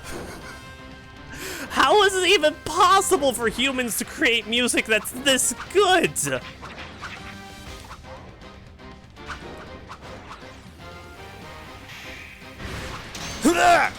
Again!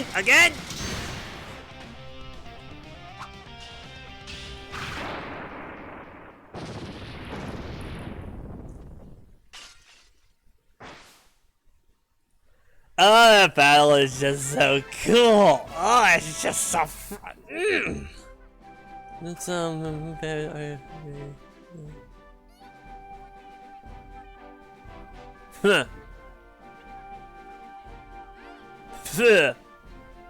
Yeah, Potato, I can agree. Meta Knight is just, oh, he's so badass. And you know what's also very fun is that he's badass, but they also try to put him in like slightly more dorky scenarios. You know, like he actually has a sweet tooth and really likes sweets, and like a handful of Kirby Cafe items are stated to be like stuff that he enjoys. And then there's also in Kirby's Return to Dreamland where he also gets his own like life preserver with like little bats on it.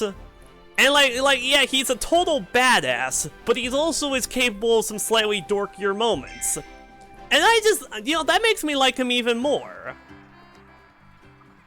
You know, it's just sweet.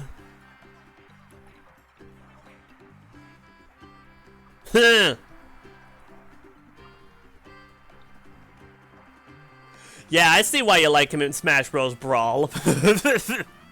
Because that way you can just decimate everybody. Which, I mean, to be fair, that's a valid reason to like him, I think.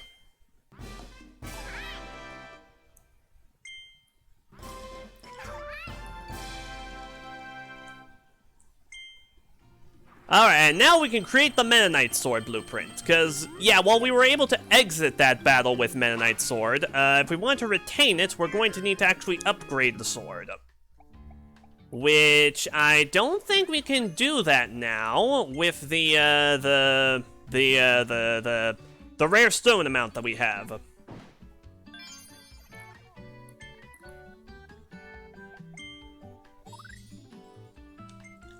Damn it, one off.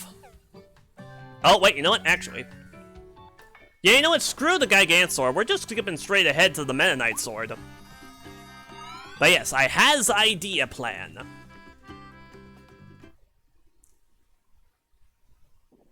Okay, here's the world we're going to be doing in the, well, okay, Saturday stream, rather. Winter Hordes.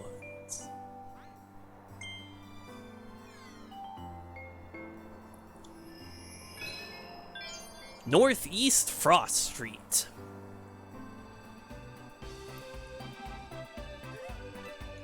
Okay, here we go. We weren't able to do this because we hadn't gotten this tornado ability yet.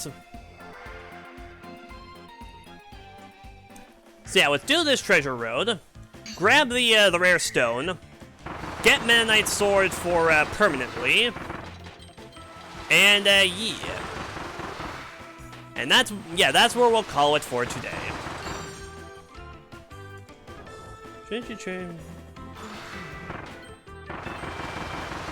Oh yeah, you know, Potato, I probably should change my current goal from yeah, like 50 to 100, because I do think that would be the next goal for us. Although I'll level with you, I don't really know what I should make the, like, incentive for reaching that goal.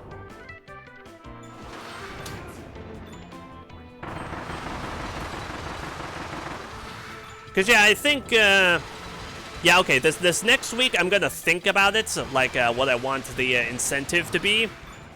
Cause like if I'm gonna ask people to follow, I'm going to like offer some sort of incentive for them to follow. You know, I want there to be a because in this sentence. You know, I want you to follow because then I will stream myself breaking each of my fingers. That's a very horrible thing to want to stream, but you know, example and all that. But yeah, let's see. Current goals.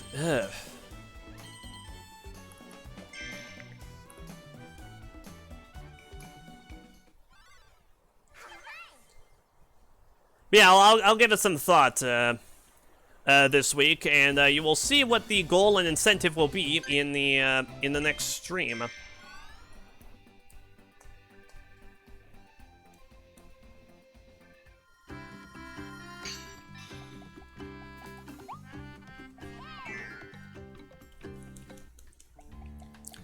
Alright, now, I repeat, screw Gigant's Sword, we're going straight to Meta Knight. On a side note, don't worry about Gigant's Sword, we will have an opportunity to use it in the future, because I do believe that every single copy ability and evolution of every copy ability does get a treasure road dedicated to them. So we will find a Gigant's Sword treasure road at some point.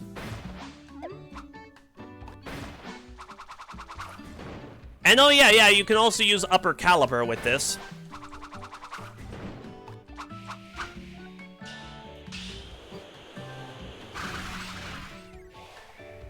And I love the little ethereal bats it spawns. Ugh. Oh, it's so cool. Oh, and also, you know, Kirby's little Meta Knight cosplay is also just adorable. How he's got like the two little bat wings attached to the mask visor. Or to the little headband thing. So cute.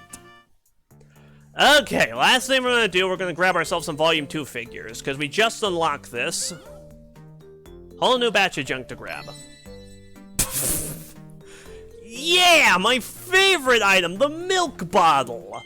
Like, where would this game be without a milk bottle, you know? It's the linchpin of all the quality, right? Am I right or am I right? Balloon Meister. Balloon Meister loves to do tricks. No one knows where he learned them. Perhaps it's hereditary? Whatever it is, the tricks are fun. Just don't let the ball touch you. Try to inhale it instead to get the bomb ability. Hey wait, where did I get that ball? Well, okay, it is an explosive, so I guess that's a valid question. Surprise alien board.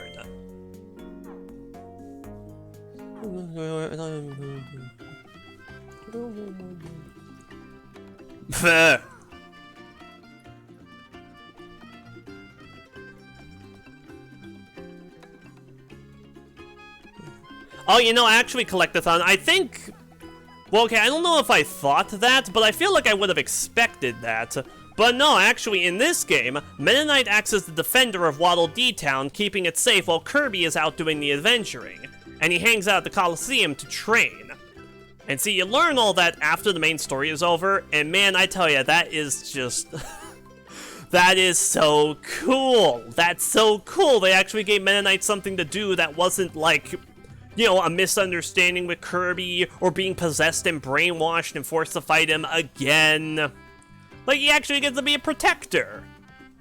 Oh, yeah, I just thought. What if they had a bonus mode in this game, where you play as Meta Knight, and you have to defend the town from the Beast Pack? It could be kind of like the Night Expeditions in Pikmin 4, where you have to defend the buildings before they get destroyed.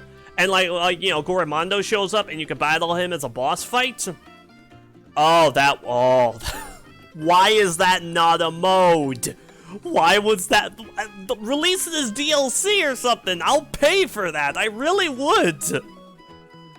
Oh, that is so cool. That is so cool.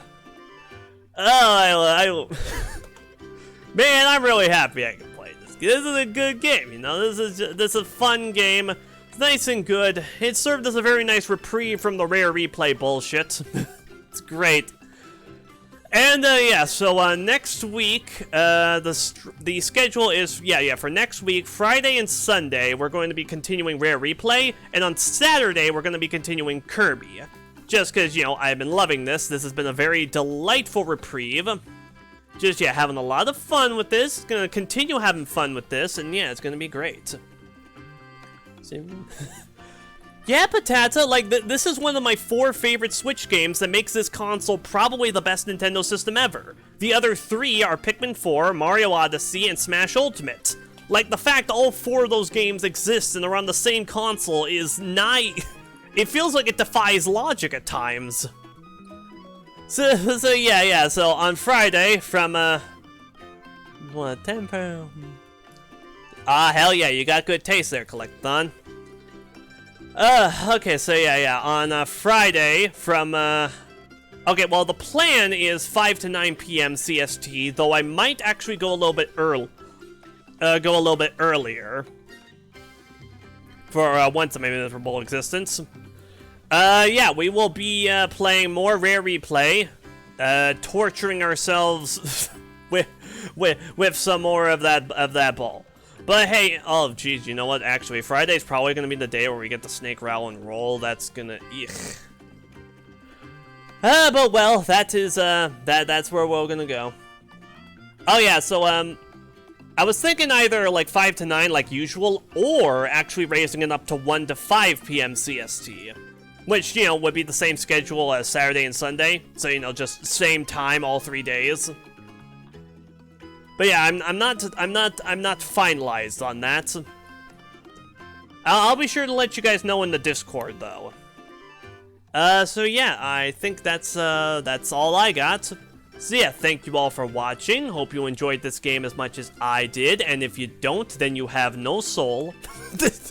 Okay, that's not true. Thank you all very much for watching. Hope you have a very nice rest of your day, and I will see you all in the next stream. Goodbye, and yeah.